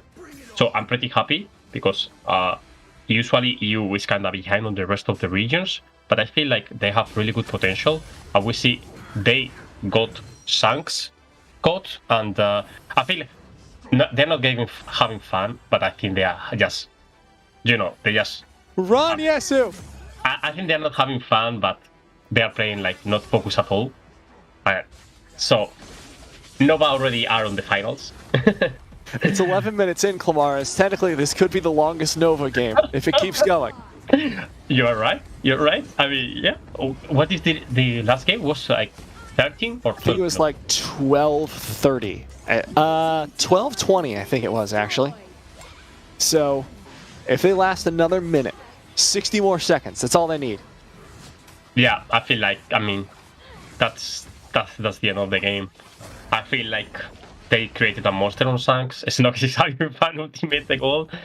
But, I mean... Snox is not having a good time with his craft everyone on the chat, everyone on the field should respect Clash for being professional and trying to tie hard until the end. And I feel like there is only 2 games with more than 10 minutes on Nova, and it's Clash. So yeah. Nobody could reach it. So I feel like they need to improve. It's true. Well, Crack doing correct things until the end, being annoying. Wow, hey damage. But I mean, if they improve a bit, I think they can beat top teams in EU. And we need to see tomorrow also CDAX against Clash. Is the revenge on Group A? I think Clash might be able to take it after this performance. I think they're looking pretty good, even with this weirdo composition. Fundamentals are there. Oh my god, Yesu is fundamentally destroyed, speaking of. I feel like they play really good today. I think they improved from last week to this one. Oh yeah, 100%. I mean, they're facing Nova, so it's kinda normal that they lose, but they are losing with honor. I mean, they're losing the 30-minute mark. Longest game, baby. Yep. And I think they deserve to fight for tomorrow, 3rd place. Probably they can take it because we saw kind of weird CDAX today, and I think Clash was more prepared for this series. Yeah. Shanks is going in. Going to be starting to push for this core. Finds damage onto Tauntaun. There's the flicker forward from Shanks. Looks for one more. Yesu is low. Pops into almost killing Shanks. Finds the Blade of Eternity, if nothing else. Snox looks for the ultimate. Can't find it. And Nova, forced off for the time being, finds the 3rd high ground tower, but not the core just yet. 99 goes in, diving for Snox, eventually finds the kill. And now it looks like Nova will secure the core and find their way to the finals tomorrow. Congratulations to Nova Esports. I think they deserve it. I mean, we were expecting them to be superior. I mean, they just saw how they can play. But I got surprised by Clash, even if they lost 3-0. I think if they were facing another team, they would take 1 or 2 maps at least. And I think we have Counterfeit joining us, and I think from the outside, I think he can tell us what he saw. But I think we kind of saw the same thing. I think Clash was trying to play surprising comp and trying to get the early game, but then it turns out in the mid game that Nova was just better. Yeah. Counterfeit, take us in. Tell us about it. What's going through your head? I'm on the same page as you guys. You know, Clash came into this one specifically saying they were not going to beat Nova, but they had their eyes on trying to be the best team they could possibly be. And I absolutely agree with you guys that we saw an enormous amount of potential from there across the match. Maybe not necessarily across, that last game specifically, but I think what you guys were actually saying during the early game, there was some potential there. They were obviously, they were. I don't think it's too out of line to say they were trolling that game pretty hard, but in a slightly different alternate universe, if you go for that little slightly different sliding door, I think Clash have got a ton of potential. Maybe not now, maybe not not today, but absolutely 3rd place tomorrow seems like a very realistic possibility. They did come into today saying that's what they were aiming for. They think, while they were humble when it came to Nova, when it comes to the other teams, they're actually completely comfortable in saying, we are going to be the 3rd place team. I feel like have faith in them. Yeah, me too. I think like they are really good. They are a really good team, and I think like they didn't mental boom in any moment of the game. Even if they lose to 0, they not mental boom. They just try to get fun. That is the opposite thing. I think with this mentality, they will improve a lot. And from those defeats, I think is the time when you learn the most. Because when you are facing strong teams is when you realize how far you are from them. And now you have like 3 games to review and show their perspective and realize, okay, they did this because of this and this and this. So now they need to take a chair, sit down, and realize how the enemy plays and try to improve from it. Yeah, I agree with that. I think CLASH are in a good position for 3rd place. I do think they might be able to take down CDAX, especially after those games, taking Nova to 12 minutes and then 13 minutes even in a pretty jokey game. We've got to set the bar somewhere, and that's a good enough place for me. So looking forward to tomorrow's games with CLASH versus CDAX. And guys, we are not quite done today. While we may have got all of our games done and dusted, a little bit ahead of schedule, we'll be taking a short break and then coming back with hopefully an interview with one of our players or managers from our winning team there, Nova, to get their thoughts heading into the finals tomorrow, as well as discuss this last match in a little bit more depth. So do stick around if that's of interest to you. We'll be back after the break for our very last segment of our first of our 2 days this weekend.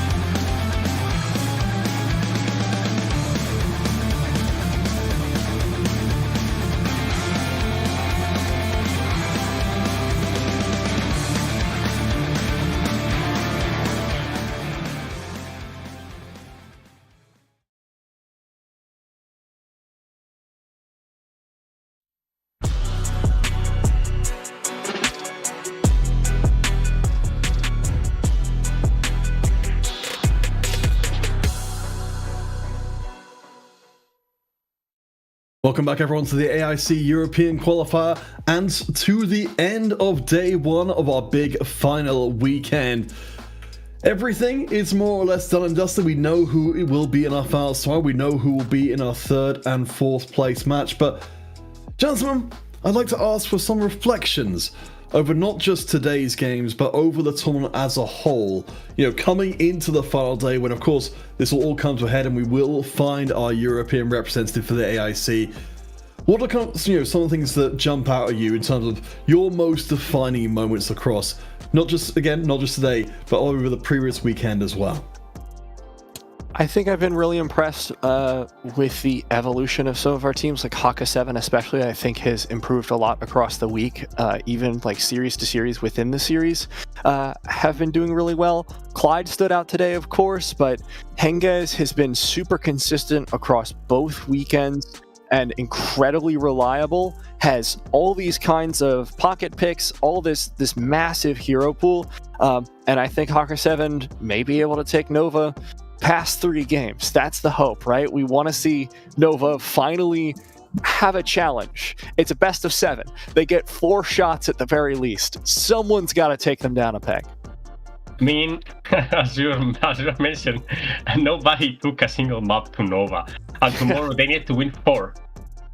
I don't know if they are going to be able, but what I know is everything went kind of as expected, because I think our prediction were kind of Haka 7 and Nova winning.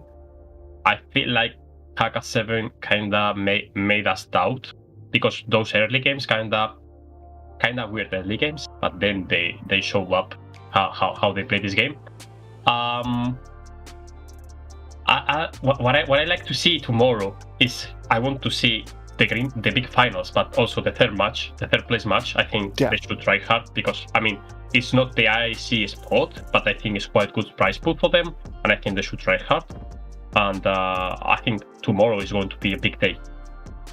We'll be gathering as much data as possible to try and make sure that our takes on tomorrow are as accurate as they can be.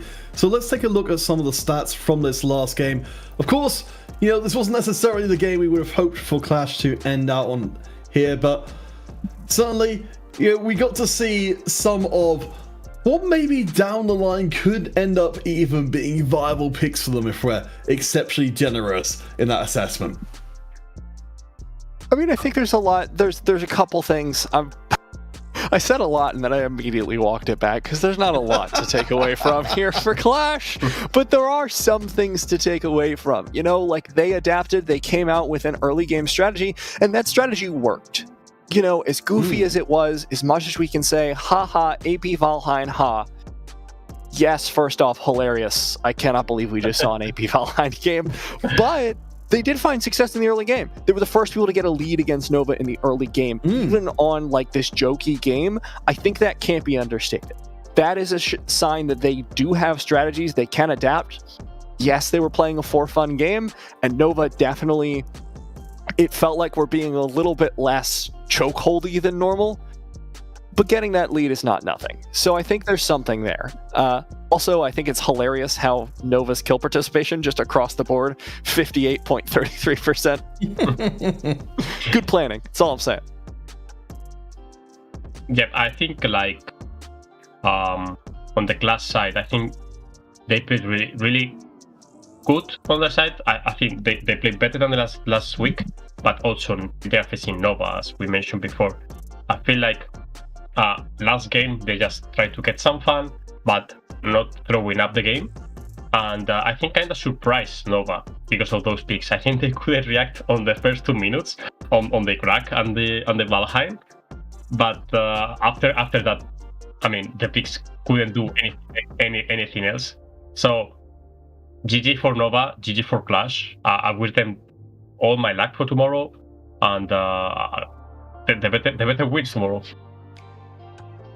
Alright guys, we're going to take a quick jump out of here on this post-match analysis to talk a bit about our MVP from the last game. Of course, if you're paying attention to the score sheet, you may have guessed this one ahead of time with a 13-1 performance. Shanks got to be fully unleashed in game number 3 and show us exactly what they're capable of. I think like Shanks deserved this MVP of the series. I think he played really good Wisp. I think he played really good Ayate. And I think he had really good lane prio, and he won every lane he played, even if he started losing. I think also support who did this window for him to play that good. But I mean, we won't take any credit out from him. I think he played really good. He just carried the team on the last 2 games, and we want to see more of Shanks on tomorrow's games. Yeah, I think the big highlight for me. Oh, sorry. Oh, well, I don't want to keep our guests waiting because we have got the return of Hey, who was with us before and is with us once again. We said we were going to see you again down the line, and apparently it has come true very quickly indeed. I mean, I assume you guys came in today pretty darn confident, but I'm so curious, what you think now coming into the final day of play. Are you at all concerned about what you saw coming from Haka 7 in the first match? Hello, thank you for having me again, and I'm back. And based on what I saw today, I'm quite surprised that Haka 7 improved really a lot. But we aren't really that concerned because we have confidence that we will win in the finals. Always love to hear the confidence. Also, hey, it's good to see you again. I'm glad to have you back. Thank you. So one of the things that we noticed and we were shouting out about Nova is that during one of the games, CT Boy stopped being that super aggressive, tanky monster and decided to play for a net. Is this something you guys have been considering? Because, you guys are looking really good for AIC. You guys are looking like you are on the path to qualify. Have you been concerned about having to change up your strategy and getting ready to play potentially different ways if you get there? So first of all, thank you very much for supporting us and rooting for us. I think CT Boy chose Nat because first of all, he is confident with this champion, and also we believe that Nat works really well with our team combo. So we chose him, but I don't think we really changed our way of playing. It's just that we chose a combo champion instead of a champion that is playing individually. So Annette works really well with team combo, and she also gives a lot of pressure to the enemy. So yes. Hello, hey. Congratulations for the qualifications. You're facing again Haka 7 on the big final.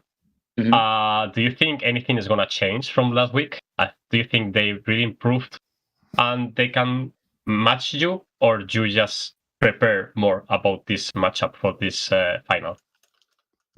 So I know you guys want interviewees to be a bit mean, but I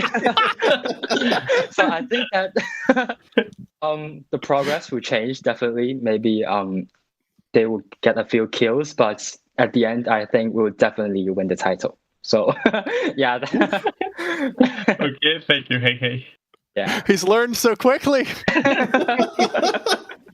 Molded into the monster you could always be.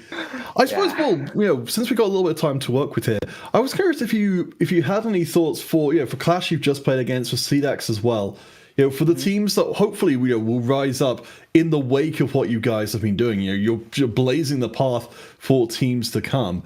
If you're giving advice to those kind of teams which are very much the up and coming teams that will hopefully be your challengers later on, what would you kind of say to them to encourage them to keep going and to keep striving to be better? I think there's a quote. So even if you fail, if you start over again, it won't be 0, but you will start with experience. So I think it is a really good quote. And even if you fail, you shouldn't be deterred to try again. And you should always stand back up, and then with every time you fail, you will learn by experience, and you'll get stronger and stronger, and you will definitely become the top player in Arena of Valor. Awesome. Hey, I have one last question for you. What What are they feeding you guys over there at Nova? I just like it's just so insane how differently you guys play to everyone else. The fact that your longest game of the entire week, like this weekend and last weekend, is 13 minutes in a game where, let's be honest, Clash were pretty trolly, and it was just like, well, yeah, we're gonna win, so whatever. Like, what do you think has been the key to your success? Why are you guys so damn good? So thank you very much. I think the composition that Clash chose is I think they got some advice from you guys that they should like probably choose a early game composition. And I think they did with Greg and also all those AOE, all those champions. They're all early game heroes. And why we ended up with 13 minutes is because they have an early game team, but I don't think it would change the results. We noticed. And we, of course, we feel very happy because we won all the matches, and we see our team improving every match. But of course, we should be humble and we should train more because AIC would definitely be more scarier, and all those players in AIC are all monsters, as you see in those YouTubes and their gameplays. They're all, I think, I don't think we are at the top yet because there are stronger teams out there. So we should always train more, practice more, and never underestimate our opponents. All right, hey, thank you so much for being with us. I suppose just one final thing before we end the interview here. You mentioned the international scene being as strong as it is. Is there anyone in particular, any particular regions, any particular teams that are on your mind? With the assumption, which is not a completely unreasonable assumption, that you'll be able to get your way to the AIC tomorrow. If you do get to that point, who do you think will be your biggest obstacle? So I think the biggest obstacle would be teams from Taiwan, because originally before I came to the EU server, I played Taiwan server, so I know how good they are. So I'm looking forward to playing against them, definitely, because Taiwan server players are generally much skillful, and they play better with tactics, and they have better team combo, and I hope we can beat them. And I believe if we train more, we have more confidence, we can definitely stand top in the AIC. Yes.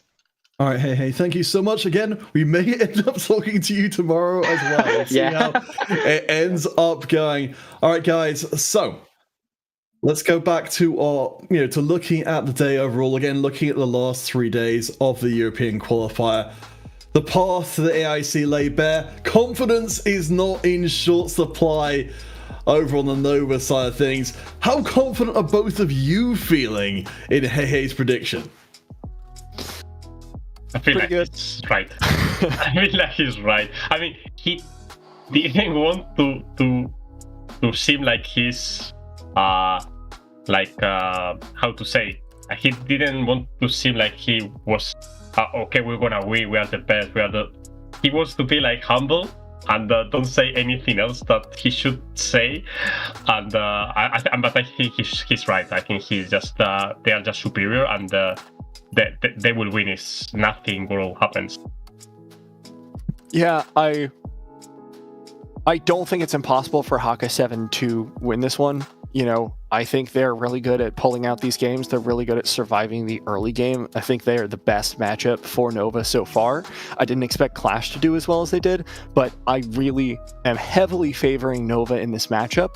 I'm just hoping it's not a 4-0. I want to see 4-1, 4-2, 4-3, something in there, so that it's a close series, because I think Haka 7 can take them to that many games. I really, really hope we end up with a truly transcendent finals. I mean, even with the assumption that Nova are going to do very well and very likely will be headed to the AIC, for Haka 7, it's a chance to compete, against one of the teams that is going to be considered the very best to learn what they can. I mean, I like, at least for Haka 7 side of things, if they're the team that do make it through to challenge in the finals, they are a team who, even if it is maybe a little bit humbly, I suppose I don't know necessarily how humble you can be when you say you're going to beat the best team in there, but they're just like, you know, they're kind of a little bit matter of fact, just like Hey is themselves, of saying, you know, they think they've done what they need to, you know, they've done the preparation, they've done the work, and as much as there is only a week between, you know, the first stage and the second stage we're playing in now, and only one day further to prepare even more, this is such an incredible opportunity, one that Nova have tasted many times before, but for Haka 7, you know, it's a door that could potentially open to so many huge opportunities for them. I think it's not the most important thing, but we have tomorrow also the third match. I think we should give credit also for it. I personally, I want QLASH to win tomorrow because I think they managed to overstep this week, and I think they really improved a lot, and I think they deserve it after their hard work. And I think that's what should happen tomorrow. After we saw how much both teams, CDAX and QLASH, improved, I think QLASH should be the one beating CDAX. Yeah, I feel like QLASH have really grown as a team and shown huge improvement across the week. You know, just 6 days later, you know, since Sunday, they have shown massive improvement, and I want to see them demonstrate that against CDAX. I want to see them succeed, but I also want to see Haka 7 show off their growth as well. I think both teams have done really well, and Nova, it's frankly hard to tell how much they've improved because they always stomp so quickly. So I want to see the little like ruler mark. I want to see, okay, we know how good Haka 7 are relative to everyone else except for Nova. I want to see how they measure up. All right, guys, so that will bring us to an end today. We've almost at the end of the line for our 6 starting teams. We now have our final 2 who will be competing for that AIC spot to represent Europe tomorrow. So please do come back at 5 p.m. at CST for our opening match today. CDAX taking on QLASH to determine which of the 2 take third place. And just as this guy's saying, show their progress through the tournament and show that they've got the potential to be a big mover in the later scene.